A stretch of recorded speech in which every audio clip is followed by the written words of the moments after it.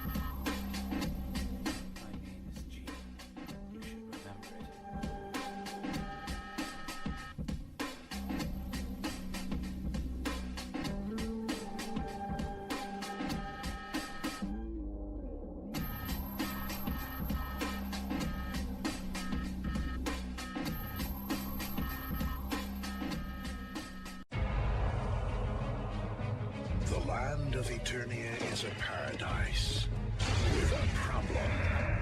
An act of betrayal has created the ultimate evil. My face!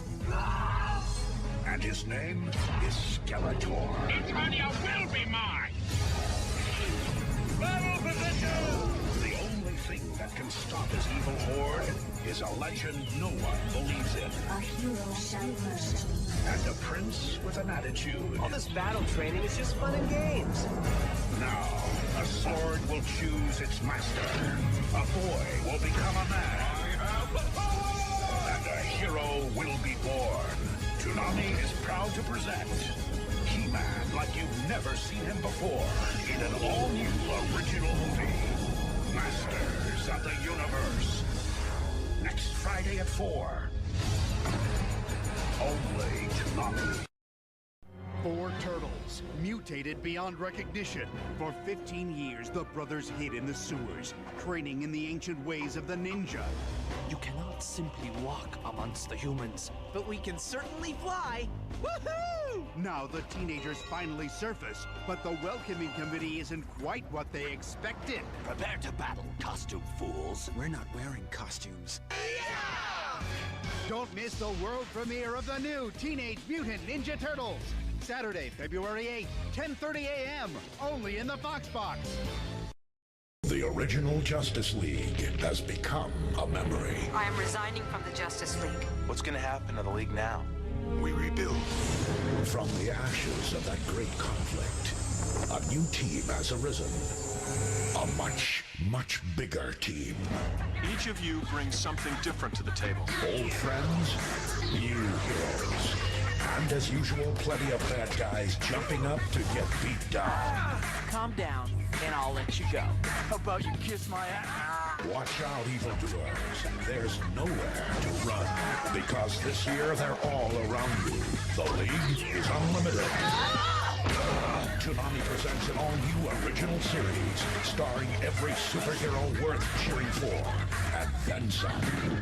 Justice League Unlimited, premiering July 31st at 8:30 p.m. Now where am I exactly? Among friends. There's strength in numbers. Only Toonami.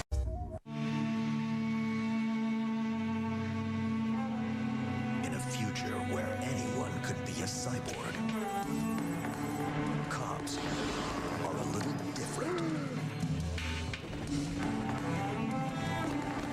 The legendary cyberpunk classic finally comes to television in an all-new original series, Ghost in the Shell Standalone Complex. New episodes every Saturday night at 12:30. The future is now. Every night around the world, the children sleep, unaware of danger lurking in the shadows. But this night, a strange tune floats on the wind, and the children, one by one, begin to disappear. I wonder where she could be going. They are taken to a land of sweet memories and used to power an evil that feeds on their dreams. My wonderful black dream hole is consuming dream energy from children. Now, it's up to Sailor Moon and the Sailor Soldiers to put an end to this nightmare. This time, they're gonna need Sailor Uranus. a little help. Oh, Sailor Neptune. Sailor Moon Super S, next Friday at 5:30. Dream on. The children. Only Toonami. This place is a town of forgetfulness. 40 years ago, everything we knew was destroyed. The face of the planet changed forever. There isn't anyone who really knows exactly what did happen. The survivors left without memories. In the aftermath, a new society is formed. I perform a much-needed job here in the city of amnesia. In Paradigm City, the rich close themselves into giant domes, while the poor must live without protection. But one man stands for something more, and he does it in serious style. As a professional, I just try to do my best. His name is Roger Smith, the Negotiator. Try this. Goes against my principles, but I don't have a choice. His allies, an android, a butler, and Big O. It's showtime! When they start a job, they always see it through. Rest in peace! Bye-bye! Enemies of Paradigm City, beware. There's a new robot on the block. You're not going anywhere! You crazy little fool! You're gonna get yourself killed! Time to finish this! Stay here if we do. It ends it once and for all! Big O, weekdays at 5:30. Good guys still wear black. Only Toonami. The destruction of Unicron has created a black hole, which threatens to swallow the planet. Let's go. Now, the Autobots' only hope is to find the ancient planet keys. Prepare for battle! But as usual, the Decepticons aren't playing along. Beat it, Megatron! Oh, really? Transformers Cybertron. New episodes, Saturdays at 7. Unlock the power. Gotcha! Only Toonami.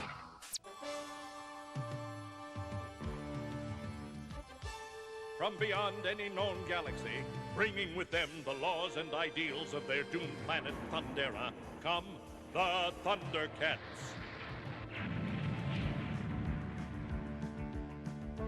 Jaga, the wise. Tigra, the invisible. Chitara, the quick. Wily Cat and Wily Kit, a cunning junior duo. Patrol, the deadly. And the Snarf. The Thundercats, all sworn to serve their young lord, Lion-O, and to instruct him in the secrets of the Eye of Thundera. the eye embedded in the hilt of the mystic Sword of Omens, and the source of the Thundercats' power. Thunder, thunder, thunder, Thundercats, ho! Pursuing the Thundercats to Third Earth, and determined to possess the Eye of Thundera for their own evil purposes, are the hideous mutants of the planet Plundar, led by the reptilian Sly. They form an unholy alliance with the ageless devil priest of First Earth, Mumra.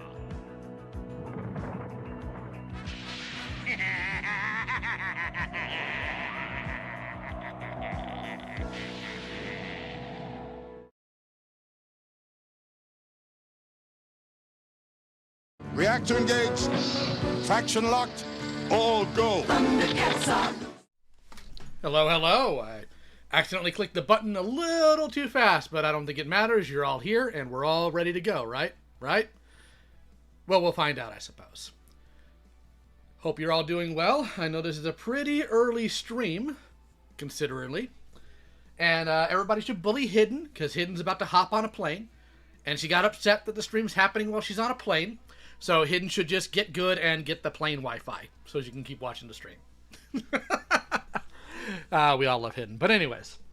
So, as always, chat, tell me, what do we always open with? There we go, already ahead of me.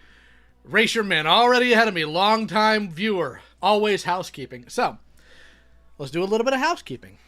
Firstly, the fun stuff. I got new Ninja Turtle figures. I didn't know NECA had released like a whole slew of new figures. Went to Target a little bit before the stream. Picked all of them up. I don't have a problem. You have a problem. And the other thing is, I'm sure some of you have seen now, the post Ponder made on her community tab. Let me go ahead and pull it up, just so we can read it off and be on the same page here, because I think I probably need to make a public statement about this somewhere. Okay, the kid touchers are still mad. Love that. UTTP weirdos, just so you're aware, your vaunted leader, the guy that started your thing, got abused in prison because he's a freak. Anywho, so here's what Ponder said in her community post. Hey, I know it's been a while. I promise I haven't run. I'm sorry it's taken me so long. I'm working on things to the best of my abilities. Some personal life and family things cropped up that took precedence and could not be ignored. I'm trying to go over everything that I'm aware of. It's taking me a little while, but I am planning on addressing things.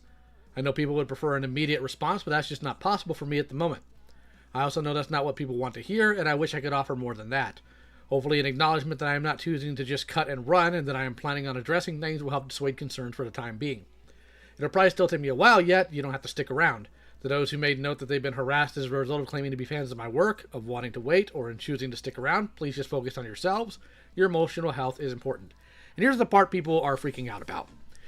If you want updates on how things are progressing, then you can ask Lio Convoy, as he's the only person currently helping me with things. So, the way people have reacted to this is they make assumptions that I am defending Ponder, that she is using me as a shield. No. Here's what I'm not doing. I am not going out there and defending Ponder in comment sections or individually in calls. I am not making excuses for her behavior, past or present. I am not going to be arguing with people on her behalf. What am I doing? Well, same thing I've been doing for the past few months. People wanted updates and they talked to me because I'm the only person currently in contact with Ponder. That's it. Nothing more, nothing before, nothing after. That is literally the beginning and end of it. So, that's it. All right, so people can stop freaking out. I see some people are really, really big mad that I'm involved at all. To those individuals, please get a job. Please, please, please get a job. Specifically, this goes out to Frick the Pirate, the obsessed little weirdo. Get a job or kill yourself, or, kill yourself, then get a job. I don't care which direction you go concerning that. The way Frick is, and how obsessive they are, and how manipulatively abusive they are in general, I've been tempted to make a video on them. Maybe that's something I'll do. Feel free to run to whoever you want to now that I've said that now, Frick. Make it a more blatant embarrassment of yourself. So, anywho, to answer the question from Looney, Ponder's been my friend for like a couple years now, so not really an initiation. As always, I will check all super chats at the end of the stream. So, what are we covering today, chat? What are we covering today? Well, as you all know, last time we were here, we covered Dean and Silver's first video, right? Finished up with that. How many sequels are we going to have? Excuse me. I don't really know. Because the rest of the content we have to cover is 13 more hours. Obviously, I'm not watching it at one-time speed. Screw that. So, people wanted to go through the calls these people had first, and I do have now an edited version of the call that Julie and I had with them. We will not be releasing that until we either find out that we can have another call with these people or whatever. I want to get through all the videos first, right? I also need to build a model kit for background footage. But, yeah. You guys have voted. So, we are going to start with the calls. Now, what are these calls? They are confrontation calls, right? They are calls holding people to account. And these calls have somebody named Slayer, Azelf, Saradiz, Jace, and looks like that's it. So, it's 4 hours worth of calls. We are going to go at 2.5 or 3 times speed. Because screw that! Oh my god, screw that! Heck no! And we'll see how that goes. Now, this is going to infuriate you guys because some of the same stupid arguments that were made in their videos are made here. And worse. So enjoy the anime background music as we go through this. I'm not going to put it on the little screen you see next to me. I don't really need to for this one, simply because, well, there's no visuals in here that are important. And no, not that, Jace. Dude, you will never, ever find a call anywhere where people are trying to hold our Jace to account because he doesn't do anything screwy. Like, the last I saw, some people were, like, getting really mad that Jace made, like, your mama jokes and, like, did some goofy whataboutisms to make people say that they would have sex with their own mother. That was some funny crap. I don't care. If you're mad about that, get a job. So, let's get into these calls, and we'll see how far we get. If you're watching this, I presume you have seen the 12-hour rabbit hole that is the hellfire that's been our life. Because if not, I don't know what to tell you. You're coming in without the necessary context, and it's not my job to suddenly just give it to you. That's on you for watching the video all the way to the end. And I mean all the way to the end. Epilogue and all. If you haven't seen us bury the body, that's on you. Come on, we spent over 6 months on this. You can sacrifice 12 hours of your time. Now, a quick rundown of the calls themselves. Out of the 7 people we wanted to confront, we only got 4 to accept the call. They are aware it was recorded. They are aware these calls will be made public, so they cannot deny that. These calls, however, are not uncut. They are edited down to save time, but also to redact any private information that was requested or we ourselves wish to keep private. So if you hear any static that you're currently hearing now, that is why. They are indeed circumcised. They match Levitical law. Huge shout out to our mediators. We had folks on standby for these calls to call out bullshit, but to also keep the calls from getting irate. Thank you to Rin, Autumn Kohai, Nixie Mix, and Vulcan for helping out during this ordeal. We will always be grateful for that. You guys are fantastic. With that being said, Dean and I will be providing commentary. Keep in mind, after all these thanks, these people got removed from their spaces when they got called out. So, I don't know. Kind of slimy, I think. After these calls, as we do have some things to say after we gather our thoughts. Without further ado, here are the confrontation calls. Something I would like to point out as well is, if you think that we weren't as harsh as you expected or even wanted, that is because we are not used to confronting people, especially me, and at this sort of level. Like, it's one thing to talk to someone and be like, hey, this thing you said, that's kind of a dick move. If you don't. It's another to be like, hey, why'd you engage in libel? You know? You may also hear another voice, that being Rin, who was a mediator. Hi, Sonny. Calls. You're gay, He had a too. few choice words to say, too. Some of these people had a few comments after the calls were said and done, so that's why. But that's about it. Alright. Cowabunga, brother. It is go time, guys. Bungus. Bunger.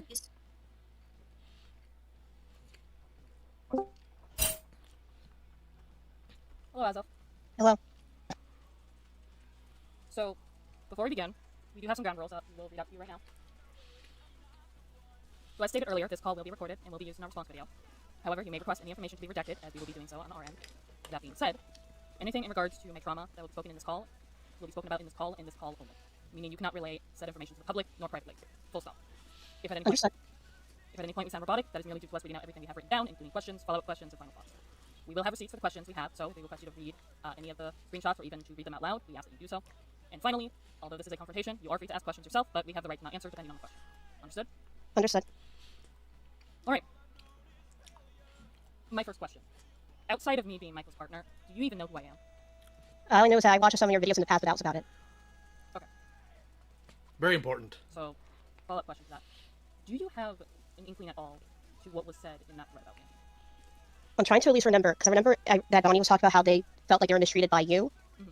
But it has also been a while, so I can't fully remember all the details. But you do know, so you know what we're talking about. You know we were talking about this thread that was made on Clubhouse. Yes. Okay. Okay, just take a moment to think anything at all. I remember it was the Donnie thing. I'm trying to remember. I know some people in there were talking about wanting to confront Silver about it. I want to say Jesus, to my memory. And a few others, but sadly that is case for so long. I can't remember all the details. I remember off my head was one name for that. Aside that I can't remember as much. Mostly because it had been a while since I seen that thread. Okay. Well, just to let you know, no one confronted Michael. Throughout the years, since 2022 when that thread was made, nobody contacted him.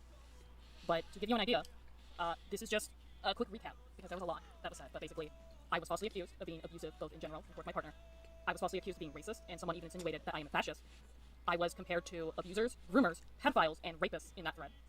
I was sexually harassed and objectified multiple times in that thread. And finally, my childhood trauma was talked about without my consent, and was mocked, belittled, and used against me to make said false claims about me. Okay. That's what was going on. So, my next question is why? Why did you engage in that thread? I remember I only initially engaged because I was trying to read up on the stuff regarding Donnie. Okay, but what does that have? Like, you didn't even know me. So I don't understand why you engaged in that thread, like, at all. When you never even interacted with me personally. It was mostly at the time to support Donnie. That was it.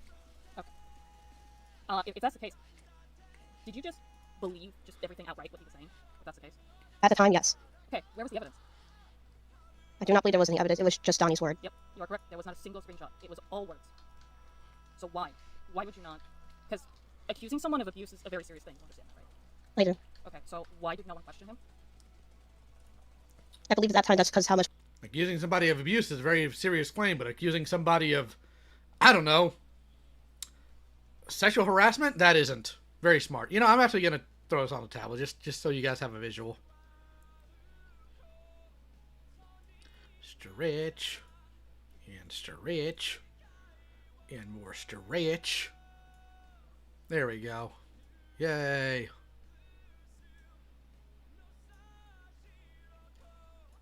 We just trusted him. Yeah. And we didn't think he would lie. That's it. Okay, were you made aware that Musha brought those allegations to the public?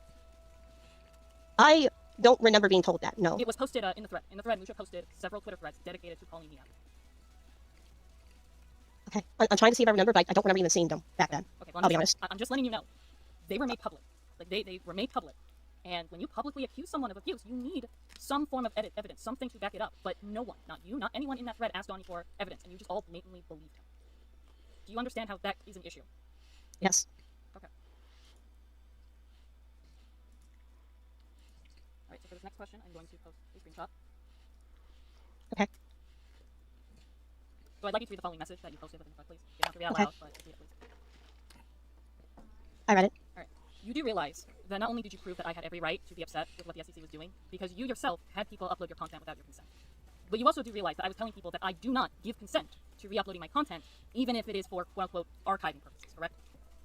I understand. This becomes a major point they have. You shouldn't have uploaded our content without permission. And you know, to a point I get it. To a point I get it. I've had to copyright strike people for stealing my content too. But I just did that. I didn't go on like some super gay like monologue about it and try to browbeat people over it. I just called them dumb and hit them.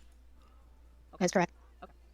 My follow-up question to that is re-uploading someone's video without their consent, any edits, and overall adding nothing to the video goes against YouTube's terms of service, yes or no? Does. Okay, so I also have a follow-up question. As Zelf is who they're talking to. We did learn about another site that people uploaded on outside of YouTube. Is uploading someone's content outside of YouTube without any edits or adding anything or making it transformative without the original creator's permission okay in your eyes? No. Okay. This does also include archiving. It is not a... It's my personal belief that if somebody wants a video to be taken down for whatever reason, 9 times out of 10 it should be. I understand when it's a case like something like Doodle Tones' video defending George Cartoon, that should absolutely be left up because that was a very severe case of somebody doing something awful. But YouTube is, personally to me, it's a battlefield enough with the algorithm. It's a nightmare for people already to feel creatively driven and upload on there, and I don't think the SCC needs to contribute to that by re-uploading content. Anyone needs to contribute to that by re-uploading content that isn't theirs that somebody wants out, or just re-uploading content in general. I understand. Do you mind if I ask one question? This is the gayest point. It's more so just I'm trying to figure out what the other site you found the archives to be up, because I know at least about YouTube. I don't know any other places outside of maybe not Archive of our own, the Wayback Machine. It is the Wayback Machine. It was archived on Susie's Archivalist account, which I can tell she did it out of malicious intent.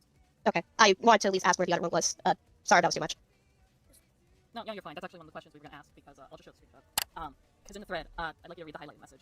I was going to ask, what is this archive thing they're talking about?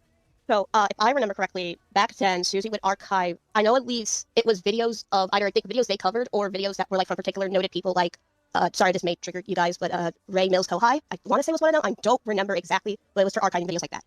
Okay, on a website she created, or websites like archive.org? It was through archive.org. That's what the Wayback Machine's called? Okay. Yeah, we were confirmed that by someone else, so. Alright. Just wanted to hear it from you. My next question is, this was your only message you ever posted in the thread, actually. This message about re-uploading content, things like that. But the fact that you have confirmed to us that you were aware of the allegations that were going on and such, why didn't you message Michael? From my understanding, you two were mutuals. Why didn't you ever contact him about this? At the time, I thought someone else did contact him. That was it. I see. I have to ask, why did you only engage in that one time? Like, I'm just genuinely curious on why you didn't engage with the allegations. You only engaged with my stance on re-uploading content. I'm pretty sure because it was at the time the Jake Cook thing, but my stuff was particularly hot on my mind. That was particularly it for that one time. Other than that, I passively read it for at least the stuff related to Donnie, and that was it. Okay. Did you keep up to date with the thread after you posted that message? Don't believe so, because I can't remember much after that, I'll be honest. Okay, that's probably why you don't know about the threads Misha made, because he posted about his Twitter threads after that. Alright. I believe the only thread he ever made at the time was a vague post on me through his CC conspiracy account. You know, the problem I have here is a lot of times these people just aren't honest. All you really had to say here, Azalf, is, I just didn't care about you. Because that's the truth of the matter. It's why they went more into the, well, why did you say this opinion about copyright instead of talking about my abuse allegations? It's because they don't care. That's why. That's just the truth of the matter. They just don't care. If you know what that is. And I remembered that at the time how it was made as a parody account for people who were anti-SCC. Yeah, so for one, I'm not anti-CC. I wasn't. However, the post he made on that account specifically, the post he made was he was pretending to be me, and he was mocking molestation. I am a CSA survivor, and he knew that. Okay. Yeah. You don't recall any of the, like, sexual harassment that was going on in that thread? I can't recall it. No, I'm sorry. Okay. Because it didn't happen. There was no sexual harassment there, you dishonest cow. No, I think I pretty much just had that one. That was it. Just further clarification on something. Any final thoughts? No. Alright, Azal, do you have any other questions for us? No, not that I believe. I don't believe so. Sorry, can't. Word. No, you're fine. Like, if you have any questions at all before we wrap this up, you are free to ask. I don't believe I have any. Alright. Then we are just gonna roll into final thoughts. They have some final words for you. Okay. Azov, it sickens me that someone like you, who is a stranger to me, not only openly engaged in that thread, but did not once think about the things that were being said about me, or just didn't even notice nor care.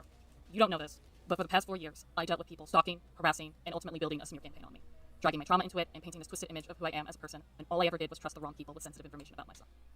Is the stalking going to be shown in part 2?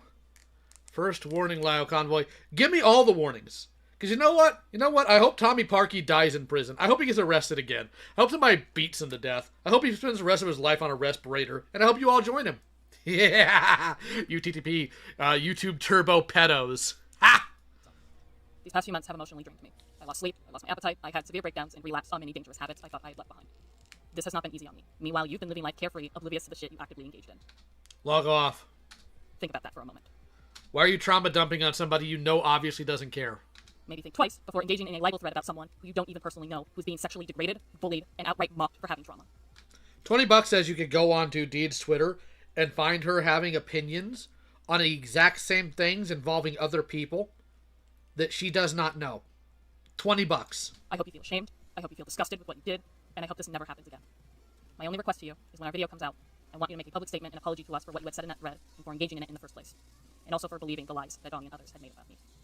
And I hope to God I never see you involved in something like this ever again. Do you understand? Yes, ma'am. Alright. So here's what's going to happen. After this call, Michael is going to send you a list of requests. They are not demands, they are merely requests we have. And in the meantime, nothing is to be said or stated publicly until our official response, our video, has been published. Got that? How's that working out for you, If you don't mind me asking, is he also going to let me know when the video comes out so I can put up the apology? Yes, absolutely. Okay. I want to make sure that I know when I need to do it. Oh yeah, we plan on doing that with everyone. Don't worry. Also, I guess I should mention right now, I'm not on Twitter anymore, so Blue Sky is okay for this stuff, Yes, right? Blue Sky is fine. We are also on Blue Cool. Sky. Figured to at least ask, so that way it wasn't like if it wasn't up there and it was like, where's your thing? And it's like, it's on Blue Sky. I don't use Twitter anymore. No, it's a hell site. Understandable. That's fine. Oh, okay. All right. That being said, we're done here. You can go. Okay. All right. My apologies once again. Yep. Probably the best one we're gonna get. That went as predicted. Honestly, I was snippy a little bit because of the okay response. They shall be scolded a second time, Max. We'd like it stated that out of everyone me and Dean have confronted, Azelf is the one we are most willing to forgive. Her involvement was minimal, though it would have been better if it was none, and the one thing she said was arguably the least harmful and egregious. It felt clear to us that Azelf was just a naive individual who wanted to support her friend, rather than someone who held a grudge against Dean. I'd like to thank Azelf for not only accepting the call, but for being honest and receptive. I hope things go well for you in the future.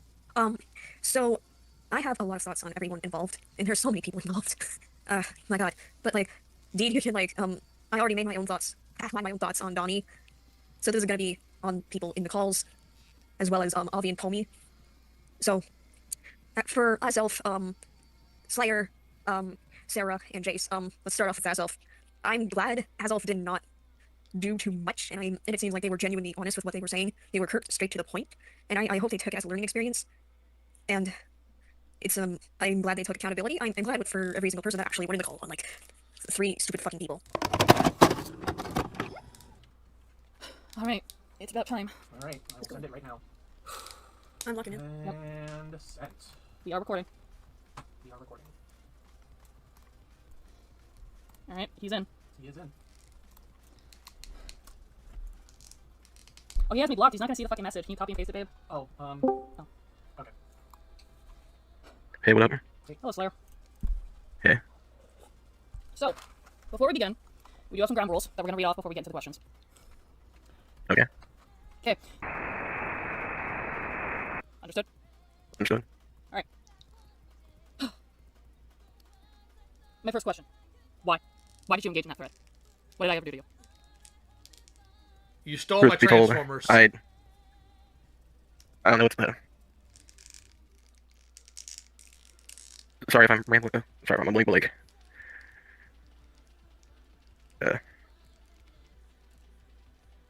I don't know, like just... At the time, like I just, I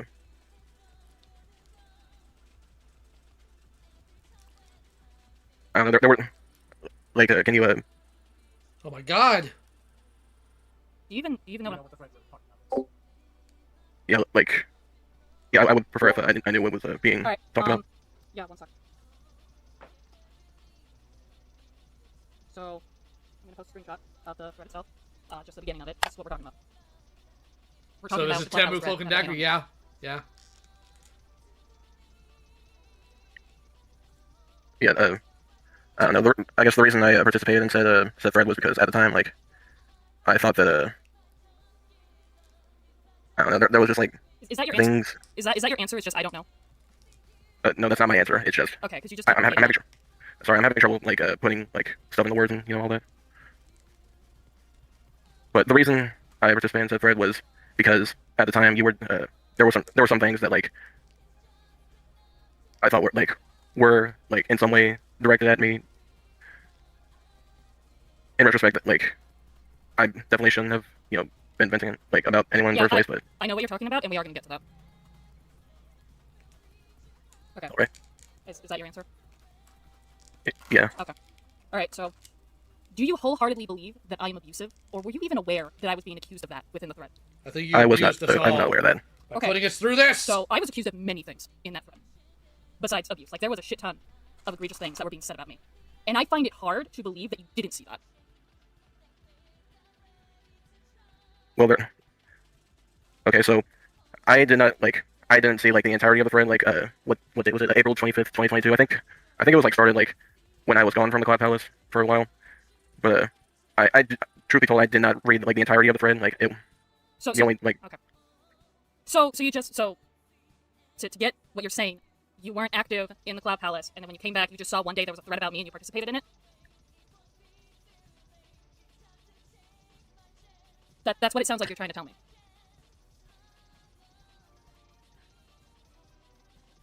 Because I'll tell you right now, this thread started in April. You were talking in the thread in April. Okay, I may be misremembering things, but like. So this thread went on for over a year. So this thread started in April of 2022.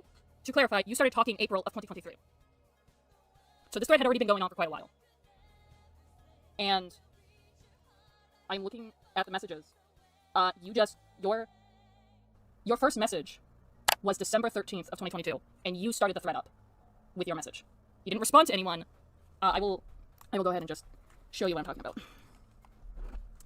This was your first message.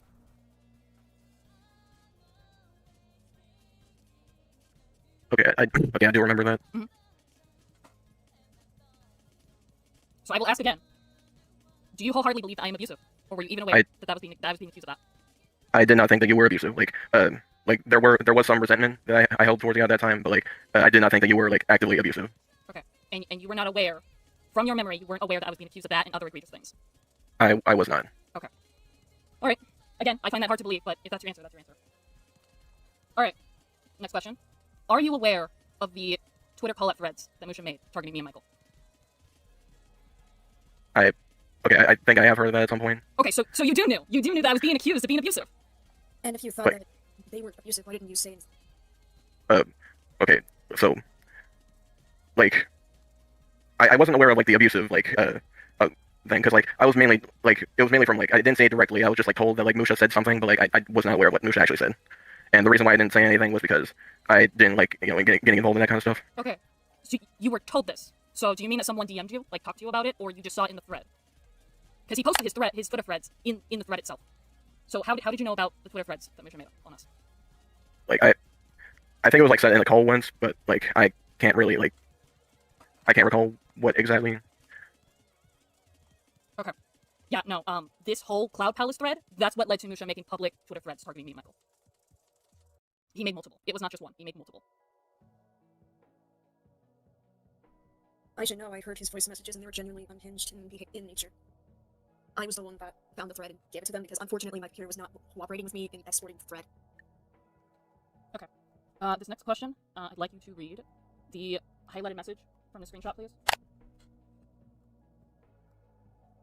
That's kindly eat a dick bitch. Yep. You do realize that right there is sexual harassment, correct? Yes, and I am genuinely sorry for it. Okay. So, are you aware that several others sexually harassed me in that thread as well? I mean, I can't really remember anything. Yeah, there were multiple people talking about me and my partner's genitals. They were talking about our sex life. There were multiple messages like that.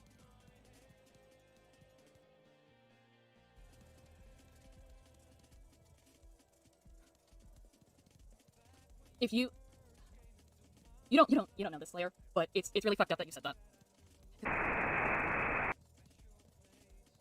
And I hope to God you think next time before saying shit like this to someone.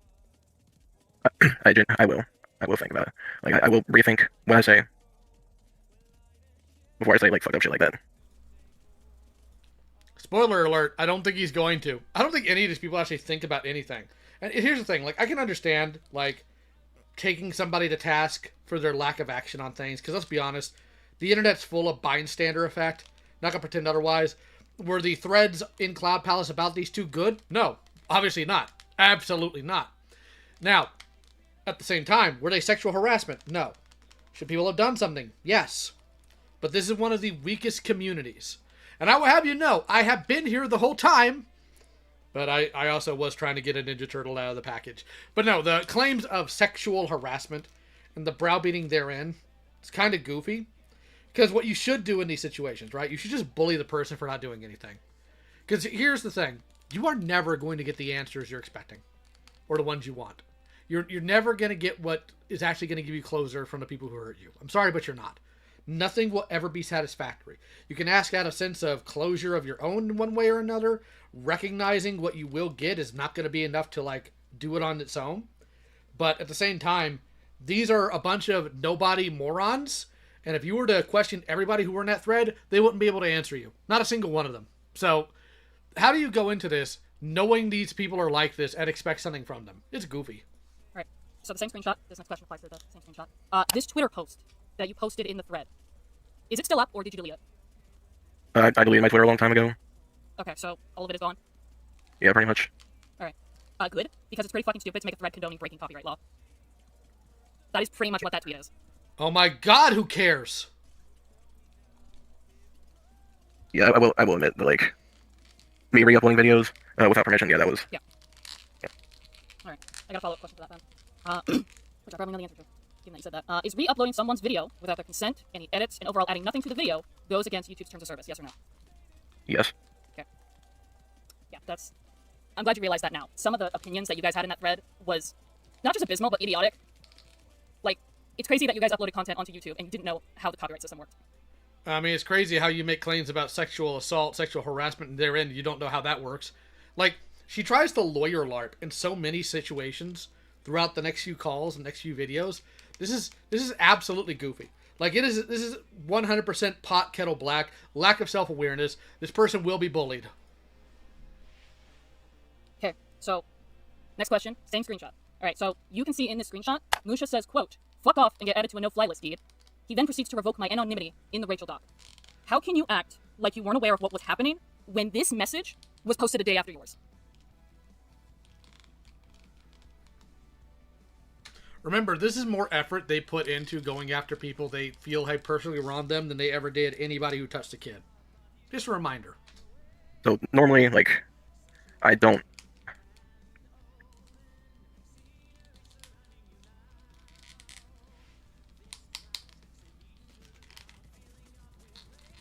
Give me a second.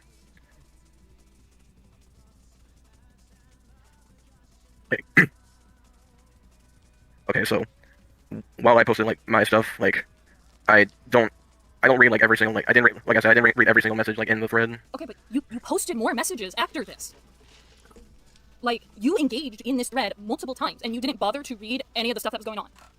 I also will interject here. The second screenshot has you reacting and responding to what someone else has posted in it. So there is evidence there showing you are interacting with stuff. So you're saying you interacted with some of it, but then not all of it? Like, what did you interact with? Yo mama. Like, is there a screenshot of what was like sent after Musha's thing? Yeah, you will have to give me a moment, because there's like over 80 screenshots of this thread. Yeah, so funny enough, right underneath that, there's you. There's you responding. It's me. They buy the problem. Well, I was responding to a Essie's thing. I didn't. So that's the thing. All you have to do is just scroll a little bit up, and you would see Musha telling me to go on a no-fly list.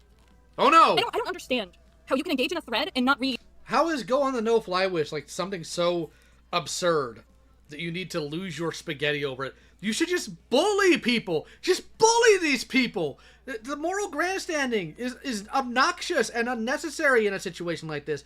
If you're like bullying a predator, yeah, maybe do some moral grandstanding. Who cares? But like these random dicks, why didn't you respond to the no-fly list saying, "Oh my God, who cares?" Like the fact that Musha said that and wasn't bullied immediately, that's what you should hammer on about. You should hammer on about why didn't you bully Musha for being dumb? Like, why didn't any people here bully Musha for being dumb? In fact, you guys want a little inside baseball from Cloak and Dagger? I'll tell you it. I told Susie and multiple people afterwards, why didn't you bully these idiots out of your spaces to begin with? They're absolute clowns. You tolerate way too much of this behavior. Same criticism. Here we are years later. Read what's going on, not read, like, the responses. Like, I understand that only Tippy responded to your tweet, but clearly Musha's response was also, like, towards all the update video shit, which you engaged in too. You brought up my playlist description, so you were engaging in the update video stuff. Like, I'm sorry, but how could you not see that message where Musha says, "Fuck off and get added to a no-fly list, dude"? And for the record, you had to have read something for you to choose to... You know, if I wound up looking at a server and I'm holding people to account for an insane thing said there, and somebody, like, put in there, "Hey, Lyle, why don't you go back to around the border?" I'd make a joke out of it. I wouldn't be offended. Or, "Lyle, why don't you wind up, like, on the FBI's watch list?" I'm like, well, I haven't committed any acts of terrorism yet. To engage in the thread in the first place. Like, you had to have read something about me for you to decide, all right, I'm going to share my experience. Like, I'm sorry, but it ain't adding up. Yeah, like... Yeah, I'm... Okay, looking at... Maybe I, like, you know, saw, like, these, like, comments and stuff like that, but, like, I don't know, like, sorry. Somebody in the chat saying they'd rather be called Cell or Frieza than be Dean, or they'd rather be Cell or Frieza than Dean and Silver. With my luck, if I started doing random like Frieza voice messages and walking into calls, I would open the call with "Hello, monkeys," and with my luck, it'd be a call full of black people. Because that's just how my luck would be. I don't know. All right, we're just gonna move on to the next question now. All right, this is regarding my never-released Pro Jared commentary. You do realize the video was less so about the Pro Jared allegations and more so commentating on and exposing a pedophile, right? No, there would be no Laya Mujahideen, alright? I can trace my ancestry back to Crusades, so expect more Paladin action than anything else. See, that's the thing. People say sometimes I go on Demon Time. I've never once gone on Demon Time. Never once. I go on Paladin hours. Well, I mean, that's what was said at the time, like about Pro Jared, but like. Yes or no? Yes. Okay. So you do realize that is why I was pissed off that you said what you said to me, correct? I think Beefame, the Corn Lord, had a misspell here. This is why I prefer to joker about my trauma. You see, the Corn Lord chooses instead to tie children to a train track with explosives. Don't you get the joke? This is about my trauma. Yes. And to answer the question, what turtle? It is the Raphael Shredder from the Urban Legends line of Ninja Turtles from like the early 2000s. Okay, yeah. No, my commentary was not just about Pro Jared. It was specifically about one claim that was out of many claims that were made towards him. And the claim was in regards to him being inappropriate towards minors. I stumbled across a video of someone defending that. And for you to come in my DMs and tell me, oh, Pro Jared, he made a statement. Maybe you shouldn't... Well, don't say come in your DM. Somebody might take it as sexual harassment. Go through with that video. Like, it wasn't about Pro Jared at that point. That commentary was not about Pro Jared. It was about exposing a literal pedophile on YouTube. Next question. How many times... I wonder how Dee would respond if, like, Pro Jared got her in call and demanded to know why she called him a predator with no evidence. Times did you apologize to me regarding your comment towards me with the Pro Jared video? I remember, like, apologizing, like, in DMs at some point. Like, twice, or, I don't know. Okay, so the answer is 3. You apologized 3 times. When I first confronted you, in my comment section, in regards to my update video, and in my DMs. So my follow-up question to that is, given that you apologized on 3 separate occasions for your actions, why did you feel the need to retell this event, but paint me as a sensitive bitch, when I had every right to be upset with the comment you made? Because you are one.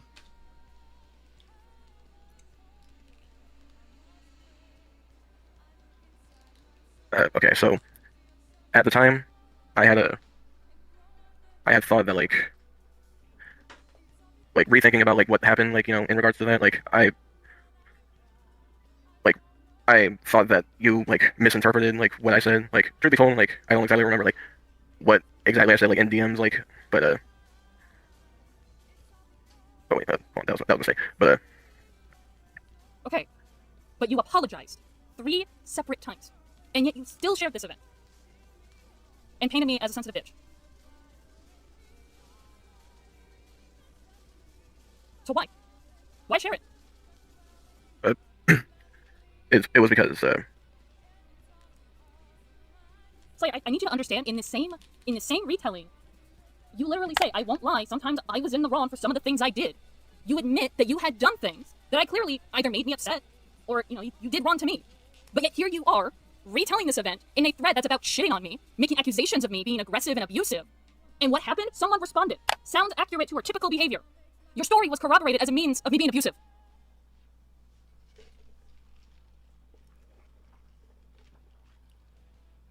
okay, I don't know if it's on my end, but, like, you are cutting out a little bit. True axe. Can you hear me now? Yeah, I can hear you. Okay. Someone responded to your retelling of the event saying, sounds typical of her behavior. Mind you, this is a thread where I'm being accused of being aggressive, of being abusive, and someone responds to your retelling with that, which means people used your story was used to corroborate the idea that I'm aggressive and abusive. Even though you admit that you had done some wrong. And again, you had apologized to me 3 separate times. So why? Why share this? It was okay. So at the time, I thought that I was, like I said, I was holding a lot of, like, resentment in that moment, like, in regards to, like, sorry, but yeah, sorry, it's hard to put into words, but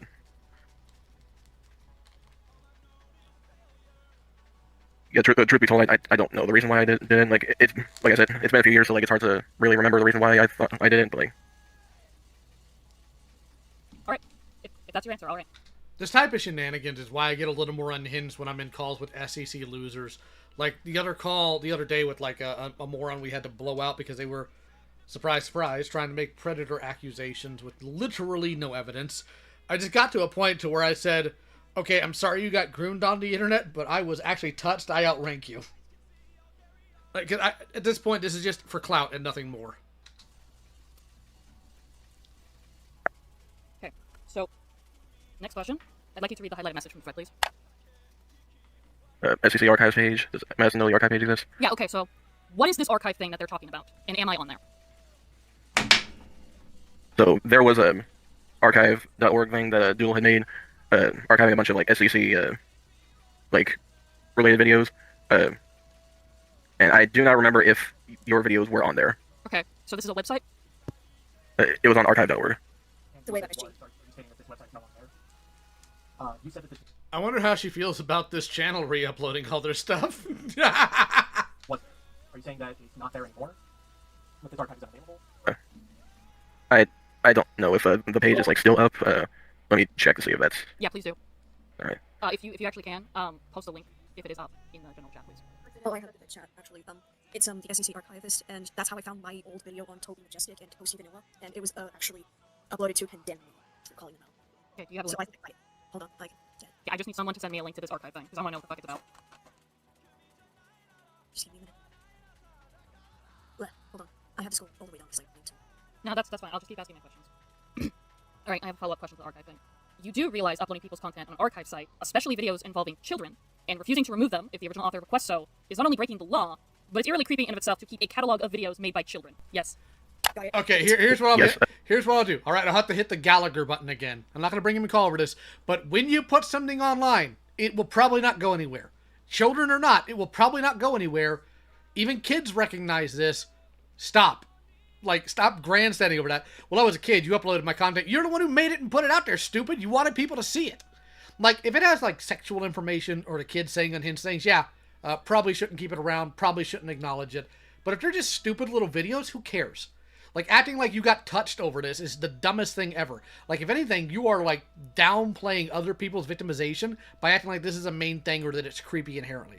No, it is not. Also, you want to know how to beat the Trauma Olympics? Introduce them to the Pain Olympics. Though I will say, I don't know how exactly, like, many videos, like, were made by children, like, that were uploaded on there, but... you know the community is full of children, though, right? Like, you are aware that a lot of minors participated in making slideshow commentaries. So I have no doubt there are a few videos on there that were made by children. Yeah, there's definitely some that could be on there. Okay, so funny enough, so archive.org has a page dedicated to their website as a means of contacting them to take a video down. So even if you guys were taking other people's videos and uploading them onto the site, that doesn't mean the owner of said video couldn't contact archive.org and get the video taken down. Because this whole archive purpose fucking excuse you guys use, no, not even archive.org agrees with you guys. Yeah, like, even looking back at it, yeah, it was definitely, like, a bad move to, like, archive a whole bunch of, like, videos that people didn't want up anymore. Mm-hmm. Alright, well, I'm gonna go through that after this, and if any of my videos are on there, they're getting taken down. I actually looked, like, I searched it up on the thing, it doesn't seem like anything. Say again? But, Can you take a screenshot so we can trust what you're saying? Yeah. Yeah, yeah, just a second. Yeah, sorry, my computer's being slow right now, so, like, it might take me a bit. It's fine.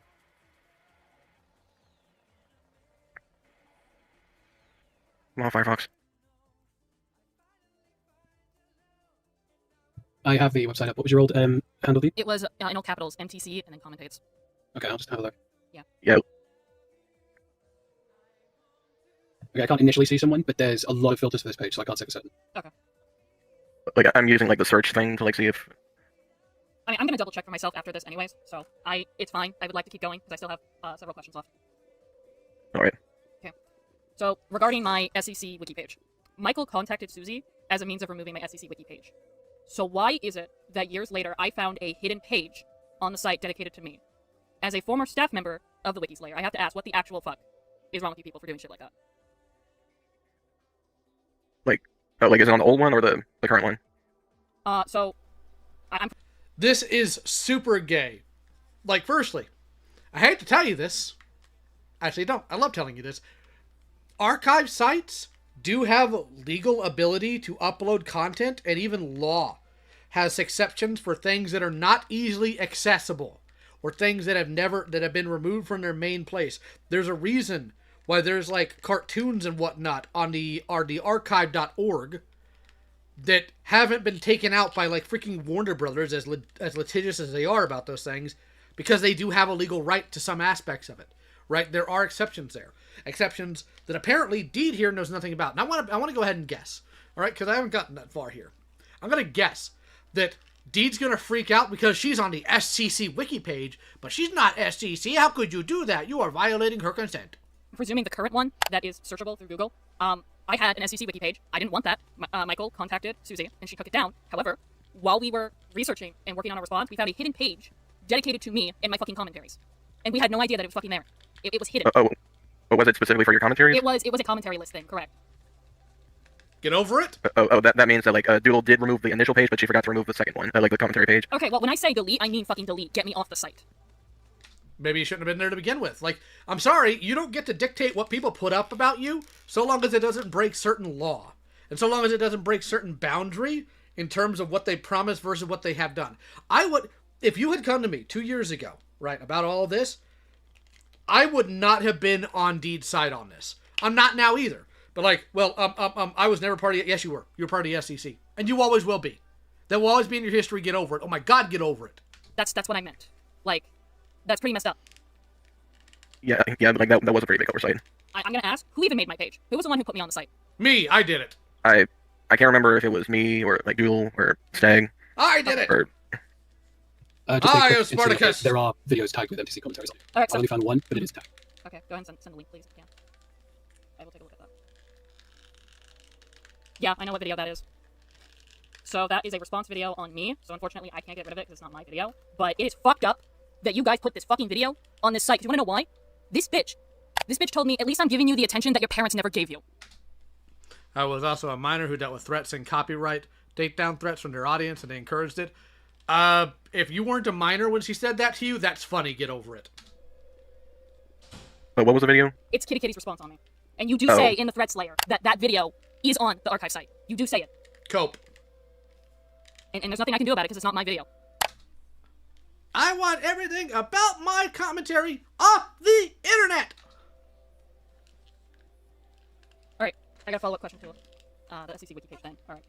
Since I am aware you are a former staff member of the wiki, when I approached you about George Raccoon's allegations being scrubbed from his page, did you ever make an effort to reinsert the allegations on his page when I requested you to do so? Yes or no?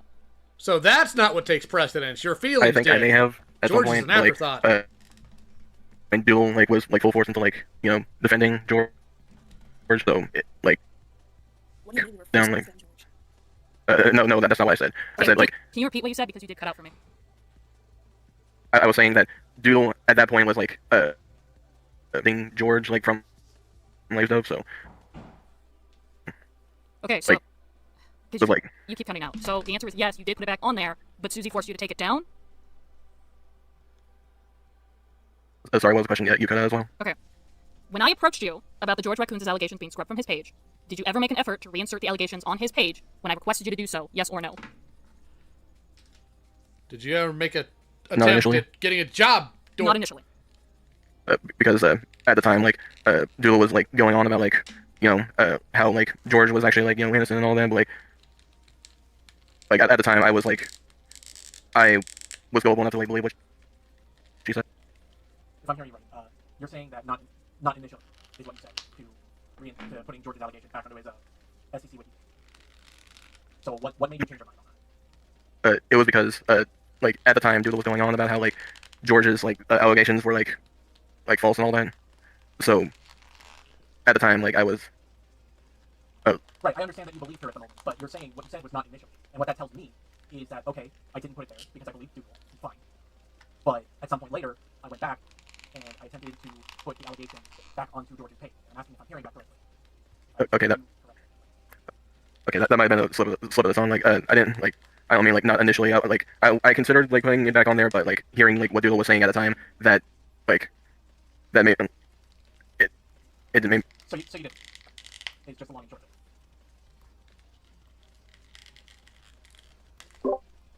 Basically. Okay.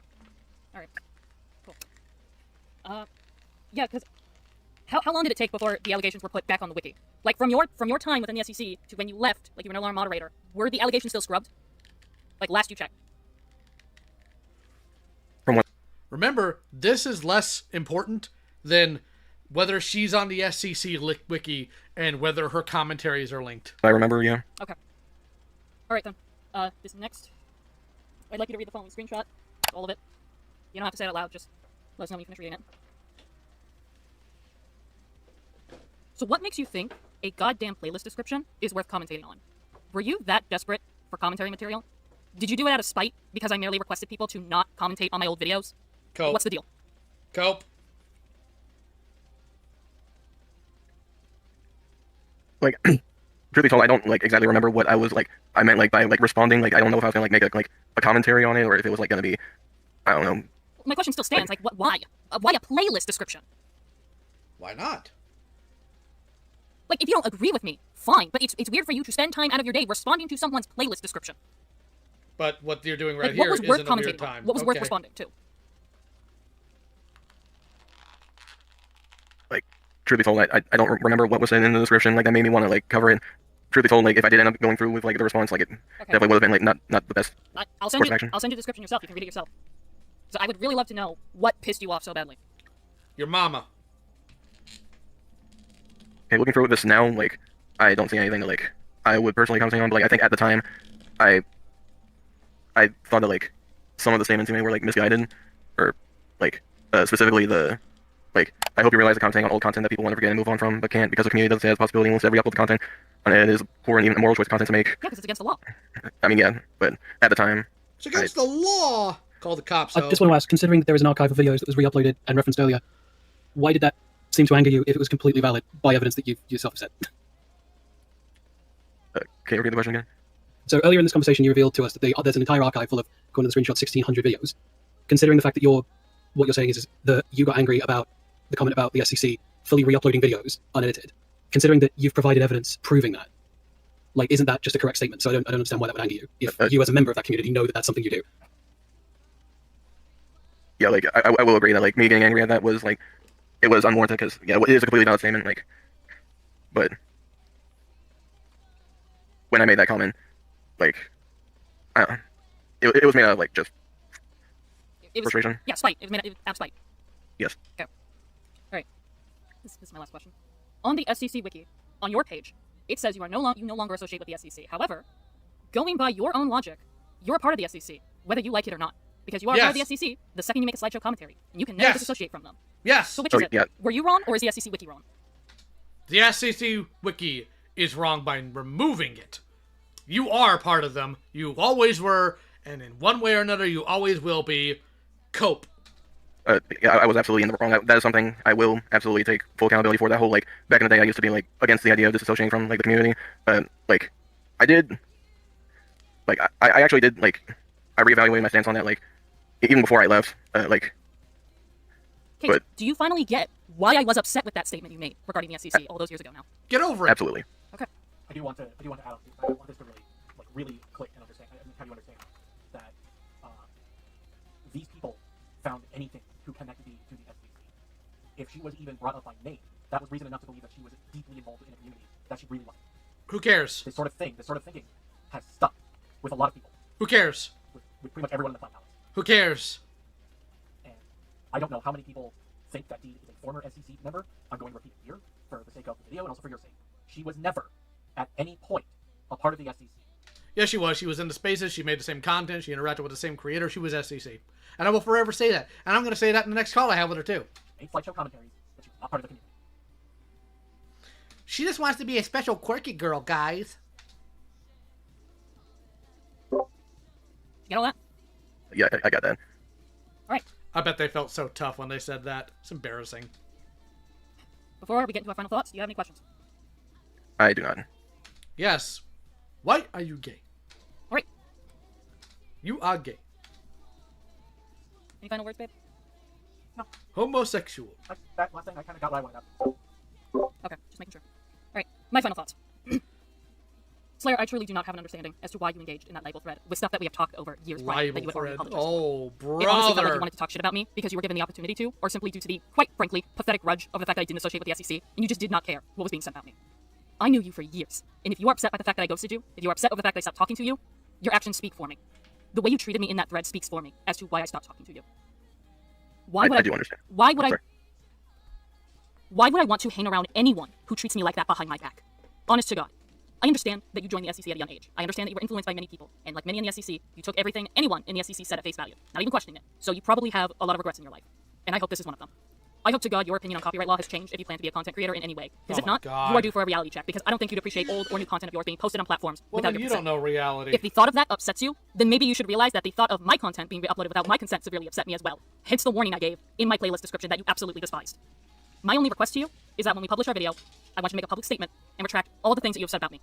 I would ask for an apology, but you have given me one time and time again, and clearly they meant nothing to you. So I don't want yet another empty, meaningless apology. If you are truly sorry, fine. I don't but want... only if you genuinely feel sorry for the hurt you have caused. Dishonest. All I want is for you to admit to the public that you misrepresented me and outwardly lied about me and were needlessly cruel to me. Other than that, I don't ever want to hear you talk about me again. Consider any chance at rekindling our friendship burned to non-existent at this point. Mostly because you called me SCC, and I don't agree with you about copyright law. So here's what's going to happen. After this call, we're going to send you a list of requests we have. They are not demands. They are merely requests. And in the meantime, nothing is to be said or stated. I have a demand. Get a job. Stated publicly until our official response, our video has been published. In the meantime, reflect. Understood? Understood. All right. Fuck out of here. Oh, like, out of the server? Yeah, you're done. We'll kick you out shortly after. You're done. Oh, okay. That's it. Oh, that 1 HP voice. Kind of like the one D had in the call with us. Oh, wait, don't fucking interrupt me when I'm giving my final thoughts. Don't fucking interrupt me. Oh, yeah, shit. She's so hard. She's so hardcore, guys. 1 second away. Where was this in the call with me, Deed? Where was this in the call with me and Julie? Where'd all that tough girl act go? I was 1 second away from saying, I understand you want to interject, but please wait till the final thoughts are said, and then you can give your response. Please stop. I started to get emotional. Like, I want, because I lost my place. I was finding my place, so he was talking, so I couldn't tell him to fuck off. God, what a dickhead. What a fucking dickhead. I am sorry if I had that last deceit I did, but I was just hearing him say, like, oh, so angry at how he was depicting the community. I'm like, dude, you said earlier in this call, there's an actual archive that exists with 1,600 videos. Yeah, no. What are you talking about? Thank you for calling him out. Thank you guys for doing what a mediator does. That's exactly what we need here. Glad to hear. Yeah. I was tempted, I don't know if it's a recording, but I was tempted dumb. to call him out because not the playlist description you sent, but in the screenshot before that, there's yet another instance of him very much easily interacting with people in the thread. No, I don't believe his fucking response. I don't believe his response. I don't know. I really wanted to ask him, and I feel awful because I forgot. I wanted to ask him what his criteria was for responding and then just ignoring things in the thread. I was about to, interject and give, but I didn't want to, mess up the call, but I was about to say probably the reason why they got so mad was because they thought you were anti-SCC, because I remember. No, yeah. No, we got him to admit that it was out of spite, so, that... Who cares? That's fucking evidence. Holy shit. After the call, me and Dee deliberated about Slayer for a bit. We'll be honest, we think he's either lying or he's fucking stupid. Truthfully, I wouldn't be surprised if it was both.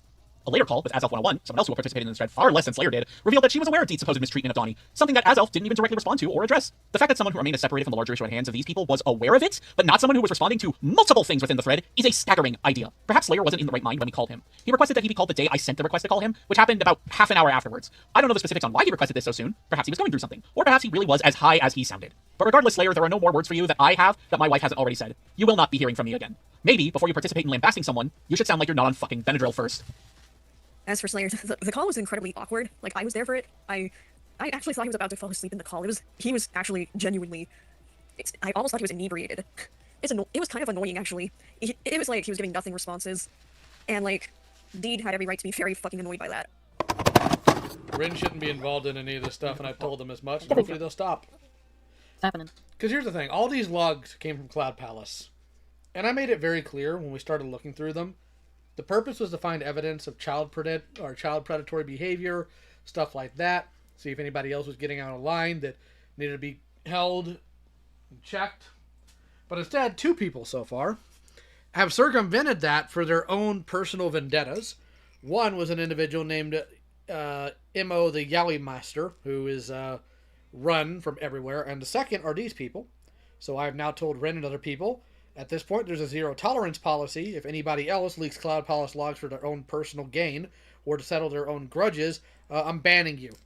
I'm tired of this behavior. Grow up, people. Okay, I'm gonna go ahead and invite him into the thingamabob. All right, are you ready? Thank you, Bob. Let's do this.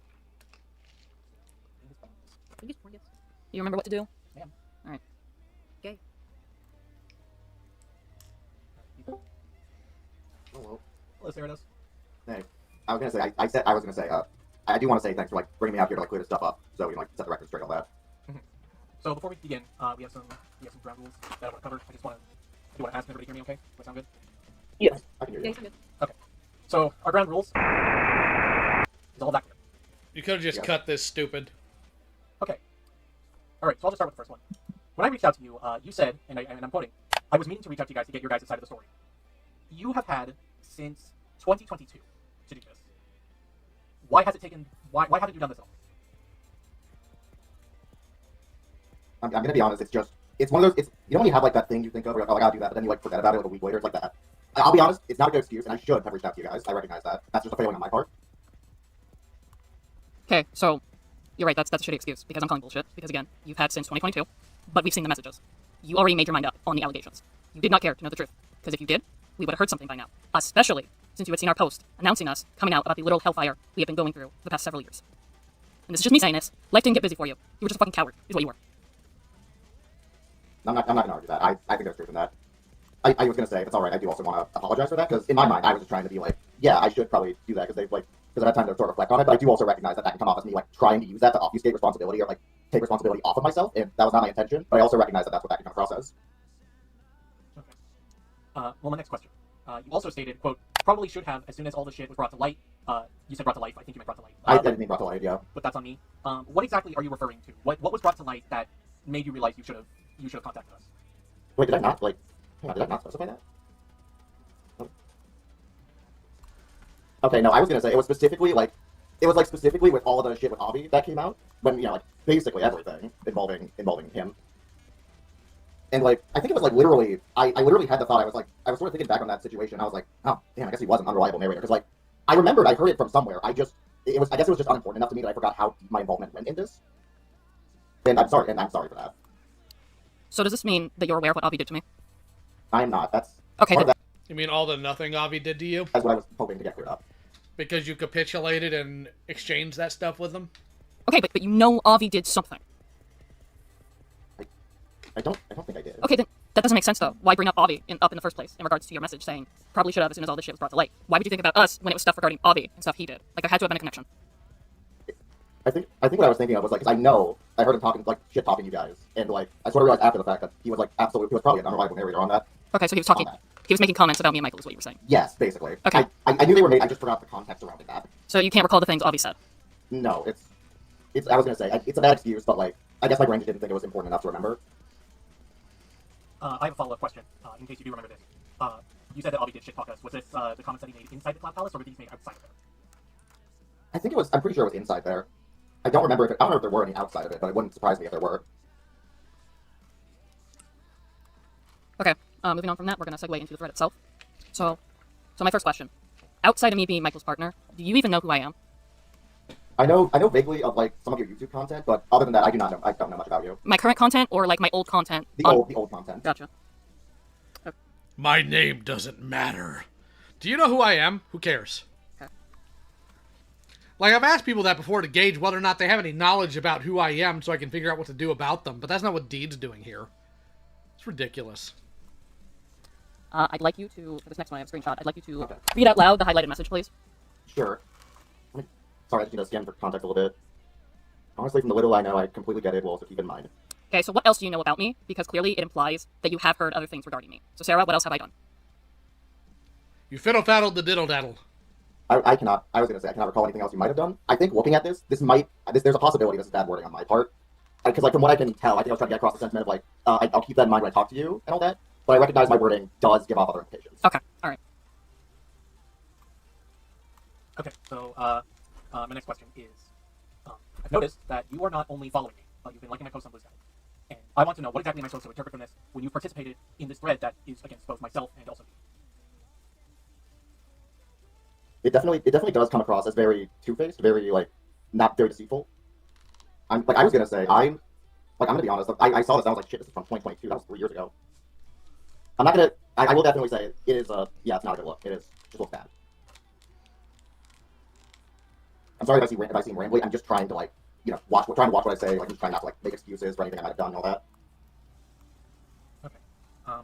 Follow-up question to that is, notably, you like the post where I was celebrating my 5-year anniversary with Deed. Why were you willing to state things and even support said claims that were being made in the thread on Deed? Why exactly did you like this post? Because I didn't think about it. I'm gonna be honest. I think it was just the fact that I had forgotten how involved. I just forgotten that I'd taken part in this. And I'm gonna be honest. I think a better reason is I guess I was just trying to be supportive, but I didn't really realize the fact that sort of just all that. I'm looking at this now. I'm like, yeah, this. I definitely see why this is I definitely get why this comes off like a slap in the face to you guys. Yeah, and I want to clarify something. It doesn't matter how deeply involved you were in regards to the allegations, in regards to the thread. We have confronted people who barely interacted in the thread. Regardless of how deeply involved you were in, it is, pathetic. Like you said, a slap in the face for you to be supporting posts like that when we know the things that you supported and said behind the scenes. Of course, yeah. Okay, well, I feel like I know the answer to this question, but just to clarify. You also liked the tweet where I announced the response in regards to these allegations. I want to know, did you even remember that you participated in this thread? I did this not remember 4-year-old thread. Do you remember? I was gonna say. I was gonna say I don't remember participating in the thread. All I remembered was I was a wallflower. Avi was talking about this, and I realized, and I think that was when I was like, damn, he really was just an unreliable narrator. And, they did not coordinate. And again, I do recognize how this comes across in retrospect, and I think it's a failing on mine to not clear things up with you first.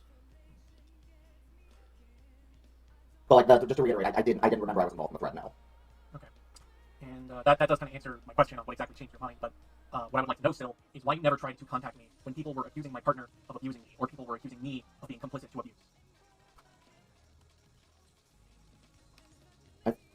I'm gonna be honest. I think I do have a problem where whenever serious stuff, serious drama like this tends to be happening. I don't want to use that word, but it's the best one I can think of. I have a tendency to sort of self-isolate, try to self-isolate, stay out of it, not really try to get involved. You didn't stay out of it though. I wouldn't call it drama even because it literally ruins Dee's life. That's the reason I was hesitant to call it that. I was gonna say I don't obviously again I don't have an excuse. All I can really say is I recognize now it was wrong, and Okay, so moving forward, do not call it drama. It is allegations. Okay. They are allegations, is what they are. Okay, I'm sorry, I called it drama. No, it's many people are used to calling serious things drama, but as someone who's gone through a lot of serious stuff, especially this, it is out of respect for people. They are allegations, not drama. Okay, they're allegations. So my next question is, in regards to the accusations Donnie and Musha made against me, how much of it did you believe? I was gonna say, considering the way my mindset was back then, I think there's a pretty good chance I believed a majority of it. Okay, so my follow-up question to that is, you are aware that Donnie never showcased a single screenshot to back up his claims, correct? So why did you not question anything he accused me of? It's gonna be hard to say, but I was too close knit. I don't.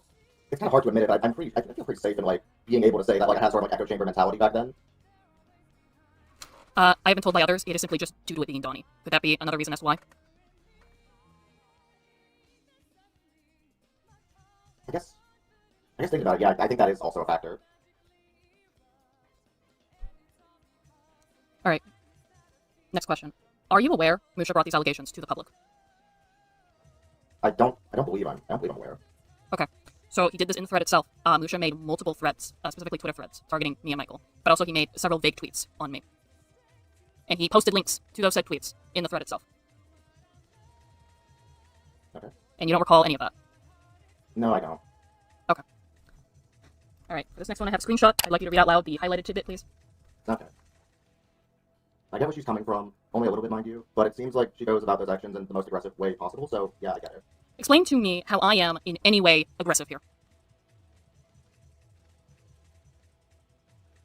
I don't know if I can, because I'm thinking, especially thinking back on it in retrospect,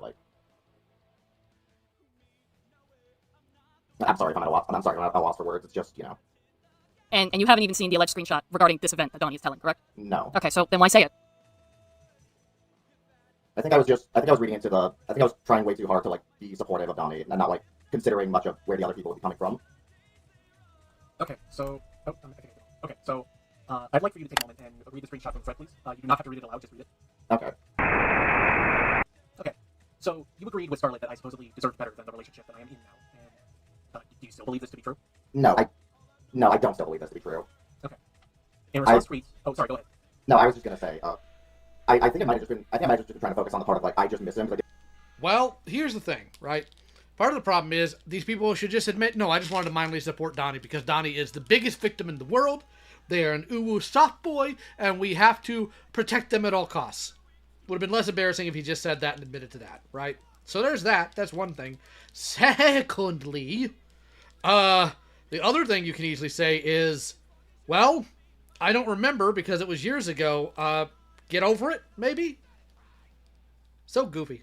I didn't notice the reply thing there, but I do think that's still a very valid question to ask. I completely get it. Okay. All right. That's fair. In response to a tweet where I said, quote, there's only one way to have a healthy relationship, and it's mine, you can't have it, you responded that you wanted to interpret it as a... And for the record, I do think that Dean and Silver deserve each other. Guy's message calling for help. Oh. Why is it? I'm gonna be honest, I'm a little disgusted reading this in retrospect. I can only presume the reason is like just buying into like what everyone else was saying and again assuming like the worst possible interpretation. I really don't like that message in retrospect. That does not read good. I just don't like it. I don't either. If you had truly felt this way at the time, what were you doing to help me exactly? Nothing. Okay. And do you still... The people in the SCC are cowards? No. Must be a day that ends in freaking Y. Believe that I am not in a healthy relationship. I don't believe that anymore. I just want to say this. What the fuck is wrong with you? Why would you go out of your way to interpret a harmless tweet as a cry for help? Did you honest to God hate me so much that you were willing to do that? Yes. I don't know. No, I'm not gonna waste time trying to come up with like justifications. That's just wrong. I don't. Then why? I know it's gonna sound like an excuse, so please just forgive me on that. But like, I think I was just a more like I think I was just a more hateful person back then. Oh God, no, I'm sorry. I think that came out wrong. Just that's the last one, High Cal. I was a lot younger. I was a lot more willing to like go along with like hate bandwagons and all that. If I can ask, if it's okay. In 2022, how old were you? In 2022, I was 20 to 21, so a young adult. Okay, so you weren't a minor, you were a young adult. I was not a minor at the time. Okay. Alright. I'm gonna move on to the next question. Yeah. I'd like because everybody in this section of the internet's weak, Shatterstar. Read out loud, just let me know when you're done reading it. Alright. I just got done reading that. Are you aware that Keyblade was grooming minors by doing things including but not limited to sending cropped porn on Discord and openly, on Twitter, tagging a 17-year-old to a lolicon image where the quote-unquote joke was to give said 17-year-old a boner? I was not aware of the second thing at the time. I was aware of the first thing. I didn't interpret it as bad at the time. And again, another failing on my part. I know better now, but like I don't think I anything about this. And promise you I don't. Yeah. Not that I hate. Hey, are you also aware? Johnny was aware of what Keyblade was doing. In fact, he was warned by someone about Keyblade's predatory behavior, but chose to stand beside Keyblade anyways, going as far as demonizing said person who merely tried to explain to Donnie Keyblade's perverse behavior. I don't remember if I was aware of that. Okay. Well, with the information you have now, do you still stand by the idea that Donnie's friendship with Keyblade is okay? Yes or no? No. No, I'm gonna be honest. I forget if I said it, but I got done reading that message. I think I took psychic damage when I saw Key brought up. All right. For this next question, I'm gonna give you a screenshot. I would like you to read out loud the highlighted text, please. Sure. Fuck, dude. Like, how dare someone want to let people know what not to do around them to make sure it doesn't have to happen to them, and they find out that someone's triggers haven't actually happened. Not only was the claim Donnie made an outright lie, but this legitimately happened to me. Oh my goodness. People disregarded a trigger of mine they were actively aware of and triggered me time and time again. I just made an announcement in my private server regarding this, to which Donnie immediately posted about his phobia. Not a PTSD trigger, but a phobia he had. Who cares? Everyone ignoring me, and led to me getting triggered once again. Oh. This trigger of mine involves rape. Do you get how fucked up it was for Donnie to twist the event and act like he was the victim in this scenario now? Why are you looking for attention like that? You're going to be actually, here's the actual thing that happened. I want you to recognize that this is what happened. How do you feel about that now that you know that? It was a trigger. I have a trigger about this. Like, going super emotional about it doesn't make you seem more valid. It makes you seem pathetic and manipulative. I understand that now. Yes, it started dawning on me in like the middle of you saying that. I'm so sorry you had to go through that. I need a moment. Oh my God. Spare me. Could have edited this. She could have edited this out. But the reason why she didn't, because she wants the attention from the audience she knows she's going to put it out to. At least when I address the audience in the middle of a call I know I'm going to put out, at least it's funny. This will be my last question. I'd like you to take a moment. This is a long screenshot, so you don't have to read it out loud, but I'd like you to read the screenshot. Please let me know when you're done. I will be sure to do that.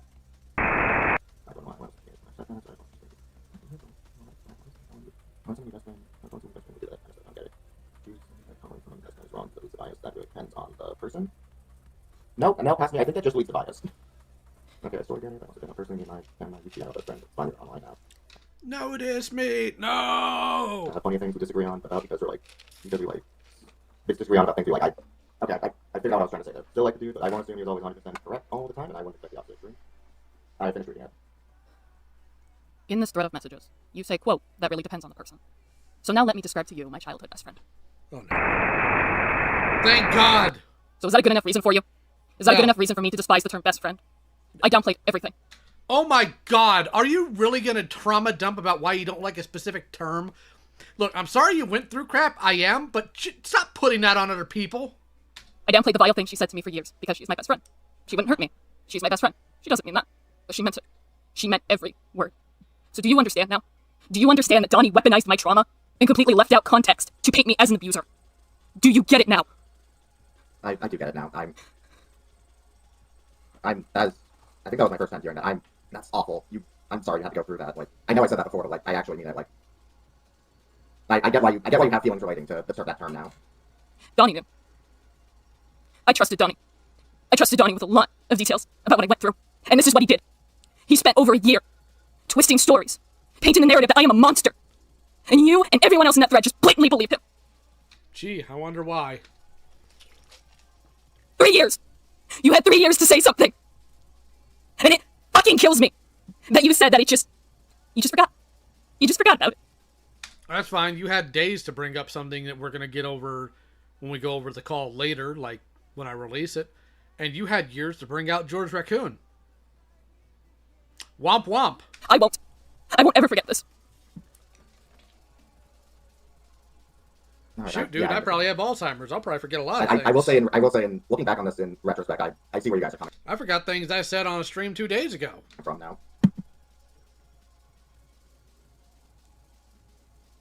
Are there any more questions, or? That's my last question. Okay. Do you have any final words?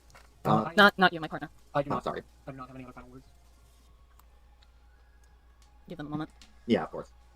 Yeah, I will say. I was gonna say, like, I don't know if this is gonna mean anything, but like, I have been having doubts about whether or not I want to keep Donnie in my friends list for a while now, and stuff like this is just more stuff to just consider.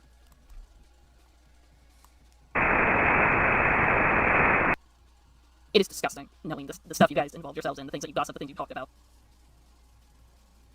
Yeah, I will let you know. I definitely do not feel good knowing about a lot of that stuff and thinking about it now. I've had a lot of time to like.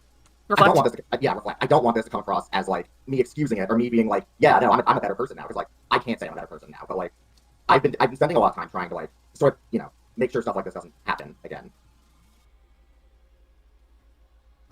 Before we move on to final thoughts, I would just say this last thing, bring comment to Dylan. I see. Yeah.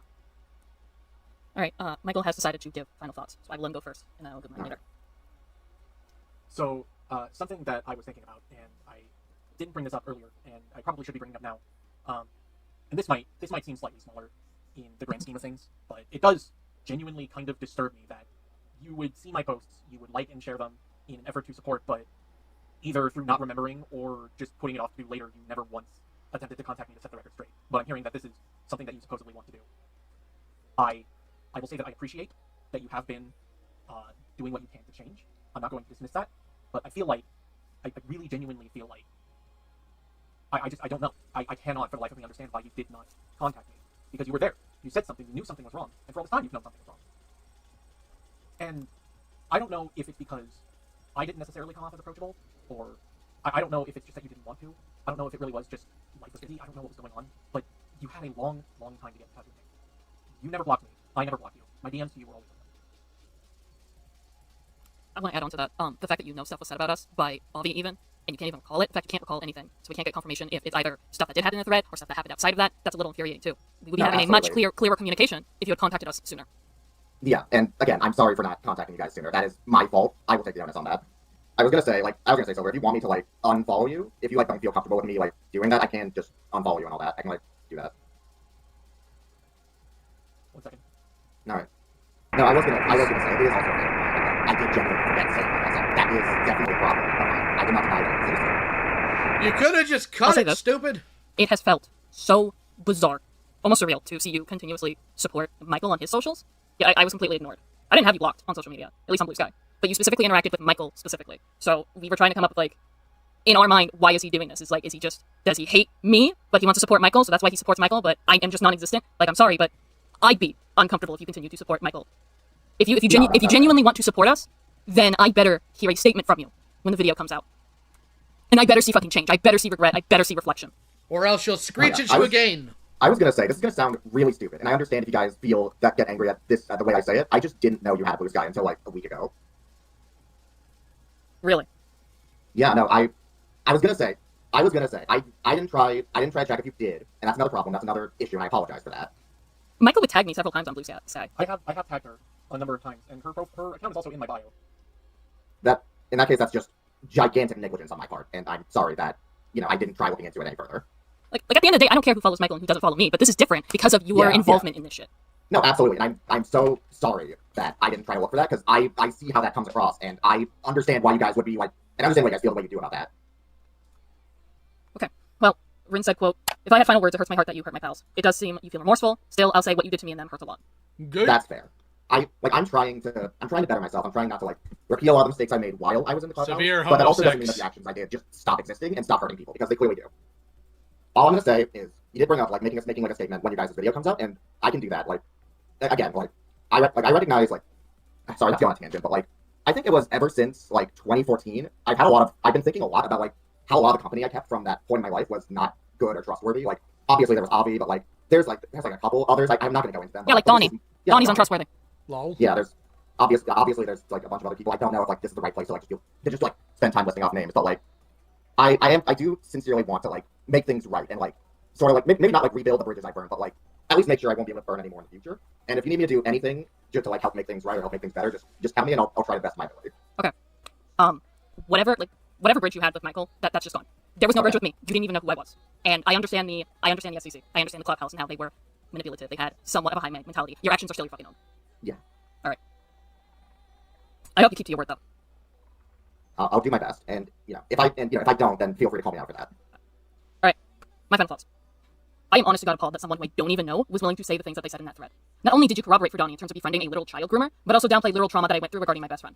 You didn't question anything that Donnie claimed. You just went along with it, completely accepting what he said as fact, and it makes me not want to have any faith in humanity if this is what you are willing to do. I was not treated as a person, but rather as this mere demon that you were willing to allow Donnie and others to portray me as. You may not know it, but my literal child sexual assault trauma was talked about, and multiple traumatic events I had gone through over the past decade that I had kept private were outed to the public without my consent because of this damn thread. And then you subject the rest of us to it because of a thread. Like, don't do that? That's dumb? I had already attempted suicide multiple times due to events that happened to me. We also didn't need to know that. So if I found out my trauma was outed to the public and the mental state I was in years prior, I have no doubt in my mind that I would not be sitting here talking to you right now. I hope to God you feel ashamed and disgusted for interacting in that thread at all. I hope there is guilt within you that will forever remain in your gullet for the atrocious things that you corroborated and stood by. My only request is for you to watch the response when it comes out, and for you to make a public retraction and apology for the appalling things that you stood by and said. After all is said and done, never speak to me or Michael ever again. I don't ever want to see your face. I don't ever want you to utter a single word about Michael or I ever again, because how fucking dare you not even question any of the vile things that were being spewed about me, yet act like you support Michael and I's relationship on social media. Oh my God, this is over a like tweet, you deranged loser. I refuse to allow you to forget that you engaged and enabled that threat on me. What happened to me was real, and throughout writing the response, it has deeply, mentally affected me. You may not know who I am, but I am a fucking person, and the fact that I was nothing to you, and you were okay with people treating me that way, I hope to God that your pals, your family, your loved ones are never treated the same way that I was.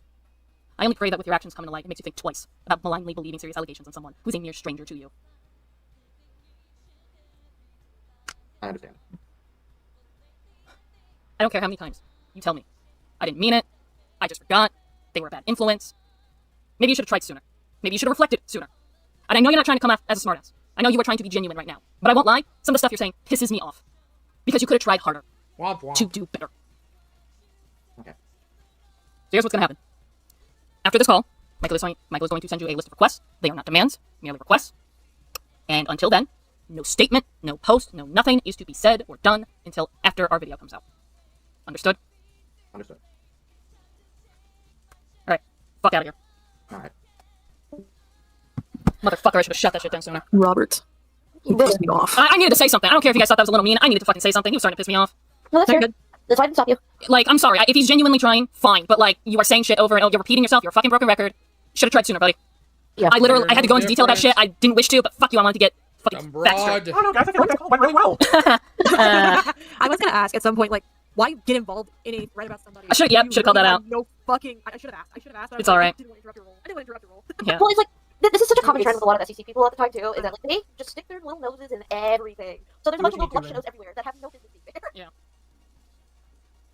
I want to state that I would have shut Sarah down sooner if it wasn't for the fact that I had already been mentally exhausted that day due to reasons that I'm sure you're aware about if you listen to the confrontation call segment in the video, the other original video, the hellfire that's been our life. But I won't comment further upon Sarah, except for this. I really wish he had contacted us, because I can't help but wonder about the things Avi had said about me. And something I stated to Sarah that I will say to the rest of anyone who hurt me these past several years. I was following the wrong crowd is an explanation that is becoming null and void in my eyes. If you are a grown-ass adult, wonder how many excuses she's going to pull in the final call we have. You need to start realizing echo chambers damage your psyche, not help it. You need to start thinking for yourself. I cannot imagine how you, as an adult, witness people making serious accusations and think to yourself, yeah, I'll play along. This isn't a bandwagon. This isn't drama. This is serious. I know we have dumbed down any serious accusations to drama thanks to slop content creators, but this shit is serious. Therefore, we need to take it seriously. Because if we don't, we'll have repeats of hellfires like this. And when someone becomes another statistic, because false allegations can lead to suicide, no one is going to care, and that is terrifying to think about. No matter who you hate, no matter who you are accusing of, we need to remember they are human. We can stop giving a shit for their well-being when definitive proof is shown they are a danger to society, alright? Can we at least agree on that? As for Sarah, If people thought you were a legit danger to society, though, why would you be mad that they didn't treat you properly? You just contradicted yourself there. Very smart. It's hard to know how to feel other than he was very lacking in self-awareness with what he did. And while I'm glad he took accountability himself, I feel he also genuinely annoyed Deed more than Slayer actually. Just wow. All right, I'm about to add him. All right. Yeah. Let's do this. Godspeed, everyone. Okay. Hello, Jace. Hey, oh well, your voice. So I'm gonna. So for those of you wondering which Jace this is, I will again state, this is the one that was dating at one point, Doodle Tones. Make of that as you will, indeed as you will. But on top of that, which Jace is it? Well, it's going to be the one whose audio I'm about to play. Just give me a minute. One of my favorite audio bits that Shuli gave me. You shut your whore mouth! And again, for those who didn't understand it, You shut your whore mouth! which was directed at me. Very funny. I love every second of it. I'm gonna start us off with the ground rules really quick. Just for the call. As stated earlier, his call will be recorded and will be used in a response video. However, Yada. Oh my God, shut up. That being said, anything in regards to my trauma or Deed's trauma that will be spoken about will be spoken in this call and only this call. Meaning you cannot relay said information to the public nor privately. Full stop. If at any point we sound robotic, I don't know if it's something that you're cutting out. Oh shit. No, it's probably my end. Where did I cut off? Do you want me to try? Yeah. Okay, can you guys hear me clearly? Yes. All right. Okay. I'm gonna read the ground rules. Michael's gonna configure whatever's going on. Ground rules. Understood? Fair enough. So, a bit of a forward. For the sake of clarity, I have seen your call in the courthouse. This call is not about that, but to dissuade any worries that you may have, I will make this clear. Our goal is not to disconnect you from anyone.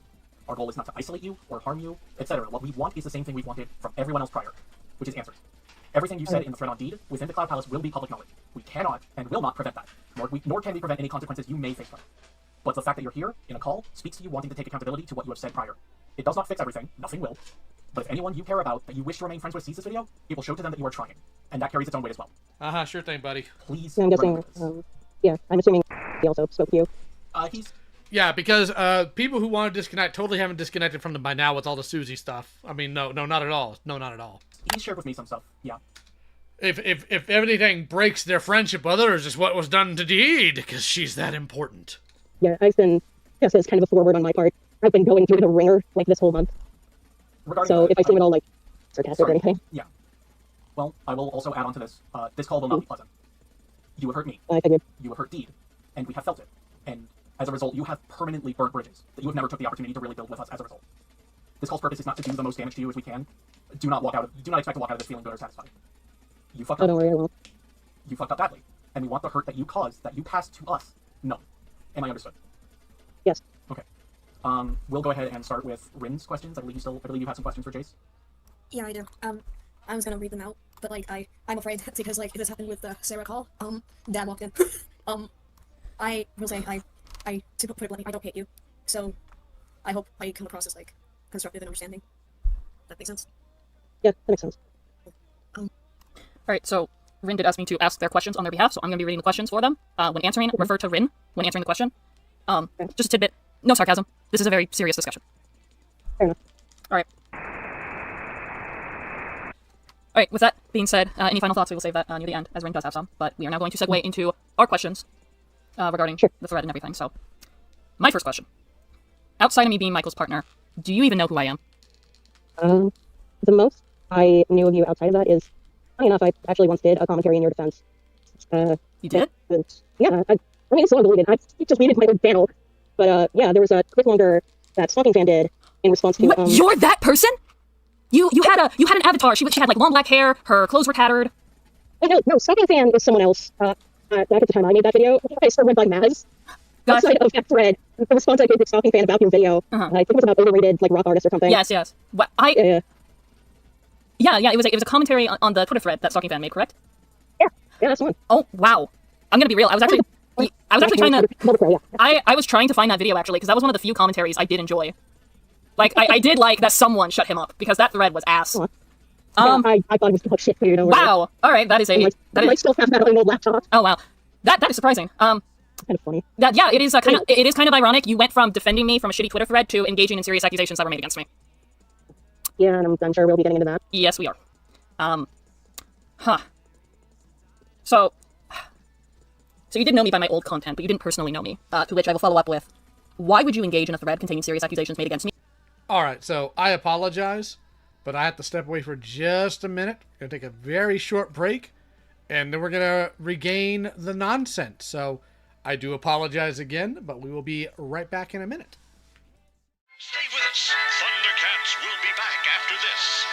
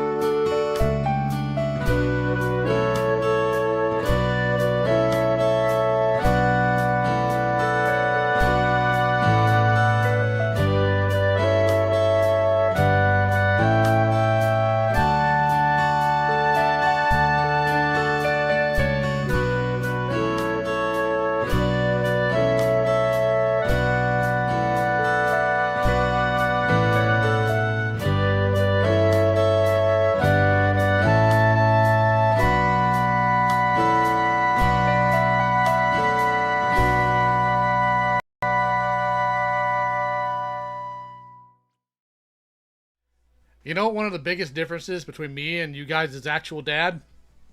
I come back. Me? If you didn't even know who I was. I'm just gonna say it, that was a fucking stupid move on my part. I have no excuse. Okay. I do remember some of the things that were said about you that I have gripes with, but we'll go one at a time here. Yeah, we're gonna get into all of it, don't worry. Yeah. So I'd like for you to take a moment and read the following screenshots from the thread. You don't have to read it aloud, I just need you to read it. Yeah, this is exactly what I remember getting upset over. I distinctly remember the holy shit, someone get him out of there. Right. Regarding that specific quote, do you still think I should? Considering what I've heard since then, I don't think so, no. Okay. I think it was... I've seen what those sorts of toxic relationships, like what I was under the impression of, can do to people. So most I can say is I was just kind of not wanting to see a person I thought was pretty fucking chill at the time. And, well, you were so chill, but never my point. Okay. I think I just didn't want to see someone get stuck in that I kind of looked up to almost. Like, I think that's one of the reasons I even got into SCC stuff to begin with. Okay, so you said no, not given what I've heard as of late. Are you referring to when we reached out to you, or did you hear something recently? Mostly when you guys reached out to me, but I also pretty sure loved spinning some fucking narratives.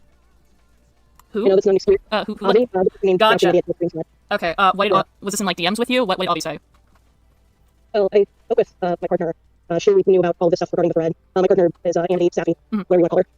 And I spoke to her after you reached out to me, and I believe she mentioned that the girlfriend thing was a narrative that was being spun by Avi, and I think Muka was also named.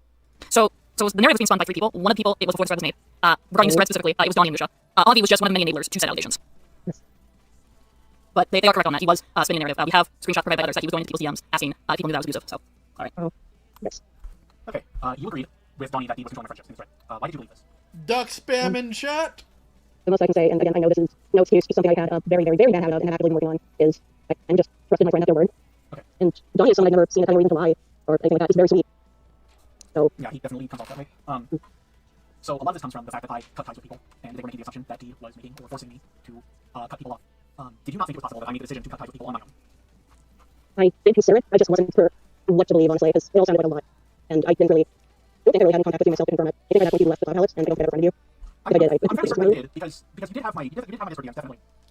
That's me misremembering them. Okay. Alright, so within these screenshots we provided, this is your first message in the thread. At that point, the only time Michael's name was ever mentioned was when George and Avi claimed Michael was not on speaking terms with them. We should compare our relationship to Johnny and Ray and made the accusation that I kidnapped Michael. And lastly, when Avi claimed that I forced Michael to talk to Susie regarding my SCC wiki page. Donnie only made the claim I controlled Michael's friendships after you had already started engaging in the thread. So I have to ask, what gives you the right to dictate whether me and Michael get to be together or not? Nothing. I got no fucking excuse. Okay.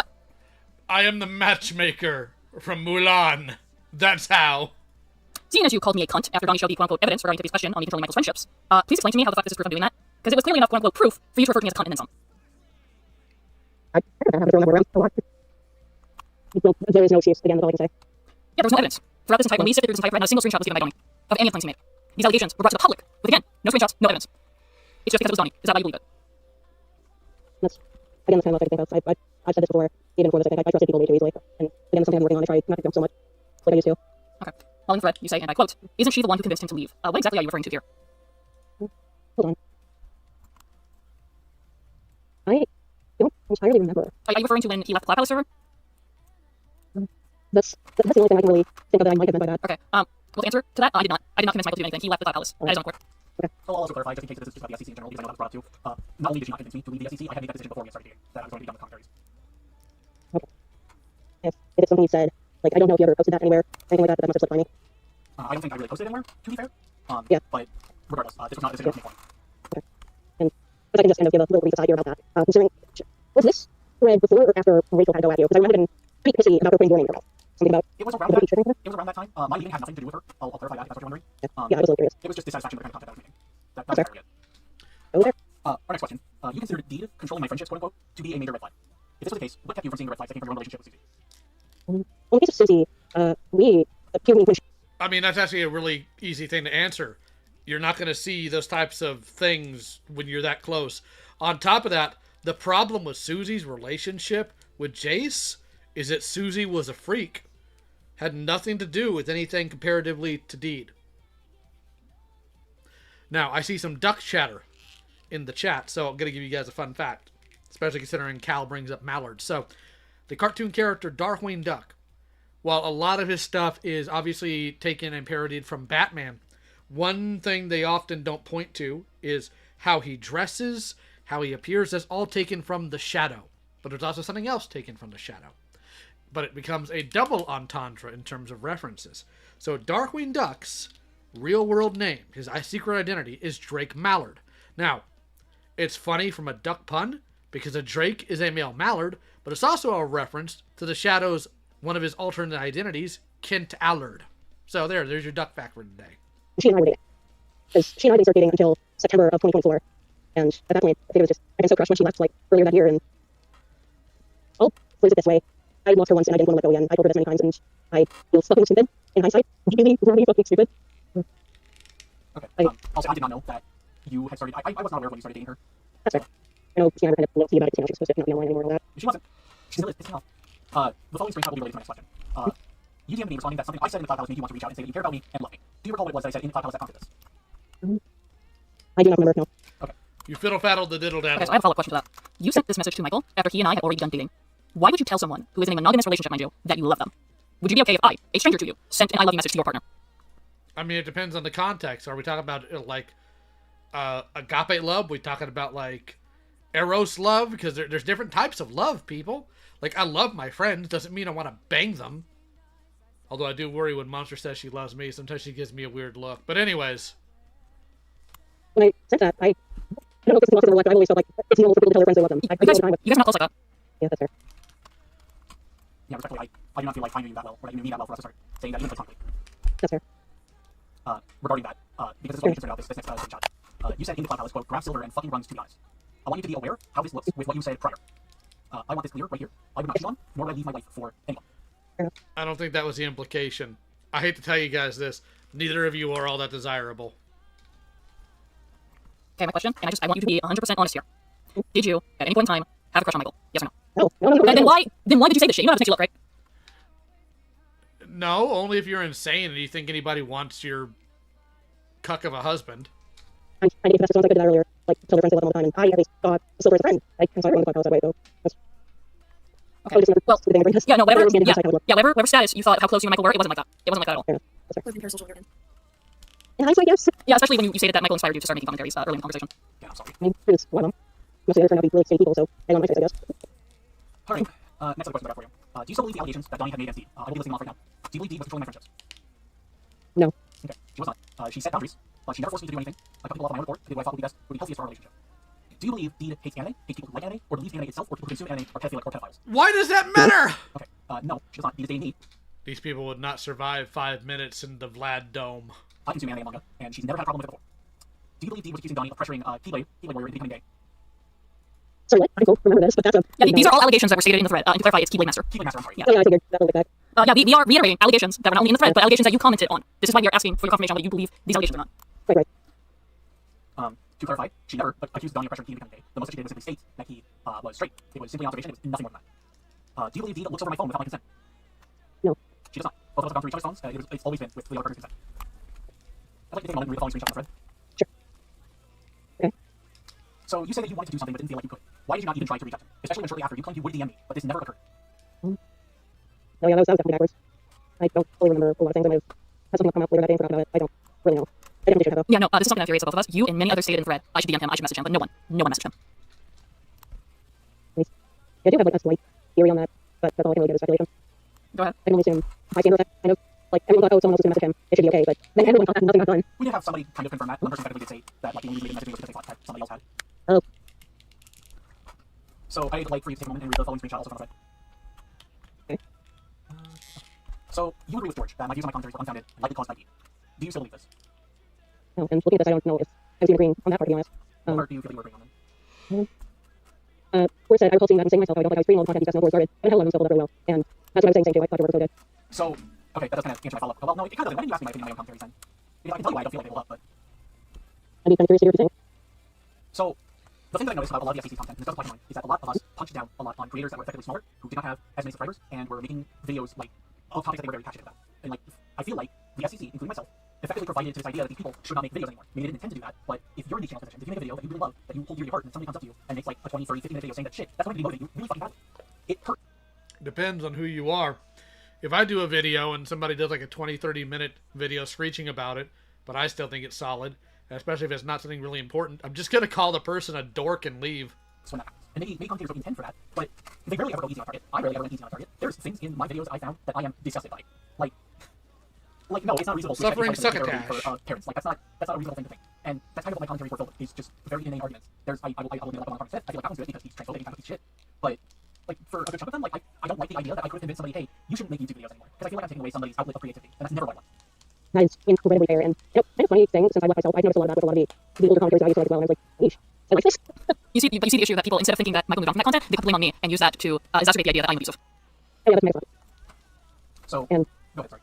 I just wanted to say, it feels like I'm never saying, but I'm sorry, I deeply regret, like, putting my fucking mouth and believing any of that. I've said a lot of things about myself I'm working on, and I'd like to hope that I'm above this kind of behavior right now. Alright, yeah. I would like for you to take a moment and read the whole screenshot on the thread. Sure. Okay. You agree with how Musha views Deed using the wall like Pink Floyd as a lens. Asking bluntly, do you still believe Deed is a fascist? No, I don't He is literally... Yeah, no, you're literally saying, no, from what I know, this is extremely fucking accurate. You're saying that it's accurate for Musha calling you a fascist.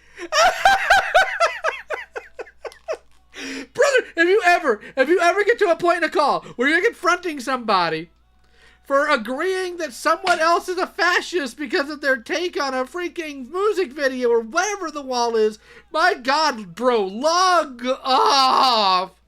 Log off! Fascist. Read again. I think might be, one of my friends and nobody, that's... If I remember the album correctly, that's several songs before the fascism kicks in, but looking at this, I definitely understand how you would... He doubles down. He doubles down on calling me a fascist. He does double down. Like, he is implying that he is... It implies in other states, like, just literally that he is a fascist. Like, you know, like, the statement, like, maybe I just have to learn a lot, especially since I watched the first time, I find out something the album, but honest, how Deed seems to have gone down the route of Pink, but long after wartime, not yet at the point of blowing up everyone by imagining herself as a fascist. And, like, to me, if that's not him just saying, and to clarify, this is him saying that Deed is a fascist, because he would not just later bluntly stated if he didn't hear. If it's not him saying that, it's at least him saying she's on the road to becoming a fascist. Okay, now I understand. No, I do think it's unfair to compare Deed to a fascist. As much as I dislike fascists, their fashion sense tends to be on point. So no, Deed is not a fascist. No. I don't. Nope, that's not something I believe in the slightest. Okay. Okay, so to clarify, another thing. I've never seen the wall. Explain the comparison. Between One of My Turns and Don't Leave Me Now. It's been a while since I've listened to that album myself, but Don't Leave Me Now is... One of My Turns is literally a build-up to a massive fucking crash out on the respective character part, and Don't Leave Me Now is... One of the most famous lines from that is, why are you running away? Because, if I'm remembering this correctly, the person had kind of become scary to people around them. Yeah, I know this was one of the very, very fucking sweet lines at the time. I hope I'm making even like a little sense here. To be fair, this is also coming from a man who did not make it fucking sense, so. Okay, to clarify, he wasn't talking about the albums, he wasn't talking about music, he was specifically talking about one of the visuals within the wall of the film itself. So I actually did research. Okay, yeah, so that's probably why you and Musha were probably on different wavelengths, because he was referring to the movie. He was not referring to the album, he was referring to the movie. He said he had just watched the movie. So to give you clarity, because I had to do research on this, the wall, I'm referring to the art film, not the album itself, but the art film, which does use album music. The wall is about trauma, alienation, and the psychological cost of oppression and thing. It uses fascist imagery to criticize authoritarianism, not promote it. The fascist scenes, especially in the film, are meant to shock and stir. They're a visual representation of peace and internal decay, and how alienation can lead to someone to embrace extreme authority. You want to know how we can always tell that you're SCC, Deed? Because you go on these ridiculous tangents about things that really don't matter at the end of the day. You're putting more emphasis on this than anything else in the conversation, and that obviously points you as SCC material. Tyrian ideologies that lead to feel control or power. Roger Waters has explained that this is a warning, not promotion of those ideas. The imagery is deliberately grotesque, not aspirational. The ultimate message is that isolation is destructive, and emotional connection and empathy are needed to break down the wall. The direct opposite of what you wanted out of me. Jace, you did not show me any empathy throughout that thread. You thought Michael should abuse me by going behind my back, associating with anyone he damn well pleased, and doing whatever he pleased. My consent or discomfort be damned. You are perfectly fine with Michael isolating me. Neither you nor Musha gave me emotional connection or empathy throughout that entire thread. Instead, you both mocked me and wanted to isolate me because Musha demanded Michael to dump me. The only person I had as a support system. Neither of you wanted to tear down the wall. You wanted to build the wall higher. Build that wall, and we're gonna make Deed and Silver pay for it. I don't find it funny.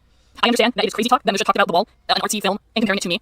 The fucked up thing is that Pink, the character, has PTSD, and he knew that I struggled with mental disorders. Oh my God, who cares? PTSD. And the fact that he was painting me a fucking nut job. No one thought about you to that degree, you deranged animal. Oh my God. Going as far as calling me a fascist. To read the message from you saying that it's extremely accurate? Just what the fuck? No, yeah, that was fucking inexcusable. Even with the context that we were trying to monitor, that was stuff. Yeah, you really should have read his message carefully. Alright, for this next one. You really should have gotten a job. All of you should have gotten a job. Again, like, dude, I get it. I love my girlfriend a lot. We do literally anything for her. But he doesn't get that he should have the right to be friends with whoever without having asked. With whoever, do whatever without having asked for permission. I just fucking hell, man.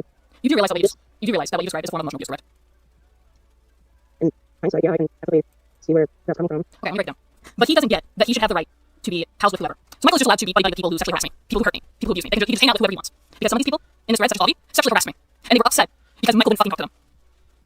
Quote, and do whatever without having to... You were not sexually harassed. Please get a job. Ask for permission. So Michael can just go to a strip club if he wanted to, because fuck my boundaries, right? That's your logic here. And I try and explain what mindset I was coming from with that? I don't. You can try. I will let you try to explain, but I don't know how else someone could read this except Michael can do whatever he wants. That bitch be damned. Yeah, I think part of it was me, in a sense, very much confusing boundaries with, again, just the general concept of telling someone who they can and can't be friends with, and things like that. Okay, so... And that's part of the whole thing that bothered me.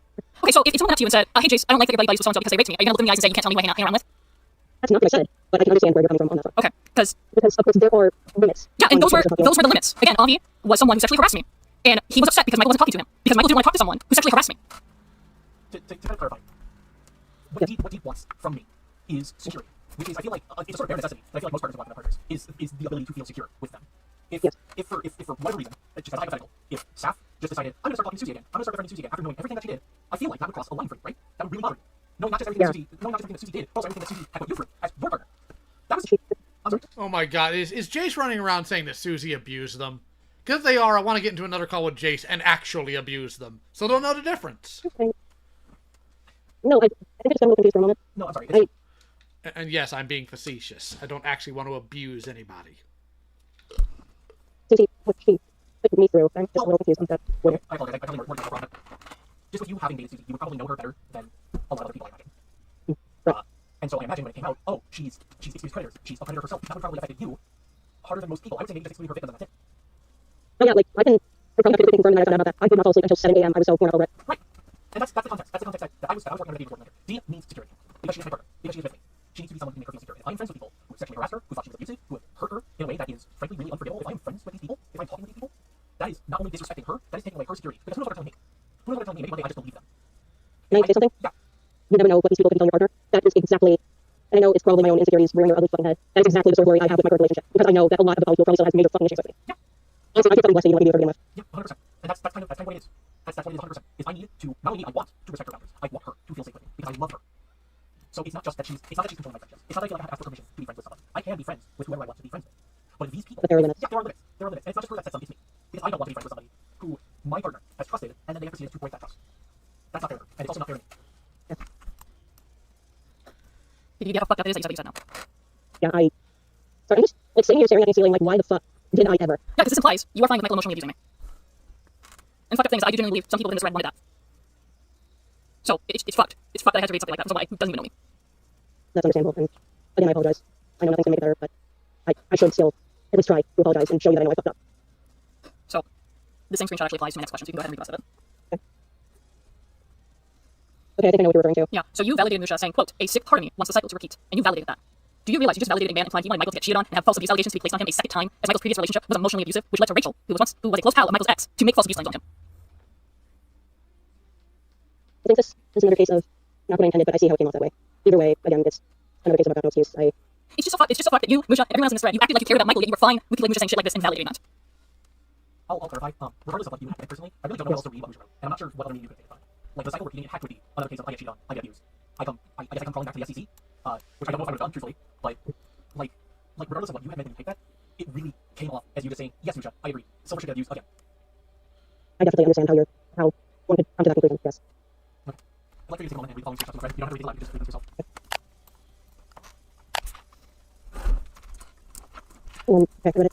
Okay. You felt that you should hold your tongue. Why? When Musha had already made a very public statement on Twitter at the time you posted your message. Why do you feel like you should not say anything? I can't remember what's going through my head at the time, but knowing that he had already spoken on it himself, I can only imagine I thought it would be kind of adding to the vial, in a sense. Okay. You also said someone should not send to me. Explain. I think I meant this in a sense of someone needs to talk, like, sit him down and kind of talk to him about this. Like, I didn't mean physically Nazi sense, obviously, just kind of like really try to stress that what I believed at the time is something didn't seem right, something didn't seem healthy about it. I sure wish someone talked to me. That would have been great. I would love to explain my side. Nobody tried. You responded to me calling Dee my eventual wife by saying I was fucking Vaughn. Explain this. Like, you had said, I believe in the first screenshot, you had said I was fucking Vaughn when I made a tweet where I called Dee my eventual wife. Why? Why was I gone? Why was I just permanently, like, impossible to reach? I'm rereading a little bit. I don't think I said that wording, but from what I said in there, it's another, I can see where the problem lies. I think most of the Vaughn was coming from Musha, judging by this.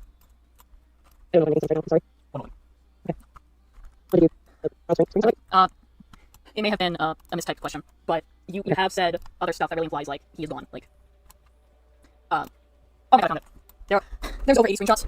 This is what you said. He called the bitch his quote eventual wife. I'm pretty sure he's fucking gone. Jeez, what are you doing? Yeah, what were you doing?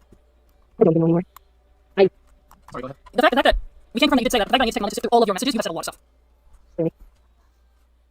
I'd like for you to take a moment and read a screenshot from the thread. Again, you don't have to read it aloud. That is certainly a thing I said. Bloody hell. Your post here that you believe my only support group is people as toxic as that bitch, referring to me. Who do you believe is my support group at the time that award this topic? I don't know. I don't know. I don't. Okay, so if you believe my support group is insufficient, I must ask again. Why did you not say anything? Again, I think part of it was, again, the case of just someone else probably did, which, again, fucking stupid behavior on my part. Okay, I'd like for you to take a moment and read the following screenshot from the thread. Okay. You said that I need to stop thinking boring! Are you aware of this sexual harassment? Ah! Somebody do a magic trick! Sorry, go ahead. Actually, don't. I'm sorry, yes. You might get that weirdo to show back up. Thing on my part. Do you believe I was only dating D for sex? No. I would hope not. No, we don't seem like that kind of guy. Then why say that? Then why say that? What the fuck? You got every right to be angry. I don't. Yeah, because you're talking about my partner's genitals. To answer your question that you posed in the thread, yes, it was a bit much, too far even. What the actual fuck gives you the right to talk about my partner's genitals like that? Would you be okay if I spoke about your partner's genitals like that? Huh? Fuck no. Yeah, so why do it to my partner? I was sexually harassed in that thread too, but you specifically targeted Michael. You doubled down on it too. You said it a second time around, and I do have the screenshot I will gladly show, if I need to. What the f? Because they're all petty hoes. Fuck. I don't have anything to say. Disgusted. I hope you feel disgusted with yourself. Oh yeah, The same screenshot will be related to the next question. Okay. So you agreed to clarify that the leading user is you, the formerly known as Tony. You agree with you that if I ever broke up with Dean, I'd have a lot of apologies to make. What for exactly? What do I need to apologize for? Again, I know a lot of this is just hindsight. I know that at the time, it seemed like you were trying to talk a lot of people out of nowhere.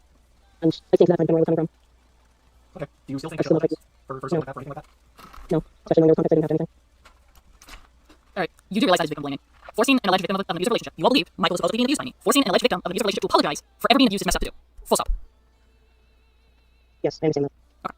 My follow-up question is that this screenshot, this was a moment in the thread where people started debating whether or not what Musha did was giving Michael an ultimatum in regards to his Twitter thread where he tagged Michael and said you need to break up with you. And when he posted that in the thread, people were debating whether or not what Musha did was giving Michael an ultimatum. So I have to ask, do you think what Musha said / did was an ultimatum? Yes or no? Does kind of seem like that, yes. Okay. Yeah, the answer is yes, because I will quote exactly what he said on his Twitter thread. He said, quote, I'll leave every one of us implore you, break up before she does lasting damage. And quote, Silver, for your own good, please break up. I'll take a moment and read the following screenshot of the thread. Okay, right. Alright. You say that I'm gonna need therapy for this. first priority is getting me away from D. What did you do to try and accomplish this? Nothing on my part, no. Why? I know I sound like a broken record, but I think some other case of my standard that. Okay. I'm answering as best I can, so. I'm just going to say this. If you genuinely cared that someone was being allegedly abused, honest to God, what made you think this was helping? Sitting in the Discord thread, bitching and whining is not taking action.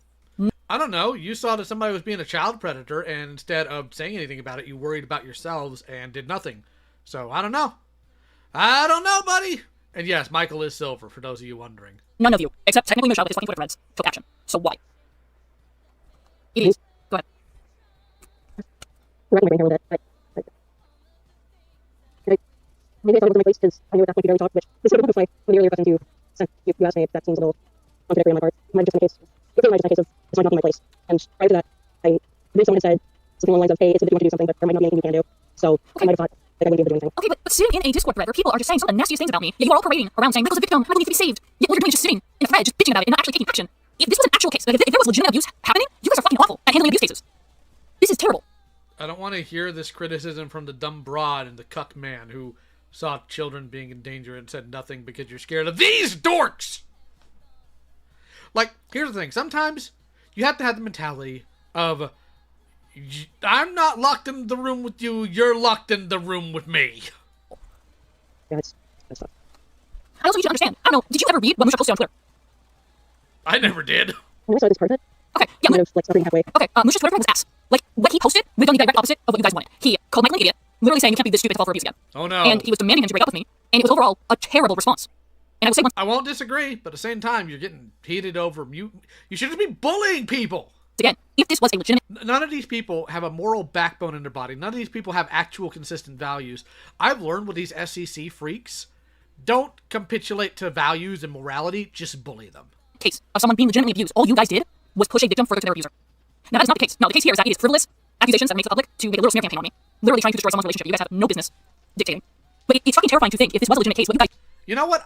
If I was in this situation, all right, obviously I wouldn't sit there and push abuse accusations without serious evidence, obviously. But frankly, I would be saying no. Michael, please stay with Deed. Oh my God, please stay with Deed, because I don't want to unleash her on the rest of the world. Guys, Deed was abhorrent. You were not helpful. Oh yeah, like, none of that was fucking helpful, like, in the slightest. Regardless, regardless, this wretched had never been made. End of. Yeah. It is disgusting how you guys in Cloud Palace treated serious accusations like this. And yet you're the same way, Deed. Deed. We all know you're the same way. And once we're done with the other call I want to have with you, if you don't push out of it, we're going to be publishing that stuff. And everybody's going to see how much of a bleeding, screeching harpy of a hypocrite you are. This is serious, but no one clearly took it seriously. So I am now going to post a compiled list of comments that you had made throughout the thread. Okay. So not only do you call me a cunt, you also call me a quote crazy bitch, and a bitch a second time around. I mean, it's not wrong on this point. This entire thread, you say various vulgar things like that. So I have to ask, are you a misogynist? Because you come off as pretty misogynistic in this thread. I am not a misogynist. I have equal hands for any he, she, they, them that gets dumb. No. The fact that okay, but you understand how it comes off to me that the only insult that you can come up with is typical things that a misogynist would say for a woman. Crazy bitch, cunt, things like that. Yes, I can. I mean, if they're gendered insults, that doesn't inherently mean somebody's a misogynist. That just means they have no creativity. 1000% understand how I came off that way. Okay. And you understand how messed up it is. Yeah. Especially given, again, you barely knew me.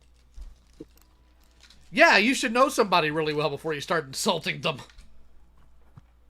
Okay, so I'd like you to take a moment to read the following screenshot of the please. Sorry. Right. So you said you were hesitant to cut me off, considering things you've said to me in the past. What did you tell me that made you hesitate cutting me off? No, it wasn't even about you specifically. I very genuinely hesitate to cut people off unless it's absolutely necessary. It wasn't just you. Okay, Is that a screenshot? Oh, no, yeah. Okay. I can try to elaborate further if you would like. I'd like to understand because, again, when me and Michael were going through his DMs with you specifically, you guys barely interacted. So I'm confused why you were that hesitant to cut him off when you guys didn't really interact all that much. Again, that's the thing. Unless someone's done something like really, really shitty, i.e., people like Susie or 90% of guys don't fucking matter or any of that, I don't like cutting people off. It is something I have never liked doing. Ever. Okay. So I didn't even just mean this about Silver specifically. It was a general statement. Okay, that's like your general like opinion when it comes to like cutting people off and stuff like that. Is what I'm hearing from you. Yeah, and all the problem maybe it's like kind of really be a little clingy with people like their friends. So he, she, it, the fifth come with, yes. I'd like you to take one of the following screenshots of the thread. Just to clarify, this is the second to last screenshot. We are almost done with this. Okay. I don't know if I pick up on the mic. I can't flip sometimes. And Deed versus monstrous brother, that's overkill. That ain't necessary. That's just mean. You thought that Yoon was referring to Deed as a specific brand of white person was funny. Please explain why this was funny. Because it's funny. I might misunderstood the joke. Because Deed is a certain brand of white person. It's called a Karen. No, that is the joke. The joke is that you're mocking my skin tone. Yeah, the joke is that like, Yoon is attributing Deed's action simply to her being white. Yes. White. You are Wonder Bread. And looking at the rest of the screenshots you just sent here. Because you know what? I've met a lot of POC, especially technically I am one. I have yet to see any of them get offended to this degree over this stupid crap. They're usually too worried about getting shot by the cops. It looks like this is not the supposed anime tape. It was. Okay. I think people are trying to laughing about it because and I make joke because it's the best way to cope. I'm trying to think of a word to say this is, and we're putting a very white tape. That's all I can think of. It still wasn't good to laugh at it. Do you think this would be funny if it applied to any other race? No. Yes. If you're comfortable answering, what's your race specifically? I am white as paper, ironically. Deed, what's your race? I may look Caucasian, but I actually have Native American heritage in my family. The one, like, 1/100000th in your bloodline doesn't count. Okay. Yeah, my grandfather, who is my mother's father, he is... It keeps hitting itself because it picks up literally every noise, and I'm still fiddling with action figures. I make no apologies! Native American. He was actually part of the tribe. In fact, when he passed away, his death made little news, because that's how well known he was. Unfortunately, by the time that I wanted to learn more about this side of my family, this side of my heritage, he already passed away, and no one else really in the family had much knowledge to it like he did. I don't tend to talk about it, because I do come off as Caucasian. I do have Caucasian skin. However, and I understand that there are Caucasian people out. Point white. They're used the whole, I'm 1/4 Native American. I have Native American blood in me type of shit when I'm criticized. However, I have legitimate proof that my family's, especially my mother's side, has Native American heritage. So, the fact that, again, you guys are mocking my skin tone, the fact you're mocking my race, and you guys didn't even fully understand my family's heritage, oh my god, who cares? Who cares? If this was directed at you, if everything that Yoon was saying, everything laughing about was directed at you, would you find it just as funny?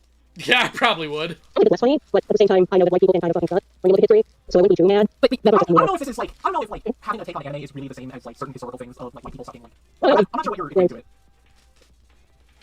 I'd like to point out that like the worst that silence, Chalky Man, Deed, like, is being accused of is assuming that people who like anime are pedophiles, and like I can understand if she did think that, like that would be really really bad, but that's like that's pretty far from like the worst thing. I'd also like to add on that. Yeah, because if everybody that liked anime were pedophiles, we wouldn't hear about it anyways because they'd be worried about getting ganged up on. Yoon specifically also claimed because of my anime take, I'm racist amongst all Asians. Yeah, which I don't know if you know this. That is racist in itself. Like, the joke is they are mocking my skin tone. If this was any other skin tone that wasn't Caucasian, it would be a bad joke. Just full stop. So I don't understand how you would find it funny if it was directed at you. These people would not last in 5 minutes with a call with Vlad. If that is how you, if you feel you roll it off your shoulder like it's no big deal, fine. But the fact that we're actually in that part right now, Cal. Yeah, the fact that they are deciding, hey, let's accuse someone of racism and then mock their skin tone, you do see hypocrisy, right? No. And I'm saying that just to spite you. Yeah. With that said, no, go ahead. Yeah, I know that. That's a lot of like, oh, you can't be racist against white people because they're always the racist ones. White women tears, not the Trail of Tears. Ooh. Something. I know this tends to be pretty common. Personally, I think it's fucking stupid. All right. I'm actually just going to flat out read verbatim what Yoon says here, actually. Okay. 1 second, because it does cut off a little bit, so I'm going to find a full image. Okay, Yoon said specifically, quote, no, but seriously, if you ever see me talk about it, don't take it personally, referring to mocking Caucasian and white people. If I dislike y'all, you'd know. Deed, though, Deed is the type I'm talking about, because I don't think she understands how dumb that is, considering shit like Doraemon exists. So they're basically saying, not every white person, though. I'm not racist because I have a few white buddies. They also say that in the thread. They also say, quote, because it's not each individual white person. I have a white pal. Regarding that message, how does that not come off as racist to you? Imagine Yoon saying this about any other race. Would that be okay? No. Yeah. Okay. I can only assume Yoon was kind of poking fun at the sort of I can't be racist, I have a black friend. Right, but that just proves that Yoon is implying that they themselves are being racist right now. Like, it's not him poking fun at it. He's just replicating it. He's just doing it. And like, to clarify, like, you can have, like, this is something that bothers me in particular. Irish people have specifically gone through a lot of fucking strife. They are Caucasian in skin. You can absolutely be prejudiced against people who are... Look, man, I try to be as consistent as I can, and I try to give credence to everything, but the minute we're talking about racism and somebody brings up the Irish, I start to lose my mind. Or who are white in skin color. I truly get where it comes from. I get that white people have a history, specifically, like, British Americans. I get that. Ooh, Cal, an asbestos cosplaying wannabe crusader. Yeah, she probably would fold. They have a specific history of being extremely prejudiced against people who live different from them. I understand holding them to that. But you are swinging a broader club than you think you are, and you are hitting people you don't mean to when you make comments. Based!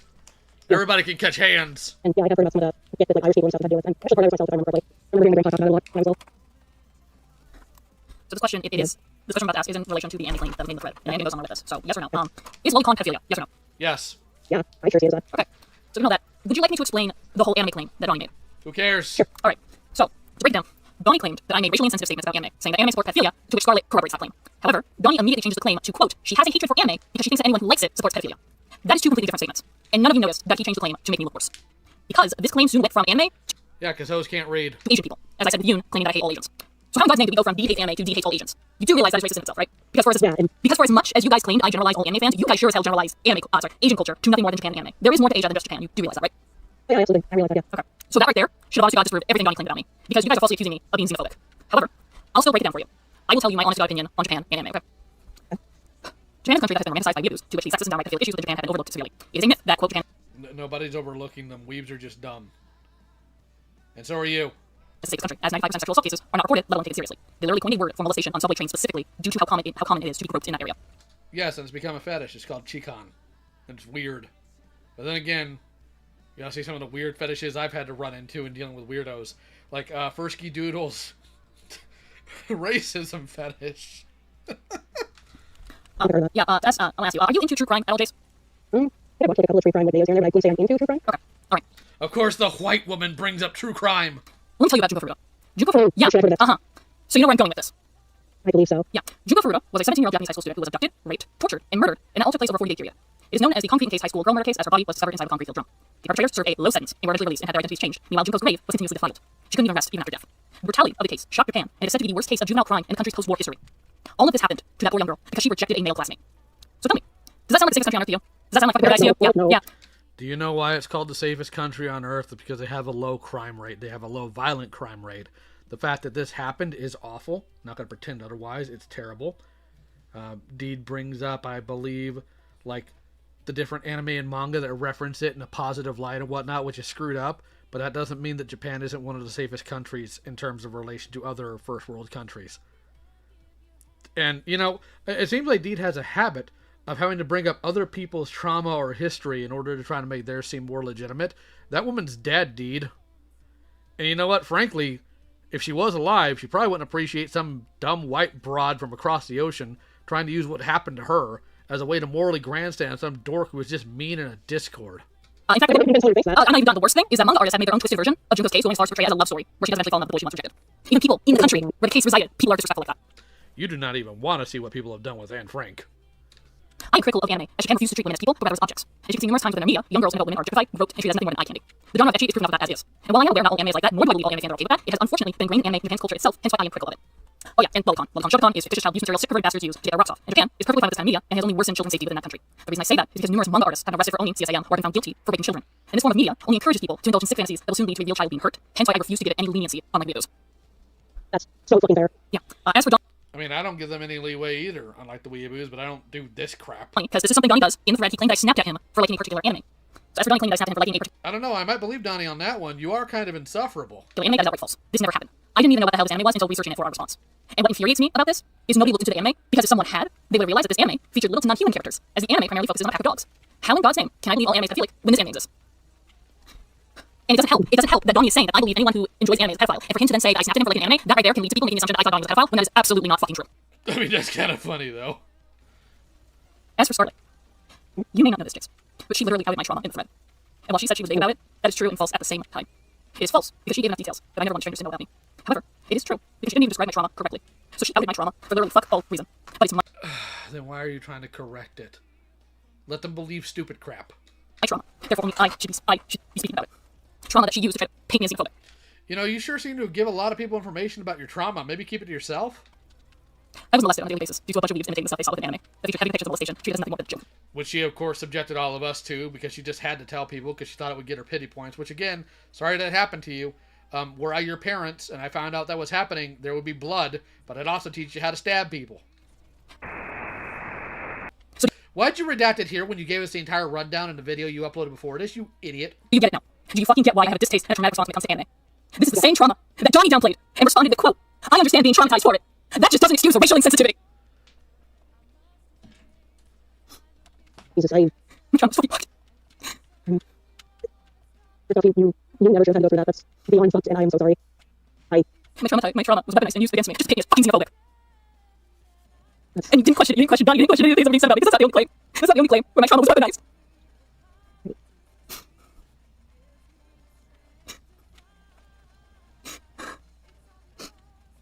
Right. Look, man, I've had to bring up what's happened to me, like, tangentially, several times at this point, but I don't do this crap. I want to make this clear. I don't blame Japan or the culture itself. Because here's the thing. Like, if somebody finds out that you went through something horrible and they turn it into a joke, let them prove to everybody else they're horrible. That's really all you got to do. The child sexual abuse I endured. I blame people who did it and my own mother for not realizing what they were doing. However, I do believe partial blame is on the media, as I can't help but wonder how many other young girls out there were subjected to the same torture that I was within my childhood. My collection of the anime has evolved over the years, and while I can find some enjoyment in the media, and I do not judge those who merely enjoy this form of media, I still maintain my criticism towards certain aspects, i.e. tropes they will not kill off, alongside calling out the abuse for their heinous romanticization of a country that is just as flawed as any other country on this planet.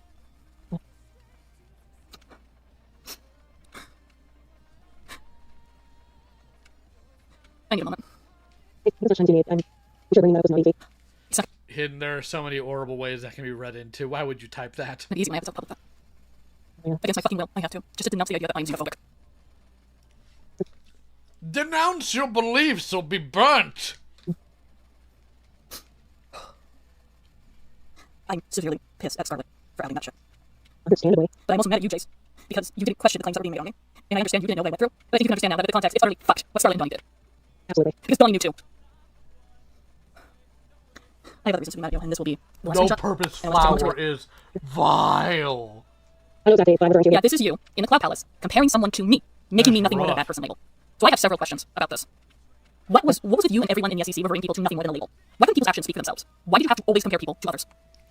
Because that's how human beings operate. We make comparisons and we make classifications. Ta-da!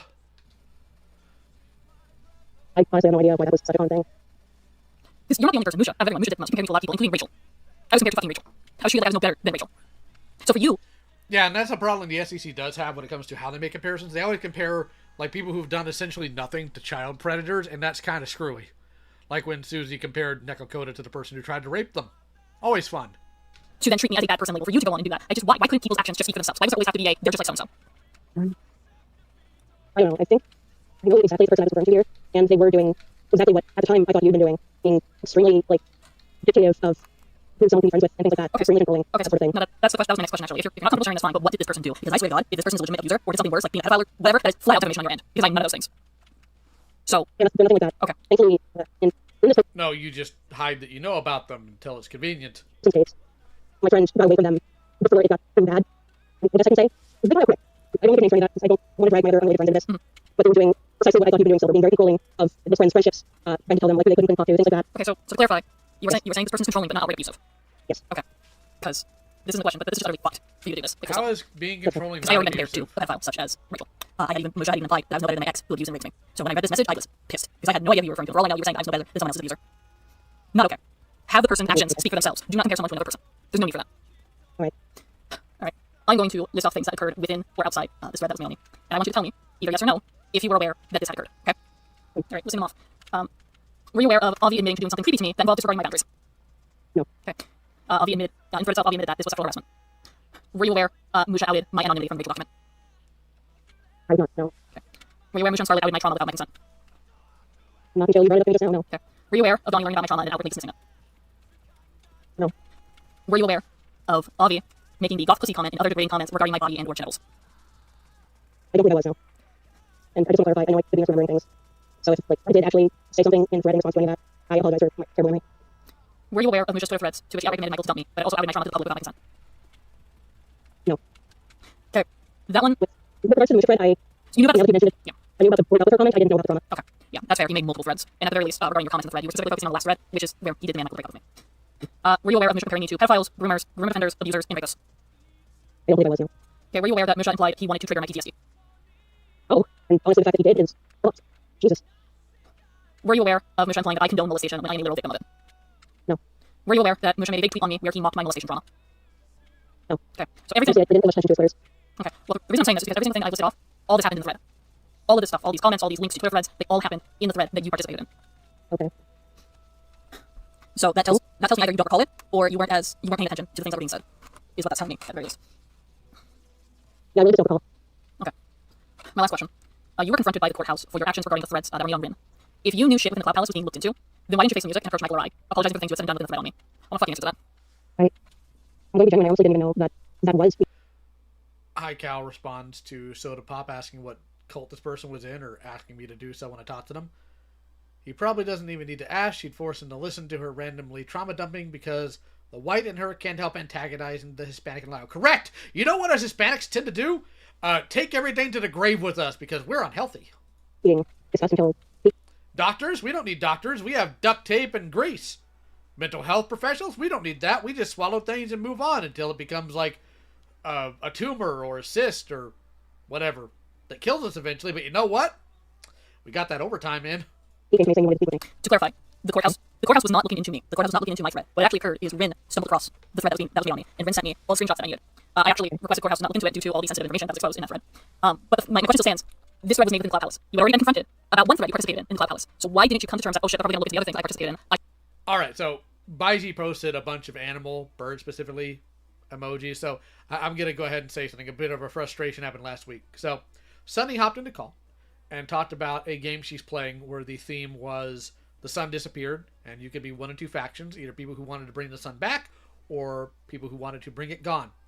Now, if you get the reference I'm about to make, I need you to press 1 in the chat. If you don't, you have to press 2. I responded with, if they wanted to bring the sun back, they could just call Chanticleer. And no one in that call got it. No one picked up that reference. So, if you got the reference, type in 1. If you didn't, type in 2. I should say something, but you didn't. You didn't say anything to us. I'm going to be real honest. After what happened that night, I was completely under the impression that none of you were going to hear ever again. So I was really isolating myself. So don't you think that we deserve answers? Don't you think we deserve an apology? You do, and again, that's why I'm here. And okay, I didn't reach out myself, but I did. That's what I'm saying. Is why didn't you reach out yourself? Were you? I guess I'll phrase it like this: do you even, until we reached out to you, did you even remember this thread? I didn't know. Okay, so that's it. Say something. It's going to be on record. I don't care. A lot of my memory prior to, I want to say, December 2023 is gone in a lot of places because I went through something extremely traumatic myself. A lot of my memory prior to that point was completely blacked out as a trauma response. There's a lot of things I don't remember. I know it's not an excuse. It's not a fucking excuse. I have no excuse. But hopefully that at least describes or kind of explains my fucking garbage memory. Yeah, no, the thread was created in 2022, so in regards to the time frame, that makes sense. My condolences for you going through that, but it still hurts. It still hurts that when people are being called out, like you, like Musha, no one reached out to us to admit to atone that, oh, I did terrible things, I'm sorry. We had to be the ones to reach out. Because nobody's going to remember what they did in a thread 3 to 4 years ago. Like, this is moral grandstanding nonsense that tells me you don't really get how people think or what they do, or to understand this community at all. You're dumb. Yeah, for you though, I understand. That is a completely understandable explanation. However, like if you got onto them not reaching out to you immediately, yeah, maybe that would make sense. But now you're like, well, why do we have to find out about this? Well, because they probably didn't even remember they did it. It's just fucked. All the things you said in that thread, fucked up. I will also clarify. We are willing, if you want, that your trauma does not need to be included in the recording. If you want that to be private to you, that's. Also, I'm bottling stuff up. My parents are like this too. My dad got mad at me for calling an ambulance while he was literally having a heart attack. He stopped having the heart attack to get mad. Well, ambulances cost money, obviously. Besides, he's got work to do. And totally up to you. You did not deserve what happened to you. That sounds awful. And I'm sorry. Yeah, even just mentioning it kind of threw me into a little bit of associated state. So you can mention that I have severe memory gaps as well trauma, but the trauma itself I would like to please. No, yeah, we will redact the information. We will give context on what you were saying, but it will be redacted. Unlike these other fuckers, I have no desire to out anything that you have gone through. That is your story. That is your voice. Yeah. With that being said, that is my final question. We will now be heading into final thoughts. Unless you had any questions, Michael. Also, it looks like the chat's pretty well split between people who did get the reference and people who didn't. Gorgeous movie.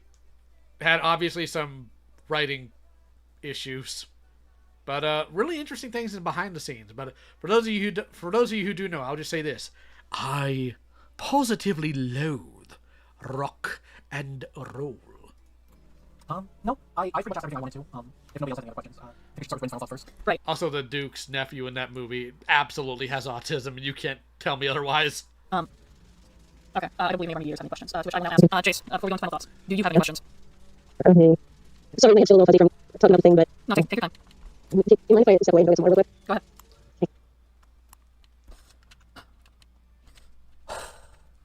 Alright, we are going to segue into final thoughts. Thank you, mediators. You did great. Oh, thank you, I just... It was really hard for you. God. I'm going to give them the respect I should have gotten from those fuckers.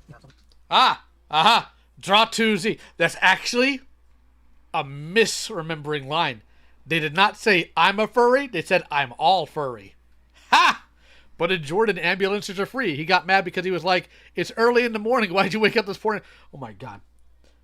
Your dad sounds like me, except I don't have some of the issues your father has. That's not fair, though. Everyone else doing okay? I know this call is a lot. Yeah. Uncle Yuki! Uncle Yuki! I'm just mad. I'm just mad I don't have any critical thinking. Neither do you, stupid! Mourn yourself! I hate that, like, the human side of me is being like, oh, I should feel bad for Jason. I do. What they went through was absolutely terrible, but I can't forgive them. I can't forgive some of the things they fucking said. I don't feel bad for Jace. Jace needs to get bullied more. Alright, yeah. Go ahead. Alright, no questions? No, top of my head, no. You know, some of these people probably wouldn't have the problems they did if they were actually dealt with by, like, your standard, like, standard issue 80s bully back when they were in school. Not any of this new age technological bullying crap. None of this, let me dox you, or let me push your nudes up on Twitter. None of that nonsense. Like, old-fashioned American bullying. Raising you on the flagpole by your underwear. Shoving you in the locker. Giving you a swirly. Picking you up and shaking you for your lunch money. Calling you a nerd. Shoving you and saying, out of my way, nerd. All these are classic things. All of these people should have gone through when they were younger, so they would have at least had some sort of strength in them. Alright, that's the case. We'll just go into final thoughts. I will be reading off Rin's final thoughts for you before we get to ours. So, Rin has to say, quote, like, I saw this one, like, skit years ago where, was it years ago? It could have been this year or years ago, where it's like modern bully versus 80s bully, and they just typified the 80s bully as the biggest idiot on the planet who would, like, get easily owned by all the modern bullies. No, you don't understand, because you know what modern bullies don't tend to do in school? What they rarely do nowadays? Physical violence. That's why they resort to online pussy crap. So if it was 80s bully versus modern bully and a bully off and they had to bully each other, I'm sorry, the modern bully's going to lose because the 80s bully isn't going to care about the internet and they're just going to beat them. It's just the truth of the matter. Jason, all consideration, I don't hate you if it helps you. I've been told you're trying to get better as well, and I hope you improve in time, but I cannot ignore how uncomfortable it was seeing you essentially act like Silver was a toy if you were to take from D. I'm not as hurt as you want to go for more stuff, but from what it's worth, it was very hurtful for you. You should have beaten them, Safi, and screamed, let it rip, before you started beating them. I hope that shit never happens to you, as that is deeply evil, and I would never wish that on anyone, regardless of how much I hate them. Alright, no, mind. Jace, I'm aware from others that are making an effort to do better, and I don't want to make it seem like anything you do towards that is always great to improve, and I will never take that away from anyone. However, what you have said about both me and my wife is unacceptable at minimum. You acted in this thread as if we were close or had known each other well, but I only known you for a short while before I started dating you, and I was not in the Clubhouse for an exceptionally long time. And yet, you were also willing to completely turn this supposed closeness to sexually harass me and act as if I'm not thinking at all in regards to the safety of my own relationship. I will not compare my relationship to yours. I'm certain it was awful, being close to someone who did so many terrible things, makes many lies she did, must have been traumatizing in its own right, and I apologize for that. I hope your current relationships are treating you better, but I hope your experiences before have shown you what abuse truly looks like, and that it's not something you can just speculate into fact. We will not be taking advantage of this, but since you said have hurt me too much personally, but aside from a public apology made in some manner, and the promise that you will not speak about me or Dina after the fact, is all I know your words. And again, the fact that you're here, the fact that you're taking accountability, that says something. And if the people you care about watch this, that's why I'm pointing it out, because I want that to be said. That says something to them. That says something to your own personal worth. Can I make a small comment? Yeah. Yes, I've been doing a ton of working on myself and trying to get better, be better, actually try to like take on things and not just stay in my own corner. At least if I know it's my place, see. And the only thing I can say at this point is I'm sorry. I'm sorry. I'm sorry. I'm sorry. I know you're sorry. When you get to apologize. A lot of stuff I've done in the past has been eating me alive for the past, I don't know how long. It's made me hesitant in my own relationships. I've had this constant feeling of one little fuck up and everything is that way. I don't know if that says anything about how truly sorry I really am or anything. I just want it to be acknowledged that I'm trying. Because in the past it's felt like it wasn't. But I'll say that for another time. That's all I really have to say. I can't say that I acknowledge it yet. I want, when our video comes out, I want to see how you respond to it. And then, depending on how you respond, then I will acknowledge it. Because right now, like, You have so much hurt. Yeah. I hate myself for even remotely contributing to that. Jace's whole ordeal is the reason I know who you are. Let that sink in for a moment. I can't help but question your morals in a world humanity, given that you were willing to say some pretty vile things about me, a stranger to you, and willing to accept. Why question Jace's morals? Don't question things people don't have. Any and all accusations ever made against me, with little to absolutely no evidence to back it up. You blindly agree with Donnie that I'm abusive. You blindly agree with you that I'm racist against Asians. You blindly agree with Michelle that I'm a fascist. I'm an American, mind you. In the political scene in America nowadays, do you not think at all how fucking dangerous it is to falsely accuse someone of being a fascist? No, because you and nobody else in that fucking thought for once the damage you're causing to my name and reputation. Cal, you are such a nerd! Jace, you went as far as to compare me to someone who was, in your words, quote, a shit person. I don't know what this person did to you, but whatever they did to you, I am not that person. But it didn't matter to you, because I wasn't a person to you. I never was. I merely became this label, a symbol for abuse and how bad a person can be. What should I expect from a person who told them to kill themselves and confronted with their own vile actions regarding that? The only thing you could say was, I just followed the crowd. I was just supporting my buddies. So let me ask you this, Jace. Is calling me a cunt supporting Bonnie? Is talking about my partner's genitals in any way a betrayal of showing support for an alleged abuse victim? I don't think so. The public now has to know about me being molested as a child, thanks to you, everyone falsely accusing me of things just because I had a negative experience that grew to me being critical and having negative opinions towards a form of media. People didn't need to know that. You didn't have to tell people that. You made that choice. You. I didn't have the choice. Somebody outed it before I could redact it from a call. All right, but you had a choice here, stupid. The entire reason you're putting it out, I feel, is hoping it gives you victim points, because this community likes to hype up victims in a way that's unhealthy sometimes. You were hoping it would get you attention. Spare me. It is appalling to me that you never once questioned Donnie's morals or intent behind any of the accusations that were being made about me. You were so willing to paint Michael as a victim and myself as his monster, despite barely knowing either one of us. You do not know how me and Michael's relationship works. You are literally the person who wants to do Takedowns, and given our history, what gives you the goddamn right to question anyone's relationships when you were dating a flat-out child predator? Susie groomed minors right under your nose, and while I'm fully aware you didn't know. Oh my god, you know, I'm gonna kill that right now. There is no evidence that Susie groomed anybody.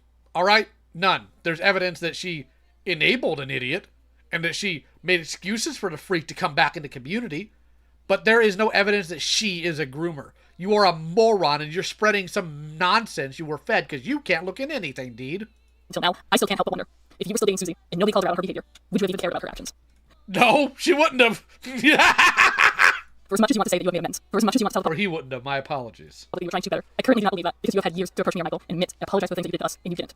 If you sat there with guilt knowing what you did, you're a coward for not approaching us. If you just didn't care and expected to move on with your life, then you're a vile person who I'm glad has been called out. Or maybe this whole ordeal was forgetful in your eyes. Because after all, you know, if I had somebody confront me for something I said about them in a server years ago, my first response would probably be to apologize, but they started moral grandstanding like this. I say, actually, no, kill yourself. I wasn't a person. I was his demon, and Michael wasn't a person. He was a stuffed animal they wanted to coddle. You were forgettable in your eyes. Gross. That's why I hope you never forget. I hope you never forget the vile things that you have said to Rin, to me, or anyone else in that damn server. I hope to God that you actually make a genuine effort to get your shit together, because I do not like you for who you are as a person currently, because it is vile for you to think that you can get away with the things that you have said and done. Just it is not the Tokyo Revengers theme in the background. Because you were supporting your buddies, just because you were following the crowd. It doesn't matter. You made the choice at the end of the day. You made the choice to say the things that you said. You made the decision to engage in those vile threats, and you need to face the music and accept responsibility. Skittle Juice is in the chat. Everybody point and say hi, Skittles. Hi, Skittles. Really? And threat on me. At least I quote. How dare you spread accusations about me? Spread accusations. Yes. Yes, Skittles. Those people can also abuse. And you didn't like that. I don't think you like that because you didn't want to face it. You don't want to face the fact that phrase also applied to you. I think it's about time that you face yourself and maybe realize that you've made the cycle repeat. You need to accept. Also, I want you all to know I look at Skittle Juice's art and I like see certain details. I just stare at like, how? How did you do this? That you may have been hurt, but all you've been doing is hurting others in return. Because if you can't, then nothing will change. And you will continue hurting people and not giving you down. Like I'm sitting there going full like Batman detective mode on. I was like, how did she do this? I need to find out so I can catch the Riddler. Truthfully, I think you're better off social media. But at the end of the day, that is your choice. The Skittler. However, when this video of ours comes out, I hope you sit there and you watch the abhorrent things that you and others have said. I hope that you make a public statement retracting things that you have said, done, and supported in that thread. And afterwards, keep my fucking name out of your mouth. Michael's too. In fact, I don't ever want to see you in Michael's DMs ever again. I have no relationship with you to begin with, and I plan to keep it that way. You've said what you said. The damage is done. I only wish to have the peace I so desperately wanted years prior. I mean, if you want peace, you could just go to God, frankly. I do plan to. I've already done saying on social media, like, I got a YouTube account, I just need it for, like, saving playlists and stuff like that. I don't really do anything with it. Yeah. Peace beyond understanding is what the Bible calls it, and trust me, it is true. When I say, it's the internet is ingrained in our lives, that I understand, but anything in regards to creating an audience, having some form of presence, I feel you are better off without it. And as I stated, at the end of the day, that is your choice. At the current point, I don't even want it. I have passion projects I'd like to tackle in the future. Maybe I will, maybe I won't. I'll be upfront and confident before I do. I've already done my apologies and all of that. I'll just say I'm sorry and... So here's what's going to happen. After this call, I'm going to send you a list of requests. These are not commands. These are merely requests that we have.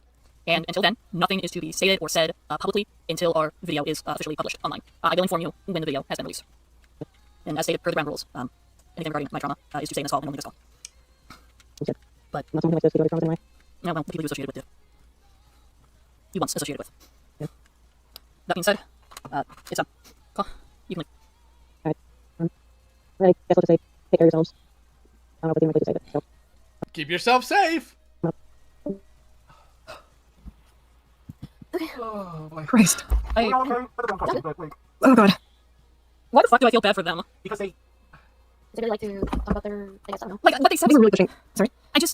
Them opening up like that, it was a very understandable explanation, but goddamn, it still sucks. It still sucks that they didn't go through with talking to Michael. They didn't go through with any of the shit they said. And just again, with the whole, it was Donnie. I trusted Donnie. I hate that is everyone's explanation. I hate it. Yeah. I hate that is just how Donnie got away with everything. It sucks. It sucks because, like, no matter what, he went through the shit that he did hurt. The problem is that it's understandable. Because he went through, like, I'm gonna be real.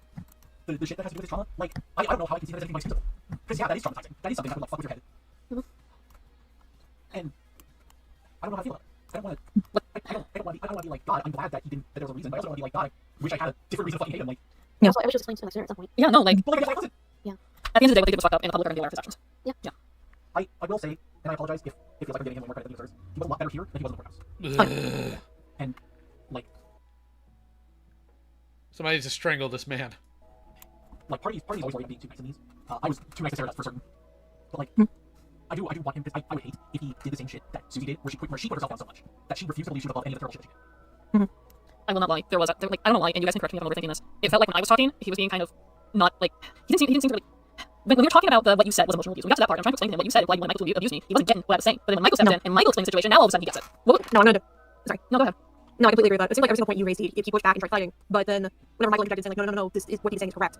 Then he relented. That is something I noticed. Yeah, no, like I wasn't sure if I was overthinking that, but like it felt like he was only understanding what came from Michael. Yeah.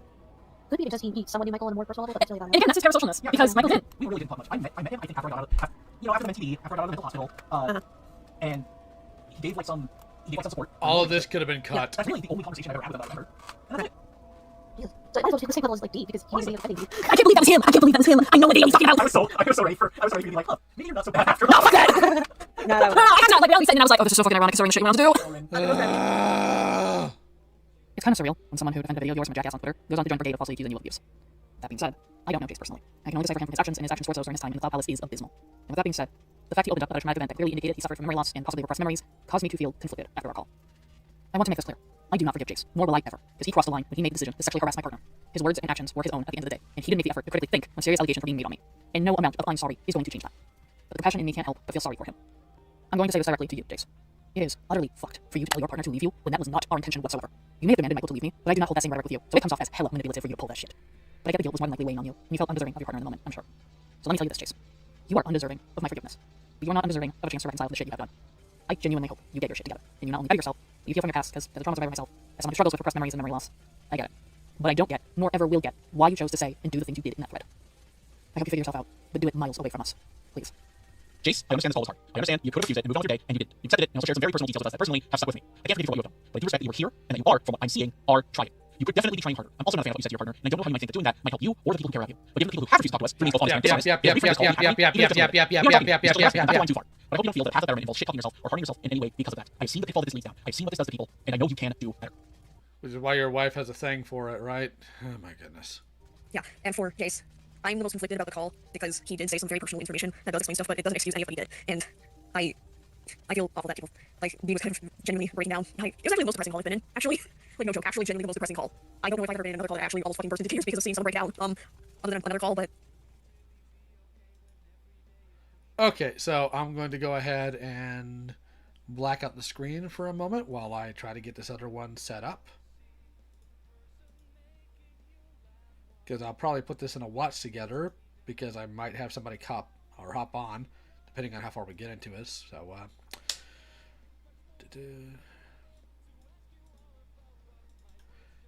cockadoo, what a day. The sun is shining brightly.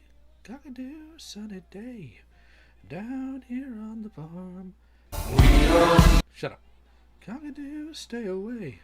You big old wet old rain cloud, or I'll cry out loud with this voice of mine. Alright, so we're going to go maybe for another hour, and we will see. Because there's a certain moment in this. And I don't know where it is, where we will have to bring in the Dolphin Man. So let's do this. Why did you do this? To sync this play in a separate window, you need to install... What? Let's try this again. Alright, let's go ahead and lower the volume since that's screaming even at me. And we're going to set the speed. Can only go to 2.5 here, so let's try this. So here's the grand hero of the SCC himself. Artemis Musha, formerly Akroloff 2160, is an SCC old hat that's been around the community since at least 2015. Musha has collaborated with some big names, including Ray and myself, and was a former member of both BOP and the Cloud Palace. He was also the one to put together, and to my knowledge, is still the one that maintains the Rachel document that details her abusive behavior within the SCC. That's really something to do. Ray was so high up on the totem pole of the SCC that she could be considered to have topped it around 2016 to 2017. To dismantle and reveal the vile workings of someone who seemed so powerful like that, it's gotta give you a high that you can ride for a while. Musha had been considered out of the SCC since September of 2024, after he, told someone to kill themselves, and he's in the running for being one of the most vindictive... And yet... I am still here! Spiteful, ruthless dickheads in this thread, a competition with some fierce fucking opponents. Before we even get to the atrocity that is Musha, there's something Musha said that truly paints how self-aware he was when it came to the shit he said about my partner, and I want this to stick with you throughout this entire segment. Here it is. Silver dipping out of the servers, and there is no comfortable saying any of this. If you can't handle the heat, get the fuck out of the kitchen, Musha. Or rather, if you're gonna start a hellfire, don't be reeking of gasoline and have the gas cans out in the wide fucking open. Remember, Musha and everyone else are the good guys fighting the good fight here, folks. That's their genuine mindset throughout all of this. Now, you've probably noticed that there is a claim that we have yet to cover, and that's the fascism claim. And the reasoning for that is because we had to wait until we got to this point, as who cares? This claim against me. And his reasoning behind this is drug-induced levels of hallucination, let's just say. Something I also want to point out. Musha isn't American, but I am. And although this claim was made in 2022, Musha has yet to retract this claim, and with the political scene nowadays, being accused of being a fascist is a really heavy claim to make upon someone. So the fact that he was willing to hold this opinion... I mean, is it though at this point, considering how many times people get accused of it and how often it's incorrect? I figure it's kind of lost any sort of impact at this point. It's pretty fucking atrocious, and I'd say even dangerous. So, why does Musha think I'm a fascist? Go ahead, Musha. Explain it yourself. Certainly isn't because of your like community wankery in the Stimpy Sorry up-to-date video, Deed's instinctive desire for destructive levels of isolation based on an unstable past history and bitter grudges have made me think up the ultimate analogy for her situation. Ever listen to Pink Floyd's The Wall? Because by my estimation, Deed is roughly around the transition between One of My Turns and Don't Leave Me Now. Maybe I've just had Floyd on the brain a lot, especially since I watched the movie version for the first time last night, after so many times listening to... Fuck no, I need to redo that, I'm sorry, Deed. Also, quick side note, this dude's a fucking piece of waste of space. Jesus Christ. Like, don't make analysis go, oh, I'm a big Pink Floyd fan, so I'm going to compare you to Pink Floyd. That's fucking ridiculous. Say, but they're a bunch of pseudo-intellectuals. I know, right? But no pseudo-intellectual compares an individual's behavior to a Pink Floyd fucking album. Only yeah, compares them to Ride the Lightning. Brain a lot, especially since I just watched the movie for the first time last night, after so many times listening to the album. But it's ominous how Deed seems to have gone down the route of Pink, but long after wartime, and not yet the point of blowing up at everyone by imagining herself as a fascist. From what I know, this is extremely fucking accurate. I really love The Wall, so I know exactly what you mean. I didn't say it was drug-induced hallucinations for nothing.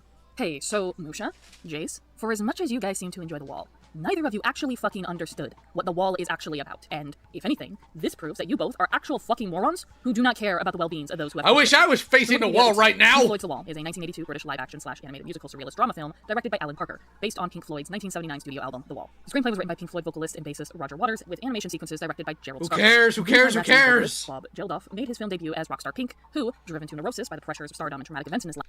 All you have to say is, this is a dumb comparison, why are you a loser, and move on! Constructs an emotional and mental wall to protect himself. However, this coping mechanism eventually backfires, and Pink demands to be set free. So, to get this out of the way, Musha is comparing me to the main character Pink, who has PTSD, mind you. Well, it's funny you say that, Musha, because Pink isn't a fascist. Color. Rather, he is a man down on his luck, and this whole film is a cry for fucking help. You seriously looked at a man struggling with internal battles such as trauma, and you went, wow, what a fascist, just like Deed. You're not just bad at media literacy. Media literacy is just non-existent to you. Also, your breakdown comes off as... Every time I hear somebody go on about media literacy, it's always the worst possible people to talk about it. You implying this film is pro-fascism, when... Dumb broad aiming got regular literacy down trying to talk to people about media literacy. In fact, it's the opposite. The fascist scenes, especially in the film, are meant to shock and disturb. They're a visual representation of Pink's internal decay and how alienation can lead someone to embrace extreme authoritarian ideologies of control or power. Roger my God! Warning, not a promotion of those ideas. Ah! Not aspirational. Musha, if you genuinely thought I was going down a path of fascism, you should be concerned for me, not mocking me and doubling down on this fucking claim. I mean, it depends. If he cares about you, yeah, be concerned. If he doesn't, just make fun of you. Like, if there was some moron, some reject that went down the realm of fascism that I knew about but didn't care about, I'm literally just going to make fun of him. Everybody does. Both Musha and Jace completely disregarded what this film's message is truly about. The Wall is about trauma, alienation, and the psychological cost of repression and fame. It uses fascist imagery to criticize authoritarianism, not promote it. The ultimate message is that isolation is destructive, and emotional connection and empathy are needed to break down the wall. The direct opposite of what these fuckers wanted out of me. Jace did not show any empathy for me. No, he thought Michael should abuse me by going behind my back, associating with anyone he damn well pleased, and doing whatever he pleased. My consent or discomfort be damned. Well, I mean, it doesn't inherently abuse to not abide by your demands. Maybe they're right. Maybe you are just controlling. He was fine with Michael isolating me. And you, Musha, you did not give me emotional connection or empathy throughout this entire thread. No, instead you mocked me and wanted to isolate me because you demanded Michael to dump me, the only person I had as a support system. Neither of you wanted to tear down the wall. You wanted to build the wall higher.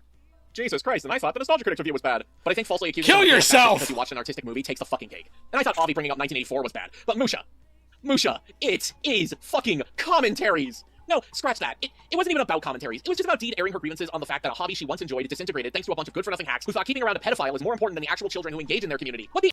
I mean, you thought the same thing. That's why you let them stay around. Actual fuck is wrong with you. Let it be known that Musha took this a step further by saying that Deed should be on a no-fly list, which is primarily for criminals such as terrorists. Are you calling Deed a terrorist now, Musha? I will repeat once more. Yes, clearly. Very intelligent thing to say. What the actual fuck is wrong with you? And I'm just going to state this now before anyone, including Musha, attempts to defend the shit that he has said throughout this thread that was discussing serious allegations, mind you. There is no I was joking excuse. There was no I was exaggerating excuse. And there is certainly no I didn't mean it excuse. There is just no excuse, period. Seeing as you are the person who held the reins of taking down the rat, trademark, by making the Rachel document, I would think you would know how to take shit seriously, Musha. But if you genuinely think that it is funny to watch a movie about a man struggling with PTSD, look at my partner, who has fucking PTSD, and go, wow, what a fascist. Then Ricky Gervais has better humor than you tenfold. There are two routes that Musha can go down if he I'm gonna be that dick for a minute. Hitler had PTSD. Look into his childhood. Just because you had PTSD doesn't mean you couldn't be a fascist or a dictator. What the heck are you doing here, bro? Genuinely thinks that what he said wasn't a big deal, despite... Also, Hitler should have killed himself. Oh, wait. Again, this entire thread discussing serious allegations. Two things. Either he's an insensitive liar... And I made sure to say that because some people are going to say, well, Lyle said Hitler had PTSD. Yeah, it doesn't mean I like him. Who could care less about topics such as abuse, or he's a malicious liar and thinks calling someone a fascist is hilarious. Frankly, I'm down the middle, as I think Musha is an insensitive, malicious liar. I've been this for too long not to say this. Deed is an abusive narcissist, and I hope the year's worth of possessive, self-centered behavior eventually catches up to the screaming little fascist. Damn, Musha. I mean, it is, kinda. I didn't know you were a psychologist and I was your patient. Took you long enough, but I was actually looking for a... You've been psychoanalyzing people this whole time, you dumb broad. Chronic PTSD diagnosis? Musha diagnosing me with mental disorders that have been stigmatized in our society to paint people as villainous will be a recurring factor throughout this, by the way. As for the fascism, yeah, he brings it up, i.e. doubles down on it quite a bit. But you don't have to ask me or Musha himself. Just ask our dear old pal Doomsicle. Hey up me duckies, it's your boy Doomsicle66 of Death, and I'm utterly outraged and furious, as you can tell from my very tone of voice. I caught wind that Artemy Musha person once said in the Fart Palace Discord server that former commentator Deed, aka Madison the Cat, was a fascist. How ridiculous and unreasonable. You can't go around calling everyone you don't like a fascist. Please pay no attention to how often he actually does that. He totally does it all the time, I swear, take my word for it.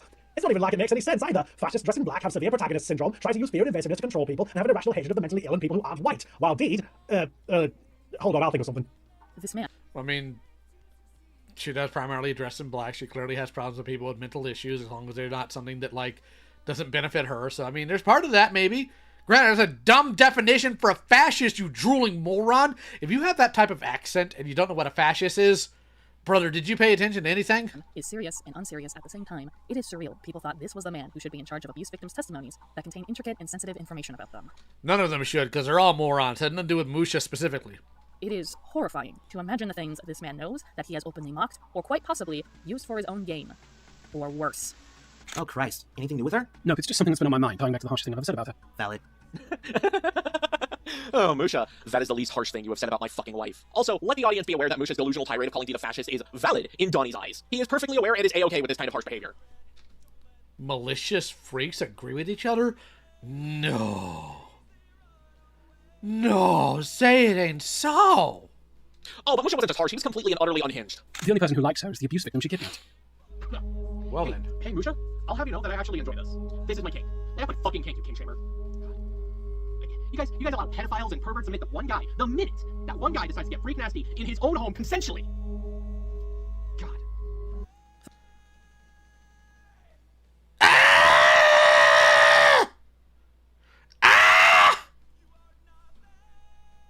By Deed's own standards, we just got sexually harassed. Funny skit to pull out the bullshit aside, there is actually something really messed up about this. You see, when I was telling Musha what Rachel had put me through, I told him that I was living in an unsafe area at the time. This is the stuff I had already relayed to you all, and something that I mentioned was that I was unable to escape until 2021, and that was thanks to Michael.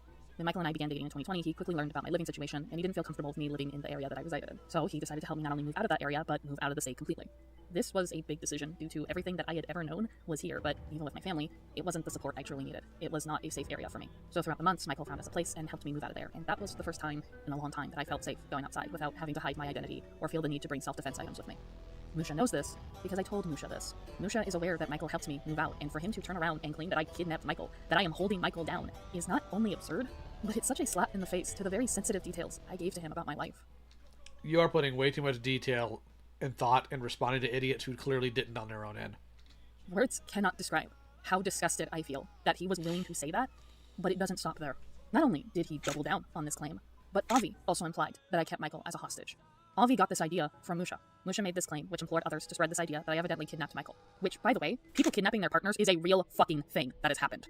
So it is extremely negligent and insensitive to throw around this idea that I kidnapped Michael and keep him as a hostage when you fucking know that isn't true, Musha. What the actual fuck is wrong with you is going to become our catchphrase if you keep this abysmal shit up. Oh. I mean, it seems to be ours with you anyways. Wait, that's right. This was the last message you posted in the thread. I'm not fucking kidding you. Musha dropped this line and just dipped. But that's not to say we don't have anything left to cover. Oh no, we are far from done talking about Musha. In fact, he still had quite a bit to say regarding my update video. Let's go over that now. So I decided to watch that update video, and boy, is it a tumble down the drain into buzzkill land. It goes from, oh, that's understandable, to, well, okay, this is kind of making me uncomfortable, to, Dee, what in Christ's name are you doing? God, you are just so quick to stop caring, aren't you? And all it took was one thing for you to not give a shit anymore.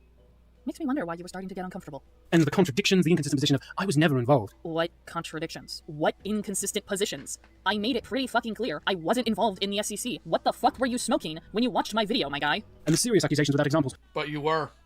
And I will continue to hammer down on that.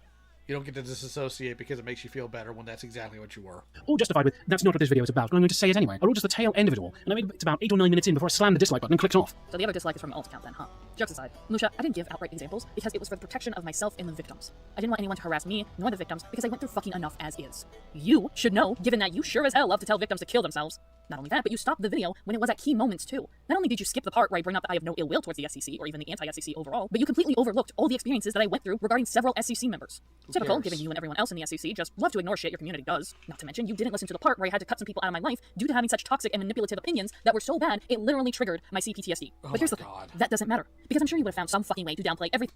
But your opinions triggered my PTSD. Spare me. Get a therapist. Thing that I had gone through, because that's exactly what you did to George's victims, dickhead. Yeah, you're so pissed off about this segment in the video because you know I'm stupid. talking about you. You literally had a segment in the Rachel document dedicated to protecting George. So I will say once again, stay mad. I ain't retracting shit because you know I'm right.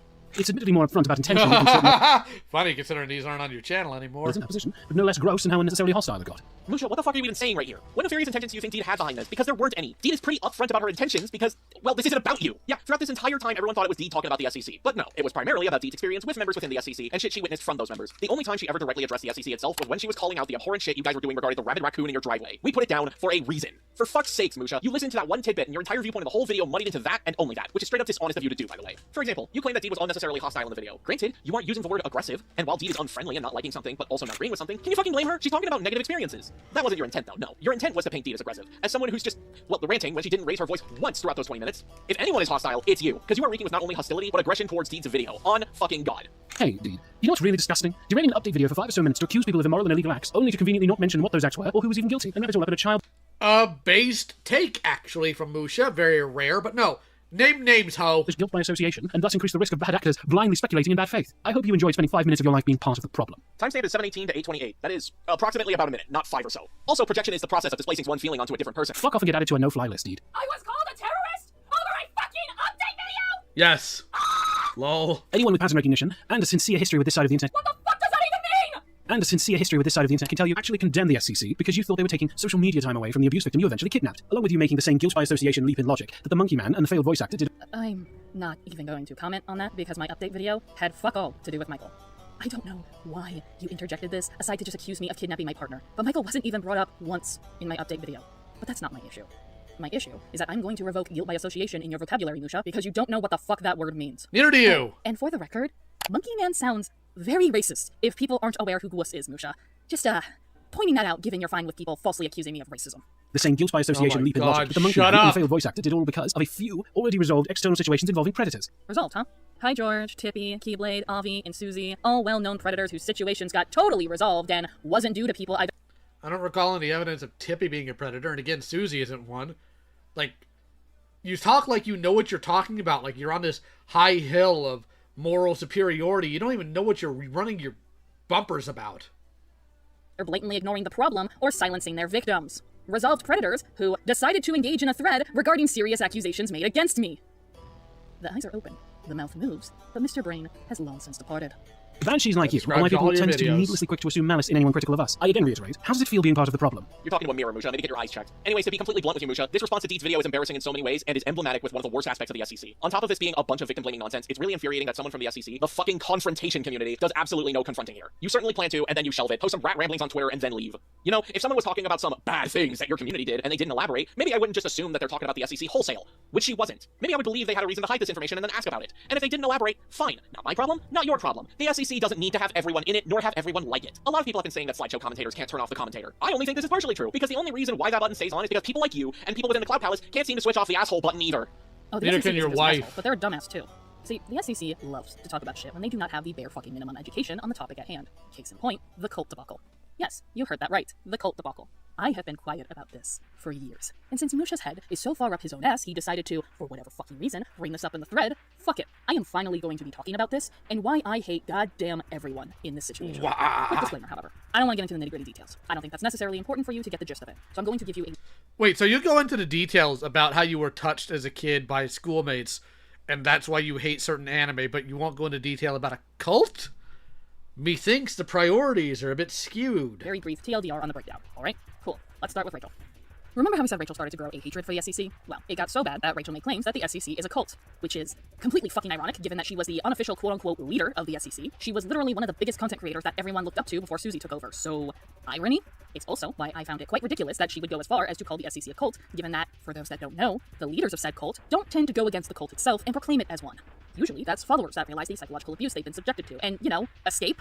Here's the funny thing about escaping. Members of a cult cannot leave, but Rachel gradually did, and even if people weren't happy, no one was, hunting her down for sport and planning on taking her out as a form of punishment for going against the rules. Be funny if they did, though. Be mad funny. Look, I don't want to go over everything, but the best method to determine if a group is a cult, in my opinion, is Stephen Hassan's, who is a cult expert and former cult member himself, the bite model. And I'm sure looking at this, you can... The bite model is garbage, by the way, because there is so much of the bite model that can apply to just regular friendships, alright? I'm going to show you guys.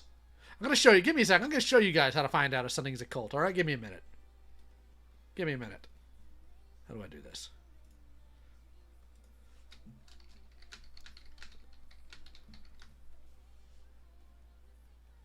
Come on. Sorry, it's going to take a minute to show up because internet be interneting. I've got to get this back to normal speed.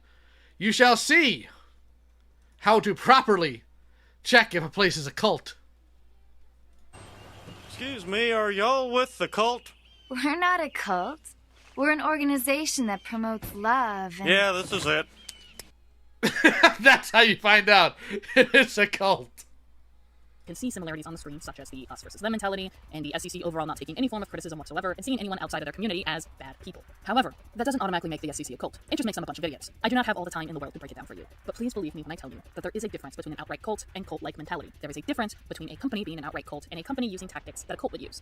The best example that I can give is religion itself and MLMs. Not every MLM pyramid scheme is an outright cult. There are some that exist, but a good chunk of them aren't labeled as cults. The same goes for religion. Religion in of itself is not a cult. However, people have taken already established religion. I'm the frickin' Hinkel of these communities. Such as Christianity, Buddhism, Satanism, etc., and have created a cult around it. For as much as I have a disdain towards the SCC, for as much as I do believe that they share some traits of a cult, I do not think the SCC in of itself is a cult. People were allowed to leave. Sure, there was favoritism. Sure, there were some people who had a hive mind-like mentality, but that was not every single member in the community. If it truly was a cult, every single person that ever existed in the slideshow commentary community would have been in the Cloud Palace and would not be allowed to leave. They would not be allowed to make their own Discord servers. They would not be allowed to hang around anyone who was anti-SCC. They would... That's like saying that everybody who's like a Christian... let me rework this. Alright, so she's saying if you're in the SCC, you would have automatically been in the Cloud Palace if the Cloud Palace was a cult. Right? So, who do we want to bring up? I'm going to use a less well-known one comparatively. If you were a follower of Tony Alamo, alright? Fascinating documentary about that freak. That's like saying, well, if you were a Christian, you would have been in Tony Alamo's church. Because otherwise... it wouldn't have been a cult. Like, come on, dude. That's dumb. That is freaking dumb. Not be allowed to leave, period. Their life and entire identity would be absorbed by nothing but the SCC. Do you understand? I want to make this clear. I am not Cotton Hill. That man's actually hateful. Screw that. He's funny, but he's hateful. He died miserable. I am not acting like the sole expert on cults. However, unlike the SCC... If anybody in our space is Cotton Hill, it's probably Vlad. Nope, he ain't Chinese. He ain't Japanese. He's Laotian. Ain't you, Mr. Khan? I have spent years of my free time reading books, watching documentaries, and listening to victims' testimonies of being in a cult. I have some knowledge on what the fuck I'm talking about, and it's why I do not feel comfortable with the SCC being labeled as a cult, which is why I told Rachel time and time again to knock that shit off. She wouldn't. I tried explaining this to Rachel. I tried to explain to her that what she was saying was wrong. Misinformed, and even insensitive to actual cult survivors, but she did not listen to me. She took the whole, the SCC is a cult bullshit from private Discord servers to public spaces such as Twitter. And apparently, to this day, she is still fucking mad at me for correcting her. Stay mad, bitch. Now, give it. Okay, if I'm Hank, I'm gonna answer this super chat because it's funny. Who's Bill, Hank? If you're Hank Hill, who's Bill, Dale, and Boomhauer? Gallagher is Dale. Aquinas is Bill. Who would Boomhauer be? Junkfish is Boomhauer. Rachel was openly claiming the SCC as a cult. How did the SCC themselves handle this? Not good. In retaliation, they decided to fight fire with fire and turn around and called Rachel a cult leader. It was bad. Literal warfare with a terminology that is very serious, mind you. So now I get to break down why Rachel isn't a cult leader too. While I understand Rachel is manipulative, abusive, charismatic, and allegedly a narcissist, which are characteristics of a cult leader, but that doesn't automatically mean she herself is a cult leader too. It's more than just that. For one, God, I actually cares? knew Rachel for a couple of years, and the fact that Rachel herself doesn't even understand. You know what? You don't have to. You can just say, hey, comparing her to a cult leader, or comparing the SCC to a cult leader, gives them more credit than they're due because none of them are smart enough to pull that off. Like, I have people using the Byte model to claim that my server and my spaces are cults. Brother, if I'm running a cult, I'm the worst cult leader ever. I'm usually the one spending money. Nobody freaking listens to me. I get overruled in my own server, and I'm constantly bullied. If I am running a cult, I am doing it in the worst way possible. How cults work either kind of tells me that she herself is honestly too petty to be a cult leader. Cult leaders tend to premeditate their actions and goals, while Rachel just kind of blows up at people and cannot maintain her emotions nor anger. Other cult leaders, however, are mentally unwell and genuinely believe the delusions they have, but Rachel never really had those. The most is that she thinks it's perfectly fine to have sex with minors simply due to her state law and excuses engaging in lolicon for non-existent. They don't believe what they're selling, huh? Okay, buddy. Trauma. Supporting pedophilia, being a creep regarding state laws, and tell that to the founder of Scientology. Actively lying about people versus suffering from paranoia or outright delusions are two separate things. Not only that, the last thing a cult leader would want to do is have bad blood with certain individuals and would want to be in a position of power. So tell me, why the fuck would Rachel leave a literal community that looked up to her? Why would she leave that behind? A cult leader would not do that. Rachel, because it'd be mad funny, had all the tools to create a cult, but she threw that away due to internal arguments with members such as Susie. And while sure, Rachel is surrounded by yes men, but Rachel did not care if people left. I remember I was a part of her Discord server at one point, and before we stopped talking, I eventually left that server. She did not throw a hissy fit. She did not care. Sure, she would talk shit about you if you two stopped talking and weren't friendly with one another anymore, but that just means that she's a bitch and a backstabber, not a cult leader. You want to know who agrees with me? Fucking Musha. Musha outwardly said that Rachel would drop people without an explanation, block them, and stop talking to them. All of these things are not the ideal cult leader. So no, Rachel is not a cult leader. But why do I even... I mean, in theory, she could just be a bad one. Care. Because cults are a real and dangerous thing. And using that word as if you are randomly calling someone a Karen is very negligent. Oh, hold on. Not all of them are dangerous. The Gadget Hackwrench cult in Russia doesn't seem to be dangerous. Weird, yes. Dangerous, no. For you to do. And I tried explaining this to everyone I personally knew. And nobody was fucking listening to me. It got pretty bad to the point I started to have mental breakdowns because it was infuriating to see people not fucking listen to me and be dismissive at best and a stubborn asshole at worst. So, in my own space, i.e. my private Discord server, I told people to knock it off, and to also please keep this shit away from me if you're going to be insensitive regarding this topic at hand. In comes Blaze knocking on the door to my direct messages.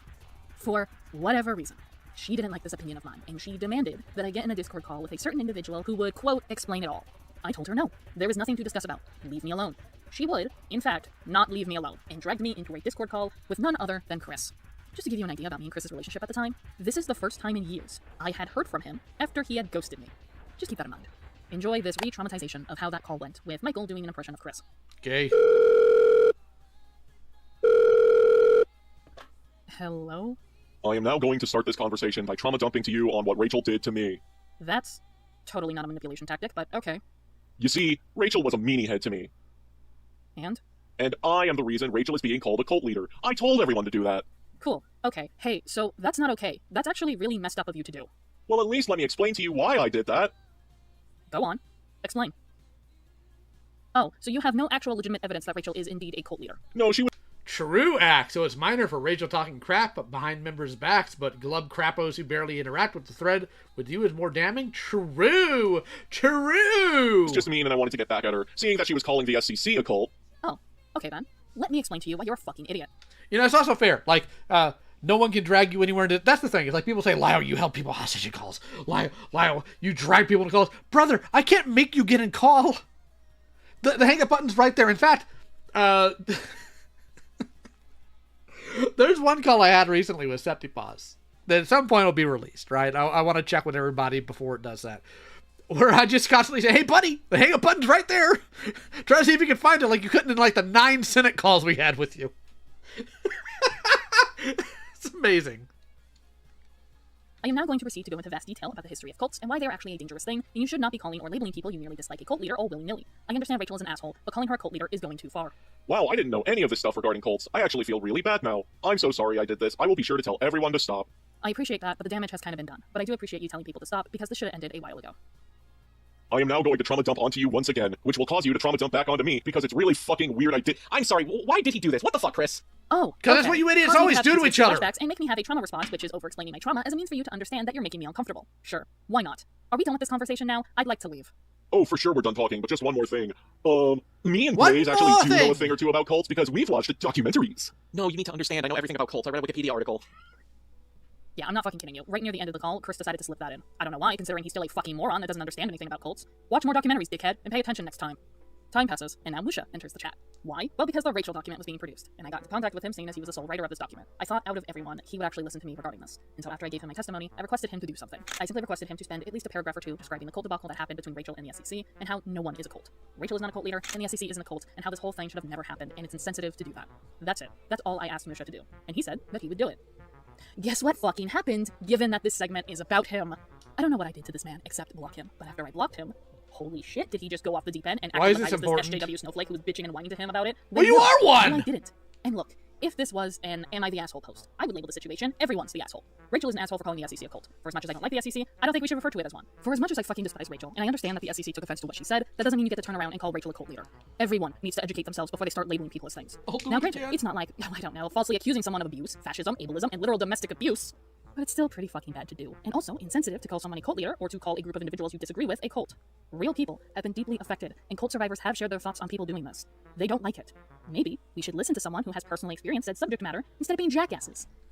AKA, hey, give me attention. I'm the intelligent expert here. No. No. No! But we know what these people are like by now. It's a lost cause. Anyways, Musha loses his fucking mind and tries to act like he knows more than I do about this topic. Spoilers, he doesn't. Let's go over that now, shall we? My sympathy for Dee has been running on such fumes that I edited a line in Redacted's testimony that I originally cut from the doc back into her testimony because, shock of all shocks, you can use the term cult as a negative adjective and not trivialize the plight of the victims of real cults. That's why it's negative. Truth is, you can use it, like, hyperbolically to insult somebody, and if people get offended over that, I'm sorry, that's kind of dumb. So, I don't know if you noticed, but Musha just admitted to altering someone's testimony without their consent just out of sheer spite. He literally altered shit in the Rachel That is a problem. Will see it. I'm gonna deny it. Musha's a moron. Loser. Also, hey shithead, that's not how that fucking works. Just because you use the term in a negative connotation doesn't mean you can't use it inappropriately or wrongfully use the terminology. That's like saying, oh, I'm going to call this random person on the internet a Nazi because I disagree with them. And because I'm using the term Nazi in a negative connotation, it's not at all insensitive to victims of World War II. You're an actual fucking idiot. How many of them are even still around? I'm not saying that, like, to be insensitive. Like, I'm actually curious. You can't just turn around and be like, oh, it's okay if people call Rachel a cult leader. They're saying that because it's a bad thing. Let me just slap you with a dose of reality, Musha. If you are wrongfully labeling someone something they are not, that is insensitive. Like, let's say I call you a pedophile, Musha. If I label you as a pedophile in a negative connotation, not only am I discreetly wrong. Wait. Negative. Is there a positive connotation for calling someone a pedophile? Something you want to tell us, Dean? The heck? Because I'm calling you a pedophile with absolutely fuck all to back it up. And not only that, that is very insensitive to actual victims of CSA or grooming. Do you understand how... Depends on who it is and what you do, because Vlad, like, makes goofy comments like that all the time, and I don't take offense to it. Fucking stupid you look now. Not only that, it'd be super hypocritical for you to be associating with people who have outwardly used cult in a positive connotation, such as, oh, I don't know, refer to their Discord server as a cult, or blatantly make a joke on how they themselves are a cult leader. For those listening in, I just showed examples on the screen of that exactly happening with both Susie and Yoon, two individuals Musha associates with and who were also involved in the Cloud Palace threat on me. But oh no, the more important part was that I crowbar in something, not about using the word cult in there. Totally not manipulative and definitely shows understanding of the scope of the problem. Hey, why is the cult about crowbarring, but not Kirby Star Warriors testimony about fucking heterophobia? Not only did you agree to Deed's request, but I feel that shit was important to say. Just as a refresher, the Rachel document was meant to expose Rachel, and so making false allegations, such as referring to her as a cult leader when she is not, would damage the claims being made in the document itself. Not only that, but Rachel was calling the SCC a cult. She was doing it as well, and Deed pretty much just told you that what Rachel was doing was wrong. The entire Rachel doc's entire purpose of existence was because they didn't like Rachel. She was a big meanie, so they made that the main center point than anything else. But this is what we're arguing about. Okay, buddy. She was on your guys' side too. She wasn't just upset with members of the SCC calling Rachel a cult leader. No, she was also upset with Rachel calling the SCC a cult. I feel like that's the part that you're forgetting, Musha, but no, it is absolutely super adamantly necessary to wrongfully accuse Rachel of being a cult leader. Who cares? And also allow child predators to make testimonies, allow sex pests to make testimonies, lie about certain testimonies, use people testimonies without the consent, actively defend a fucking pedophile, and oh yeah, make false allegations in the Your dumb broad of a wife put her own testimony in there with the understanding that Raccoons was going to be there and said nothing about it! documents. Gee, I wonder how Rachel got away with everything. You know what actually is manipulative, Musha? Promising to do something and then going psych and purposely altering testimony solely to offend someone and then use their mental breakdowns as a means to paint them as insane. I found the tweet of her for You're all Mars Girl insane. about anything, in case you needed evidence. Surprisingly, it wasn't deleted. And I also found Mars Girl's clapback, which I feel like spoiled the tagging for more tension reasons than anything else. Like, I know the full story as to why Deed is such a psychotic obsession with policing the word cult. She told me in an interview for the doc. So just imagine how far and how maliciously you have to take it, that obsession, even when I am starting to have trouble empathizing. Cool, we get to talk about this, and I get to give the context that Musha outwardly leaves out. I genuinely do not know who Mars Girls is. All I saw was a tweet on Twitter. I didn't like it, I quote retweeted it, that's it. I didn't expect anything else out of it. After all, I have less than 100 followers, and well, it turns out, Mars Girl has thousands upon thousands of followers. Keep that in mind, because Musha likes to paint this as me bullying Mars Girl. So it turns out the timing of this was on my end. Apparently Mars Girl was dealing... I'd bully a celebrity on the internet. I don't care. I've done it before. I'll do it again. Yuck, I'll do it again. ...shit enough as is online, and knowing the context to that, yeah, I can understand her not being happy with my post, but she could have ignored me, because again, I had less than 100 followers at the time. Instead, she responded to me, blocked me so I couldn't see the response, and then her thousands of followers decided to send me death threats. I think it goes without saying I didn't deserve that. Regardless of how unhinged my tweet allegedly was, I couldn't go on social media for several days. Michael had to be in charge of my social media to delete messages, hide comments, and block accounts, because this lasted for a weekend at the very least. So, what was the tweet? Well, it was a tweet where Mars Girl decided to make a joke calling the guards from Squid Game a cult. It is not a cult, and I told her that wasn't the case, and ultimately told her her joke wasn't funny. Who cares? The stereotype that cult members all wear the same clothing is an outdated stereotype that hasn't occurred since the late 90s. All it does is continue to spread misinformation. Well, yes, there was a time that it was true. That's also actually not true, but you're the expert, right? It's no longer the case, making it ultimately misinformation. However, I still do want to make a direct apology to Mars Girl. I was completely unaware of the situation you were going through, and I'm sure my tweet didn't make your day. You have every right to be upset with me. And given that I didn't see your quote tweet, I'm going to give you the benefit of the doubt that your intent wasn't to send mass harassment and send death threats my way. I was called a cyberbully by a professional wrestler when I was 16. Based! really hope that's the case. But regardless, I should have worded myself better. Instead of telling you you're not funny, I should have actually gone into depth and tried to educate you in a civil manner, rather than blowing up. My mental state, which wasn't the greatest during this time, be damned. I am a big advocate for this subject matter, and something I feel like everyone learns when they're new to advocacy is that you should have discussions with people in a civil manner and not have this expectation that it's obvious what you're talking about. That's not always the case, because sometimes they just don't fully grasp or have the same knowledge as you. That's why it's called educating. I have learned over the years that people don't know better when it comes to cults, even though to me, it's fairly obvious that cults are real and dangerous. That's not the case with everyone, and I have since learned that. I'm sorry. Oh, and Musha, you can stop clapping your hands around like a seal because I wanted to apologize for this for a while now. I came to that decision on my own, not because you called me out. Fuck off. You ain't taking credit for shit. But don't worry, Musha wasn't the only one who decided to chime in and massively leave out context to my overall thoughts on cults. Donnie did so too. Okay, I'm sorry for reviving this thread, but I need to get this off my chest. I completely forgot that she was also a fan of Camp Camp, and she would attack anything and anyone making jokes or references about cults. Yet completely excused Camp Camp's entire episode about cults making reference to Jonestown, such as Nikki shouting, "Wake up and smell the Kool-Aid," and the quartermaster tasting the poison made by the cult leader, and blatantly saying it tasted better in Jonestown. Yet attack literally every single thing else, making a reference to it. The punchline is pretty much the same as the joke she attacks other people for making. She has a history for having bias for things, people she likes. Every time I hear Camp Camp, I assume whoever's into it touches kids.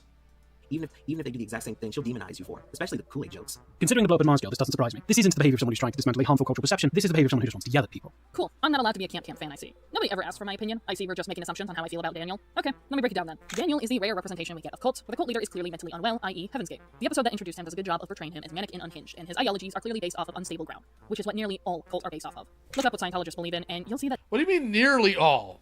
All of them are based off of unstable ground. What the heck? Daniel isn't a parody. He's an example. And regardless if Rooster Teeth intended that or not, I mean, he could be a parody and an example, doofus. It's strong writing. I liked this episode for that and felt it did really well in portraying it. but I took issue with the Kool-Aid joke, and it personally told me that Rooster Teeth either didn't do their research with Jonestown specifically, or accidentally got Daniel right. My issue isn't that people just mistake the flavor aid, the actual brand drink used in the Jonestown poison, for Kool-Aid. It's deeper than that. It's this... I mean, I do the actually because it annoys people, but this is you being unironically offended over it being called Kool-Aid. Big, giant myth that's been pushed around by people who clearly haven't done any research or cared about the Jonestown disaster. Don't worry, multi-billion-dollar corporation, I'll defend you. Built upon mocking the deaths of the victims of Jonestown, while also making fun of anyone who may be entering into a cult, or like, any group at all that you fucks. No, it's a hyperbolic comment called drinking the Kool-Aid, meaning they're believing irrational things. It doesn't mean they're mocking the deaths of people, you absolute troglodyte. Disagree with, honestly. It's to the point where the Kool-Aid joke is bigger than the actual disaster that the brand has nothing to do with. And that shows the level of care that people have had about it over the years, which is next to none. There are people who bring up... All of this comes down to, why don't you care about me? Why don't you care about me? Why don't you care about me and what I've been through, in my opinion? Why don't you care about me? Oh my god, get over yourself. Don't drink the Kool-Aid without knowing where that actually comes from. And while I'm all for having a quote... I can promise you Deed says things in her life she has no clue where they come from. If Deed ever calls somebody a pussy and doesn't know that comes from pusillanimous and has nothing to do with genitalia, then yeah, absolutely. And I'm sure she does it with other things too. Warning people to stay away from cults, tying it to an incorrect brand related to an event that killed an entire town of people is distasteful. And I didn't kill the entire town. Some people were out playing basketball. Flavor, I'm certain you fuckers are familiar. Actually, Deed, if you cared, you would have gotten that detail right. Duh. You're with, as I keep seeing. You know what else I see as distasteful? When a bunch of teenage girls are fawning over a literal cult leader and thinking that it's quirky and cute to call themselves a cult themselves, or praise Daniel like a legitimate cult leader and do some very fucked up shit. You know what I find disturbing? Everything you've been spewing. That's why I feel uncomfortable, but also concerned for anyone who genuinely does this for Daniel's character. I hate Daniel's character, but in a good way, because of his accurate portrayal. However, I also can't stand the people who fawn over him, because all it does is lead young girls to being coerced into joining a legitimate cult, kind of like Midsommar. I mean, number one, I highly doubt it's going to cause people to actually go into cults. This is like the Harry Potter argument from back in the 90s, right? Well, if kids read Harry Potter, they're going to become occultists. Woo! Like, brother, you don't want to look up the old Yahoo groups of women and girls who are like fawning over Dylan Harris and Eric Klebold. Dylan Klebold and Eric Harris, the Columbine shooters, because they existed. Brother, that's far worse. Trust me. Like, if you think this stupid little cartoon is getting people into things, you're delusional. There are many women out there who genuinely think Midsommar, a movie about cults, is really a girl boss film. Those types of women who perceive the movie as such are... Isn't Midsommar also, like, about demons, or am I thinking about something else? Very susceptible to falling for cults. But of course nobody knew this, because nobody fucking cares to listen to me. You guys love parading my fucking name around. You guys love tarnishing my reputation online. But I'm not allowed to speak for myself. Go fuck yourself. Her blocking me on Twitter was a blessing in disguise, because frankly I don't want someone as misguided and deranged as her slinking through my tweets, looking through the next opportunity to banshee shriek at me whenever I describe a movie as a cult classic, or say that Breakfast Cult is my favourite Fate RPG, or say that I'm going to use shops to pick up bottles of your cult, or whatever. Now if you'll excuse me, I'm going to put on She Sells Sanctuary and blast it at full volume. Oh, we're doing this now, huh? 2 can play that game. I know what you're trying to do, Musha. You're trying to make me look like a mafia aesthetic tweet, but that's not who I am. I decided to embrace the cringe and look back at any of my tweets that involved the word cult, and funny enough, there really aren't that many tweets that were egregious. Most of the tweets that I made were just reminding people that cults are a real and dangerous thing, and content creators referring to themselves as a cult leader. Oh, it's not your tweets that are cringe. I mean, they probably are too, but also everything else. And encouraging the audience to worship them is not funny. Making merchandise off of cult imagery is also very insensitive and not quirky. That is pretty much all I did. Like, do you know what a... Oh my god, stop crying! Cult classic is? It is a piece of media that has made such a cultural impact that it becomes a cult classic. You know, I'm actually gonna be a dick right now. 1 minute.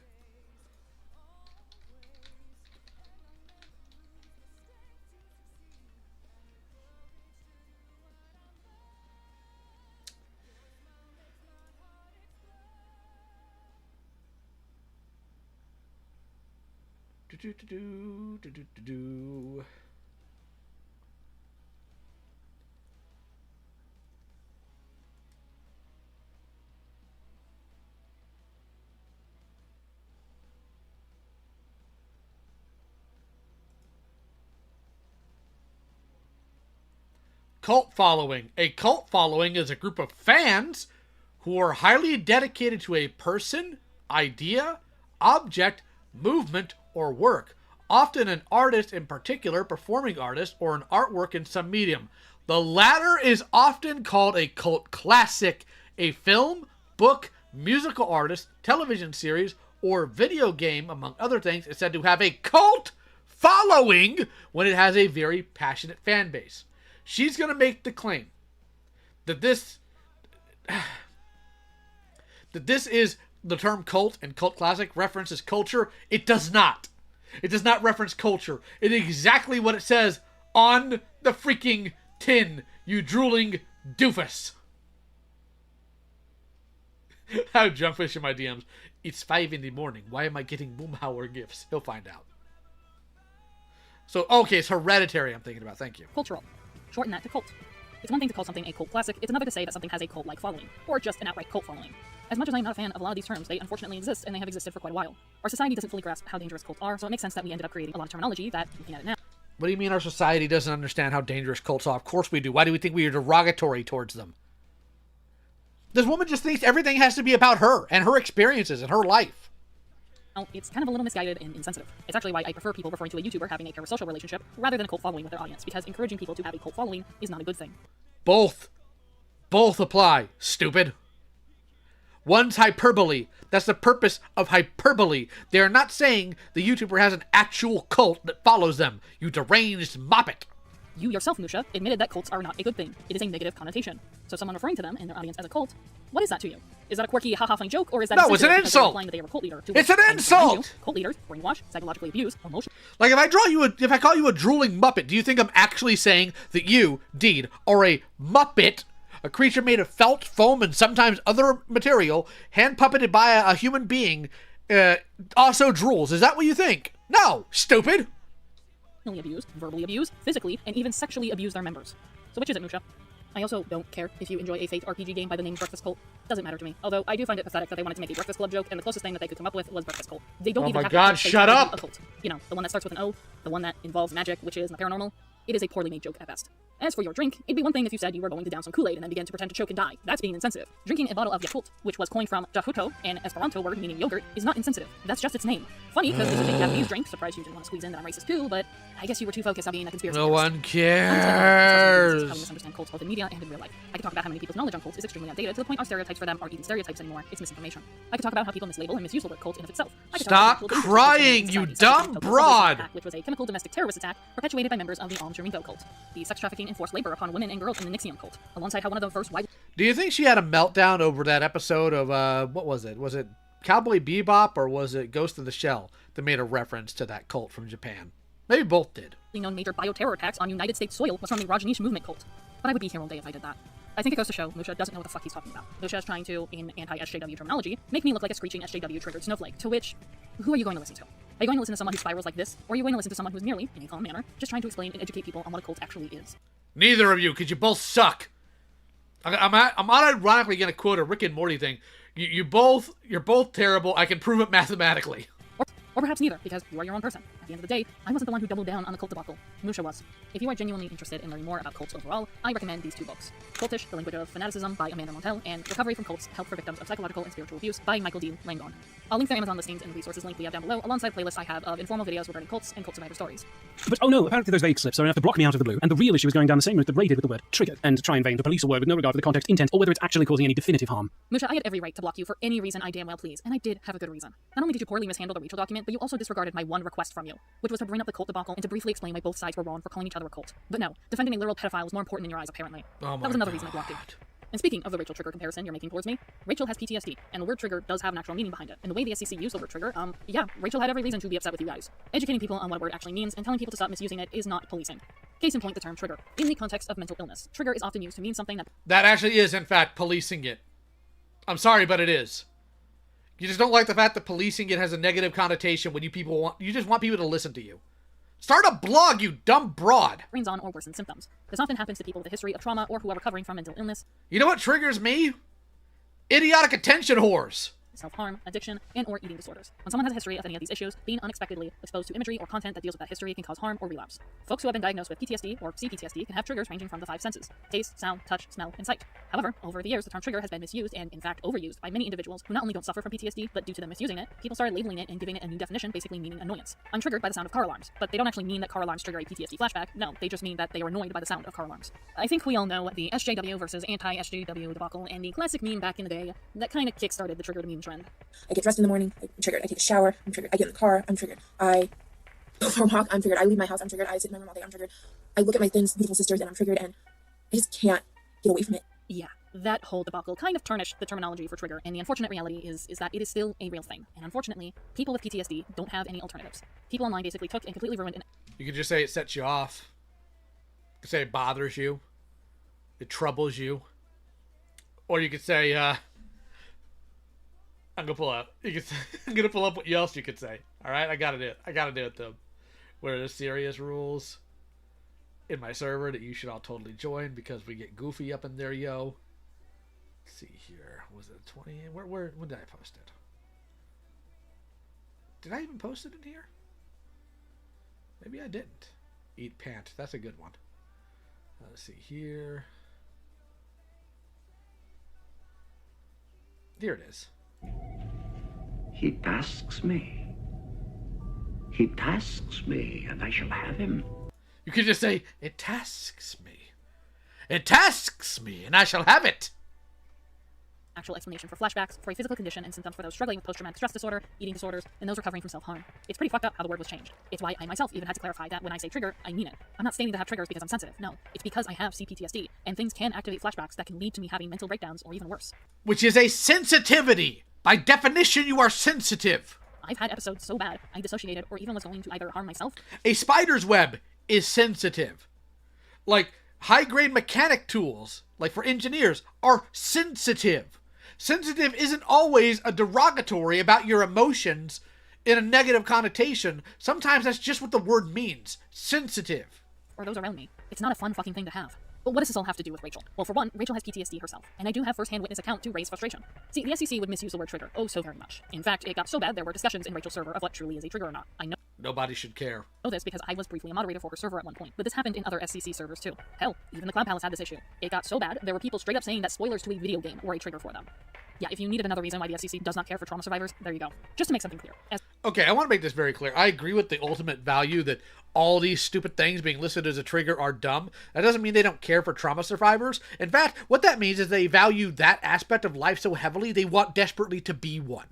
Alright? Because that's all that is.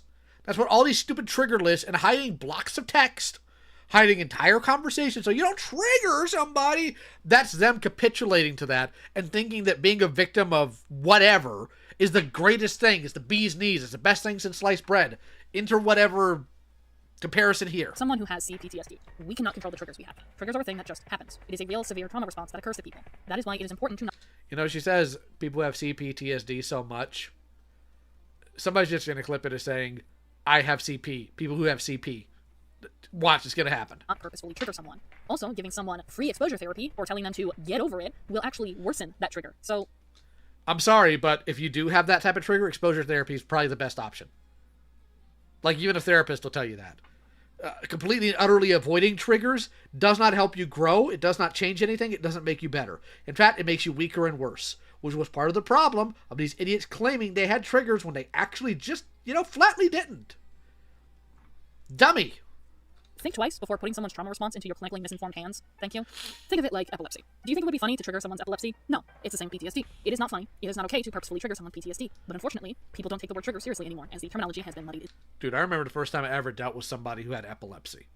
Like, I was at a convention, and I was sharing a room with them, and they were asleep, and then they started, convulsing violently, fell off the bed. Like, I did not know what else to do, so I called 911. And his parents got mad at me for calling 911 because apparently that happens all the time. And I didn't know any better. Whoops. Water, despite it continuing to exist and continues to be a real thing people struggle with. Gee, I wonder why Rachel would be upset about that. Musha, you're a fucking moron. For as much as I don't like Rachel, and how she's a literal hypocrite, given that she was perfectly fine... I don't know if that's a trigger, Starbird. It's actually a pretty normal response to vomiting. Most people tend to vomit in response to seeing that type of stuff. Or smelling it. And triggering my CPTSD, she still has a right to be upset. If you genuinely think that a survivor of something going up to someone and trying to educate them on what they're doing is wrong is policing, then I would love to see you at a stand-up comedy, Musha, and make a child rape joke. And we'll see how that goes when someone stands up and clocks you in the face with a beer mug. People make child rape jokes at stand-ups all the time. Okay, so this actually did happen at Comic Club. Someone made a homophobic sexual joke about someone's child, and the father himself beat the underlying crap out of him. Good. There is a difference. There is a difference between what you said to see what happens and what actually happened here. Just making a child rape joke in general is unlikely to get you punched. Now, making a child rip joke about somebody's kid in the audience, yeah, that's going to. It's almost like they're not the same thing, you dishonest cow. The only reassuring thing is that I DM'd Silver asking about it, and he said even he doesn't like how she deals with things, but then that sets off alarm bells in my head that paint this as a Joni Ray situation of just wanting to fix deep-seated issues with a blatantly unstable individual rather than getting out of dodge. Oh, is that the game we're gonna play now, huh? Using my own words against my own partner? Yes. Okay, well, if that's the case, then let me make an announcement to everyone that I hardly recall having this conversation with Musha. I tried looking through our DMs on both Discord and Twitter, and it's unfortunately lost to time, so I don't know exactly verbatim what I said. Regardless of what I said, however, I retract it. Whatever I said, I regret ever saying, and I do not stand by it anymore. It was wrong with me. 100% wrong. Before me and Deed had officially started dating, she told me that she had CPTSD, or complex post-traumatic stress disorder, and that she struggled with a lot of things, and I was well aware of that going into this relationship. However, I didn't truly understand how trauma works. Not only that, I didn't truly understand Deed's frustration with the cult debacle. But you know what I did? I talked to her. I sat down and made an effort to understand her, and when I listened to her and had that conversation, I realized you guys are jackasses. Nobody can feign ignorance to the cult labeling that went down. You want to know why? Because I even took part in it. I said some pretty... Also, I want to make it very clear, because I don't think, like, I thought that through. I'm not trying to downplay what you may struggle with, Starbird. I apologize if it came off like that. I just think that is a normal response to, like, vomiting. I think anytime I've seen that, like, I've wanted to vomit. It's not fun. Stupid shit about Rachel and drinking the Kool-Aid, and it was insensitive, completely wrong, and uneducated of me to say, and Deed helped me understand that. It didn't stop there, though, because she also helped me understand why Avi was a disgusting person, and the way everyone treated her during that affected her badly. Which is why when we found out about this thread, I was enraged, Musha. The fact that you openly admitted that you wouldn't say this shit had I stayed in the Cloud Palace tells me you knew I wouldn't be happy with you. You knew I was gonna call you out on your shit. Funny because you're acting as if I'd side with you, when no. I'd side with the person you're outright bullying. My fucking wife. I was, and still am appalled by everything you said, and I'm not going to stand by and let you use past words from a time in my life where I misunderstood Deed, and let you use that against her. That is not fucking fair to her. I wasn't the greatest partner in our early years of our relationship, but I have gotten better, unlike you, and it is disgusting that you are using my words against her. Now let's be fair to Musha. Obviously, there's no way that an entire culture would fall for something like Squid Game, which is just way too illegal and fatal for an entire swath of people to just believe in. I mean, what's next? The culture is going to start believing in alien spaceships and bait and labels or something like that. That's just completely illogical. There's no way in the world that would happen. And even if it did, it would have to be run by, like, the biggest cult in the world. I wonder how Musha feels about bait and labels. Musha sure does love to stick his pompous nose into subject matter that he has no full understanding of. Like you do. But he wouldn't dare to insert himself or others into a couple's business and make frivolous claims about the building blocks of said relationship. Right? Like, I'm not going to pretend that leaving a relationship is easy, especially knowing the behind-the-scenes circumstances of a smear campaign against Silver and how it connected to their relationship. But if I was to find out in the future that Silver broke... I cannot imagine driving, because it must be a serious video, right? Driving all the way over to something like that just to make a skit. For your very serious video. Because you think you're going to get an own on Scientology. Cup with Deed on unhappy terms, I would not be at all surprised. I want to give a disclaimer right here, and that is, as much as we have thrown quirky lines and fun little jabs here and there, behind the scenes, I was breaking down, crying, yelling, screaming. I was completely enraged, but also very distraught going through this thread.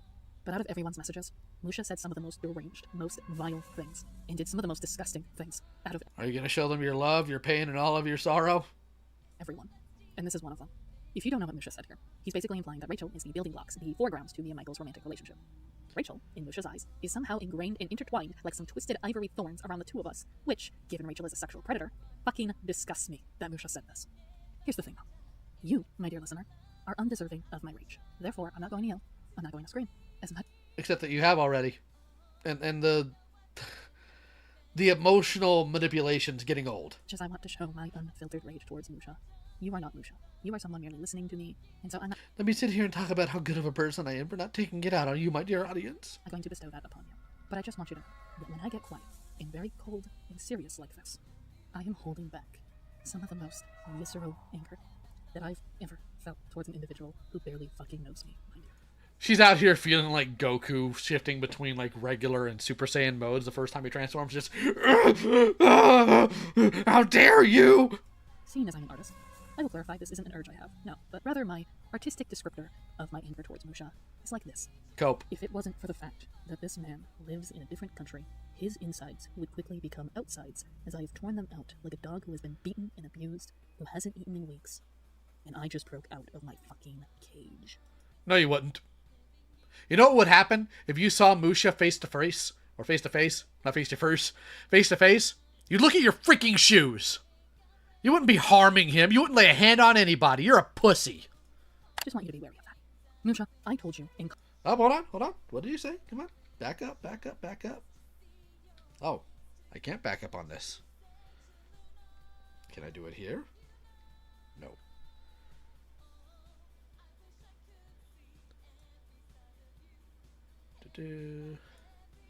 My non-existent lawyer has advised me to clarify I don't wish bodily harm to occur towards anyone. I just merely want people to understand the rage and pain that courses through my body throughout this ordeal. She's holding it back, man. She's the Incredible freaking Hulk. Good lord, spare me. Musha, I told you in confidence that Rachel planned the abuse allegations towards Michael. I gave you that information in confidence due to you being the sole writer for the Rachel doc. I wanted that information to be redacted simply due to being unsure if Rachel had told anyone else other than myself. When I told you in confidence that Rachel was the reason I stopped talking to Michael, I told you that because what she did was scummy, because she used my own trauma against me. And when everything occurred on Twitter regarding the abuse allegations, I told you in confidence my own feelings about it. Personal details as to why I stayed neutral given past experiences I've had. But not only that, I told you in confidence that me and Michael started talking again due to me reaching out because I felt bad. And when one thing led to another, we ended up dating. Rachel had fucking all to do with Michael and I starting a romantic relationship. Who cares? We stopped talking because of Rachel, but we did not start talking again because of Rachel. We started talking because I made that choice. I came to the decision. I wanted to talk to Michael, and I was absolutely ready for him to tell me to fuck off because he didn't owe me anything. It is absurd and sickening that I told you things in confidence, knowing that it would be confidential, knowing that it would stay private, knowing that you would not use my life, use my trauma, use my fucking story as a means to paint a narrative of something that just isn't fucking true. You want to know something, Musha? Rachel isn't even the person who introduced me to Michael. I started talking to Michael on my fucking own. I want to make clear that Deed's anger here is completely justified. However, I have a different approach because the thing that I have to ask you, Musha, is why do you care? So what? So why do you care? Me and Deed getting into a relationship. Neither of us even talk to Rachel anymore, so why even say this? But speaking of Musha bringing up Rachel, there's something that's been bugging me, Musha. During your SCC courthouse call, you were asked this. Have you accused people of being like Rachel Mills? Because this seems to be a part of the narrative of this community to accuse all of their assorted undesirables to be just as bad as an abuser and a pedophile. What do you have to say about that? And your answer was that you weren't aware about the amount of comparisons that people made with Rachel. In fact, you state this. I had no idea it was a regular pattern. I can't recall on my part saying that someone was specifically just as bad, though I do remember making an incredibly ludicrous comparison in my initial frustration when Shirley called me out, and that is one of the things I did bring up in my apology document towards that. Perhaps that could be true, but I highly doubt you're unaware that you're a contributor to that problem. In fact, how's about we play Musha's favorite game of all time? Roll it. Welcome, ladies, gentlemen, furries, and non-binary alike, to today's disputable charades. Our are problematic yet oh so fun fanatics. It's the SCC's favorite pastime, the comparison game. Die! Let's give a catastrophic welcome to our host for this evening, Deed. Hello, everyone. It's quite the odd appearance to be here, but yes, no money, right? Money is money indeed, whether bloodstained or not. Now to explain the rules of the game. Stop talking about your wife's fetish, weirdo. Our problematical host will ask the questions, and it's up to the audience to figure out the correct answer. After 3 rounds, that will be game. Alright, sounds simple enough. Let's do it. Question 1. How many individuals was he compared to in Clubhouse? A, 2, B, 7, or C, 10? 10! The answer is C. I win! That many individuals? That's bigger than my pool of buddies. The best part is, you wouldn't even know 90% of the folks you were compared to. Who cares? Okay, anyways, next question. Question 2. How many of these individuals he was compared to have done egregious things such as defended grooming, is an abuser, or have committed sexual... Wait, hold on. Whoa now, at least give the audience the possible answers before giving commentary. Are we not going to talk about... It's a game show, Deed, not a variety show. Though we are all about entertainment here. Yeah. Sick of entertainment. Sometimes theater kids need to be beaten. These are 2 theater kids that need to be beaten. Is it A, 1, B, 3, or C, 5? 5. The answer is C. Yay! Joke, right? No, this is a game show, not a comedy sketch. No, the question. I mean, it is a comedy sketch, moron. It's like, this isn't real, right? Nothing is more real than the prize near the end of the show after our final question. Oh, wait, so I was compared to a fucking rapist? So with the audience's eye... Yeah, welcome to the SCC. They do it to everybody. You're not special. It's locked on to the prize. What is that dreaded final question, our vexed host? Okay. I guess it's my life now, so... Final question. Out of these 10 individuals, how many of them has he personally been affected by, implying that she, the victim, is just as bad as these individuals? Oh. Okay. Sure. Why not? Is it A, only 1, B, 2, or C, none? Because I'd be absolutely fucked to do that to an abuse victim, and nobody would be sane enough to do that. Right? B! So 20%. How are you feeling about the audience's answer, wretched host? I'd like to think that the audience has a higher moral compass than whoever the fuck is running this game show. You don't. Clinging on to your last string of humanity. Love that. You only have for the best at C, that's correct. Well then, drum roll please. The answer is B. So does that mean since I got all of them right, I win the ability to beat you? Because that's what I want. Wow, folks, our host is so speechless from how smart the audience is. Well, hey now, time to it's only overplay right the to at pain. least tell our audience what they just won for you. Wait, for me? Yes, sir. We here at the Comparison Game want our hosts to feel truly included within the experience. So after the audience guesses all answers right, the host will receive a complimentary gift. I suppose that makes up for what I just had to endure. I guess. Well, don't be shy. Open up that envelope and read out what you just won. Congratulations! You just won an all-expensive paid trip to Cancelville. Your pals, family, and even partner left, and anything that was left of your name, image, or reputation is gone. What the fuck? This isn't a reward. This is a punishment. And that is game, folks. Good work on ruining yet another individual's life for absolutely no reason. How is it ruining her life when it all happened behind doors and none of it actually was brought to her attention until well after it happened?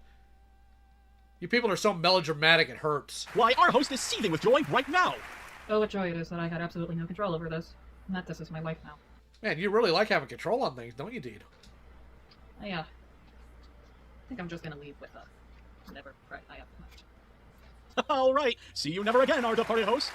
As a reminder to the audience, each host that is guest starred on our show is shot out back after each filming. Wait, what was that last part about the base? The comparison game is funded and hosted by Cloud Palace. Just clarification for this mini category. Although the skit does speak for itself, we are going to give more context as your skit was gay and so were you. Why this was not only horrendous for Musha to have done, but Musha wasn't the only one. Other individuals involved in this thread made comparisons as well, and there needs to be some context for some of these individuals who Deed was compared to, given some of their own heinous actions. Oh my god, why do we care? 99% of these individuals I have never fucking met, nor even knew existed.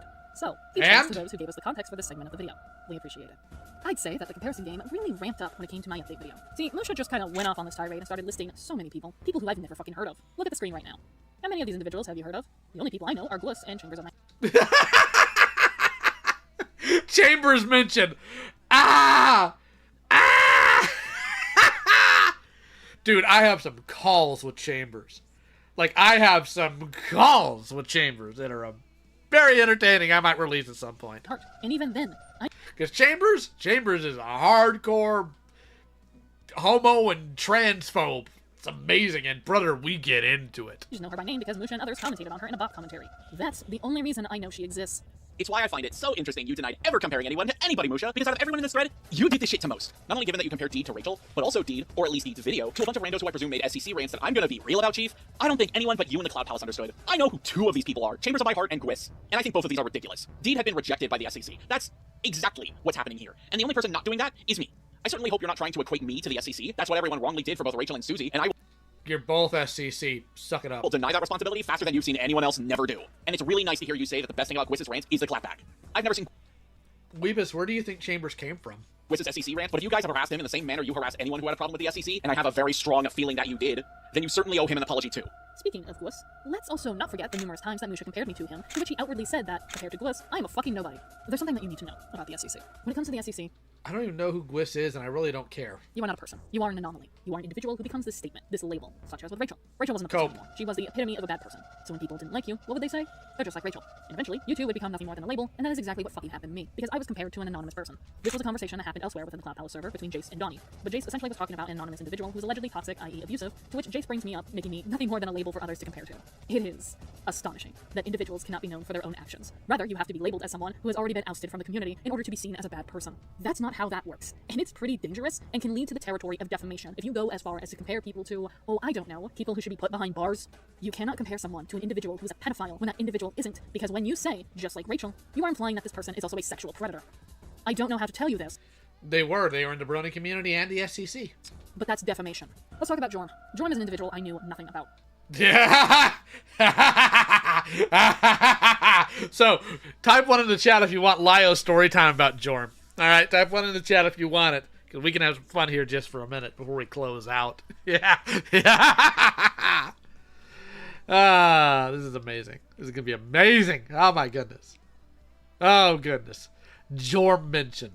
This is going to be fun. It's going to be so much fun. As the bird yaps in the back scene.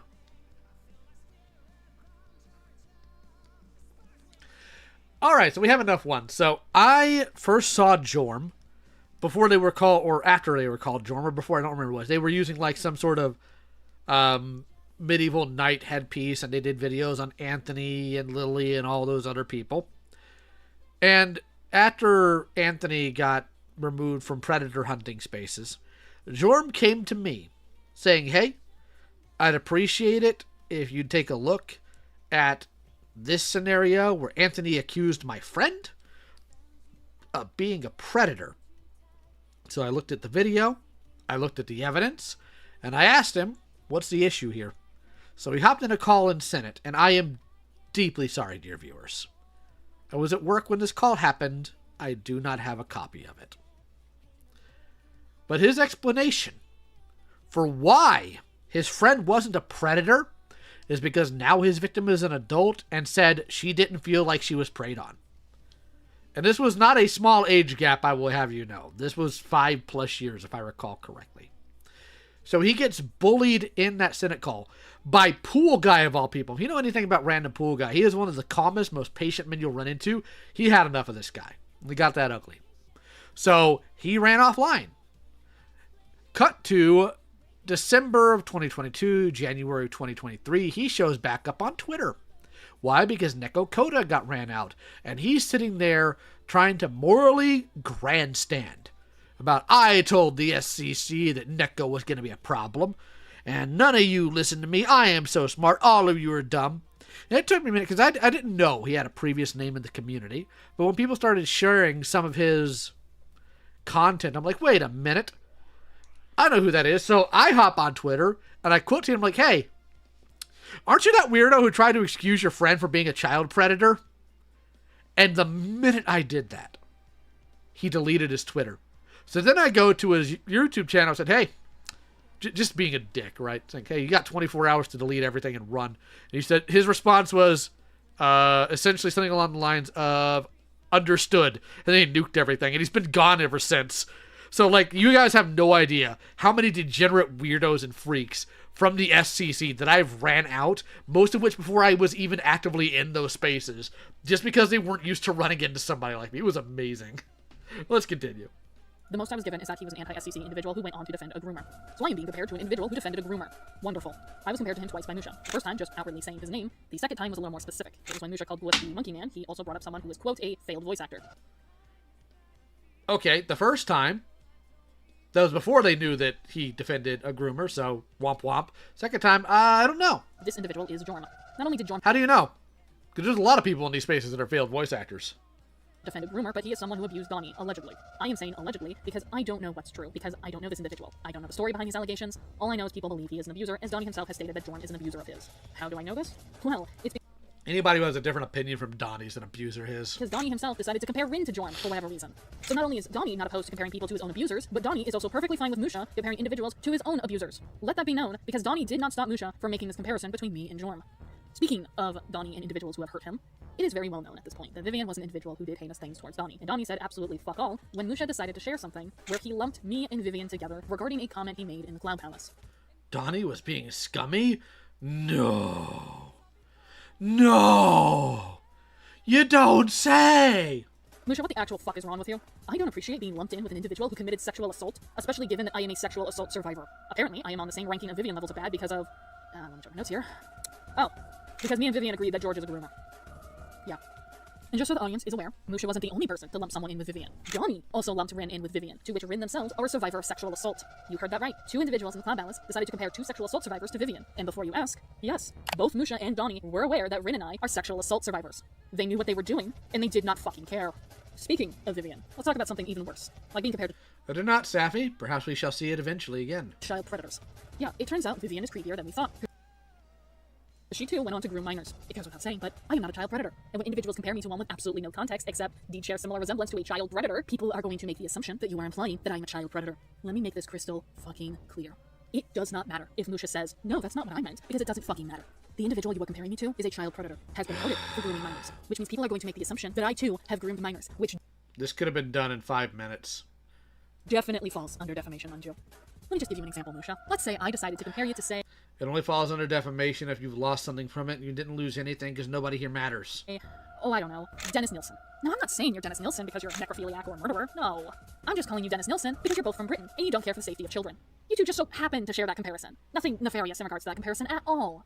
You see how that doesn't fucking work because that is not the first thing people think of? Yeah, you're starting to realize you fucked up now, aren't you, Musha?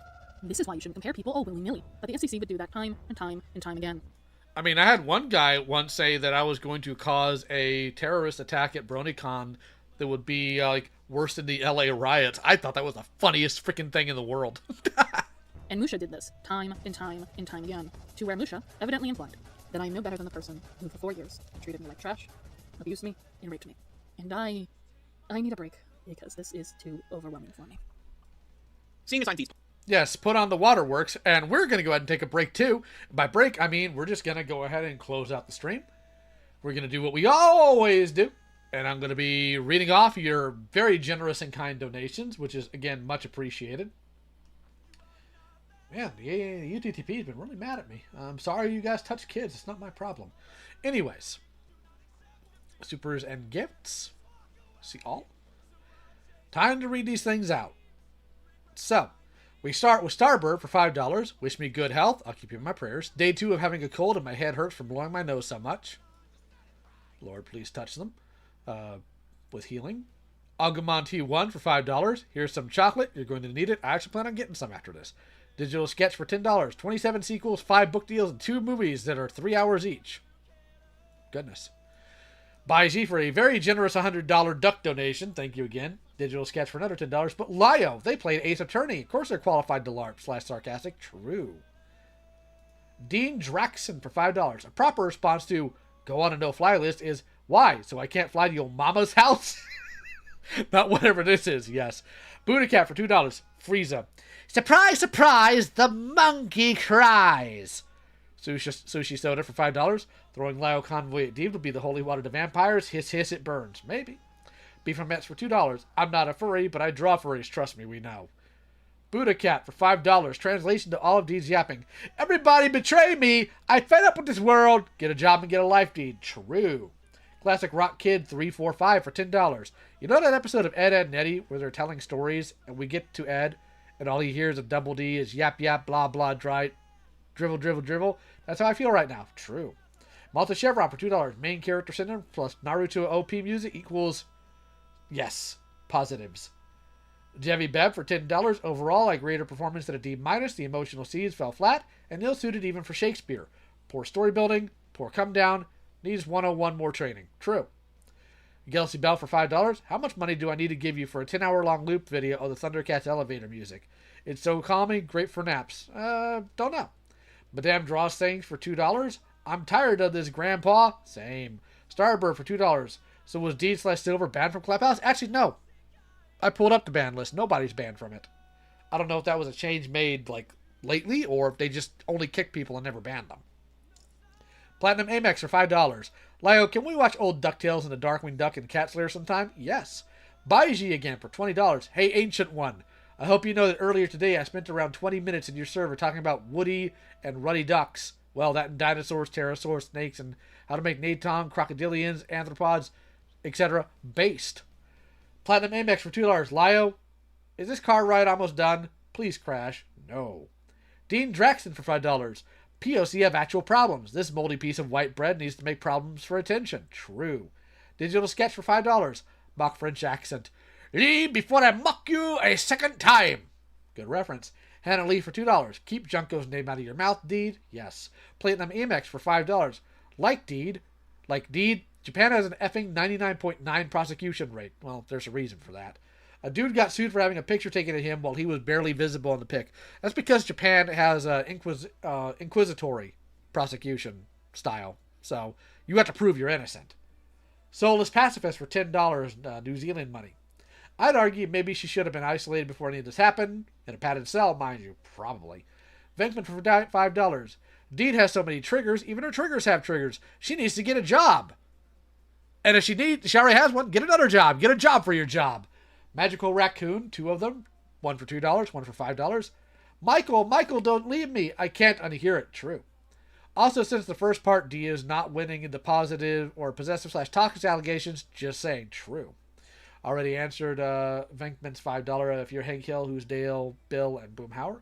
Platinum Amex for $2. Lio got a dip by looking for fan art and cats there. I'll actually post that on the community tab tomorrow. Mako.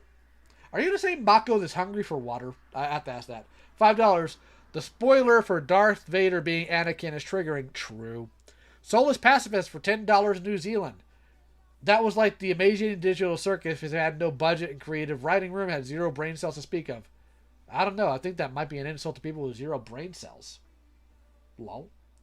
So, we will do one more stream on this to power through the rest of this nonsense. What the heck? defended the guy who wanted to rape me in several commentary vidmen. What the heck? Okay, you need to tell me about that, Starbird. But we're going to go ahead and go to commercials.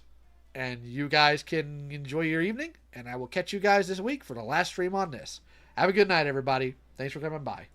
Don't miss the super androids that fly on wings of silver and fight with nerves of steel. The mighty Silverhawks. Afternoons at 4. Thundercats! Ho! Thunder excitement is flying at you this fall when the Thundercats tear into action. Let's cut those mutants down to size. Get ready to strike a blow for justice this fall with the mighty Thundercats.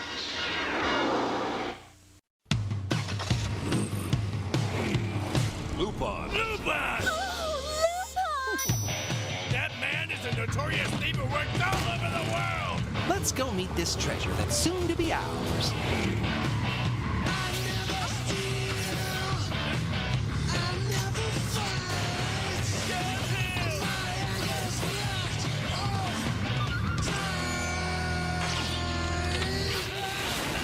Don't say that I didn't warn you.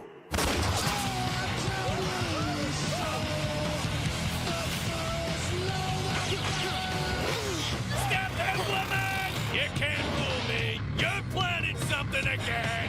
Jeez, Pops, can't get anything past you. He'll steal your heart, and then he's coming for everything else. Lupin the Third, premiering next Saturday night at 2. Take it off. That'll be my pleasure! Only Toonami on a... ビーストウォーズセカンド最大の敵がついに目覚めたライオンコンボイ変身新司令官の登場だガルバトロントランスフォーム破壊大帝驚異の三段変形ライオン台風史上最大の対決君も参加せよだからトランスフォーマービーストウォーズ If one is born a man, at least once in his life, he will dream of becoming the strongest man alive. Are you surprised at all? This is Orochi-style karate.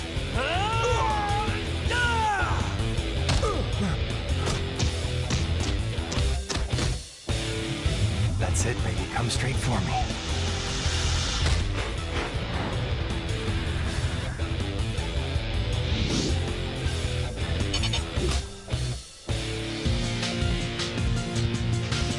Your training has paid off most impressively. I'd be happy to reward you now for all the progress you've made. He could never recall.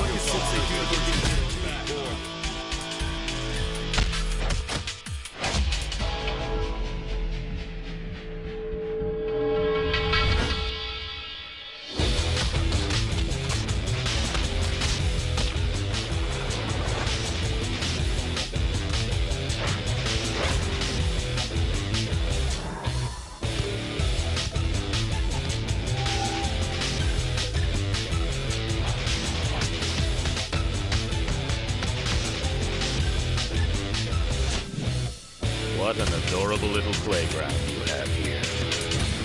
Rocky the Grappler.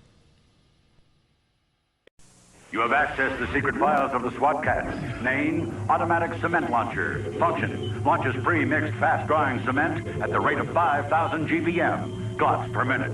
Very effective at freezing monsters right in their tracks. Ending transmission.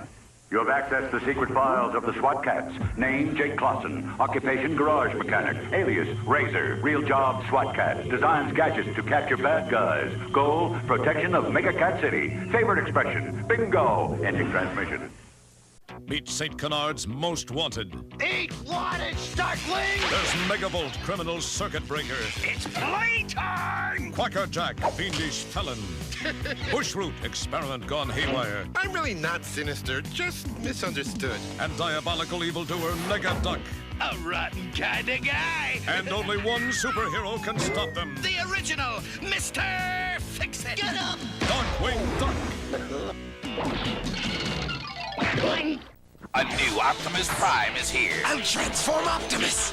Power Master Optimus Prime, greatest leader of his time.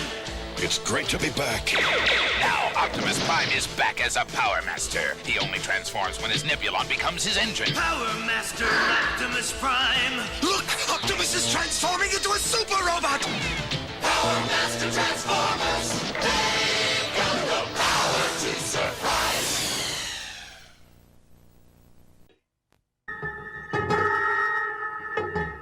The Earth lies shattered and broken. A ruined wasteland that is now struggling to sustain life. Humanity is near the end after a devastating global meltdown. The oceans have been boiled away in nuclear fire. The land is charred and disfigured, saturated with deadly toxins. Life is a nightmarish struggle. The radiation levels have created hideous, mutated human savages. Mentally deranged, they roam in search of food and water. Gruesome violence brings terrible death to those who encounter these murderous mutants. It is an orgy of chaos, madness on a global scale. Savagery knows no limits. There are no nations, no laws, no order. In this grim reality, the forces of good and evil are once more preparing to fight for the future of mankind. Far, far away, a star shines out from the blackness of space. A beacon for the lost, a symbol of hope, an unfailing comfort to those on a journey. Known as the North Star, it has, through the ages, meant many things to many men. Under this eternal light walks the namesake of this star, a man of power and purity. A living beacon of hope, destined to bring light into the darkness. He is a feared man, spoken of in hushed tones. A legendary fighter, able to call on secret powers. Violence is met with worse violence as Ken destroys the forces of his evil half-brother. Heads roll, bodies fall, and the earth runs red as Ken draws ever nearer to Shin's stronghold in the city of the Southern Cross. The scene is set for an epic struggle between good and evil. What Shin started cannot be stopped. Many will die trying. Many will run. But there is only one Fist of the North Star.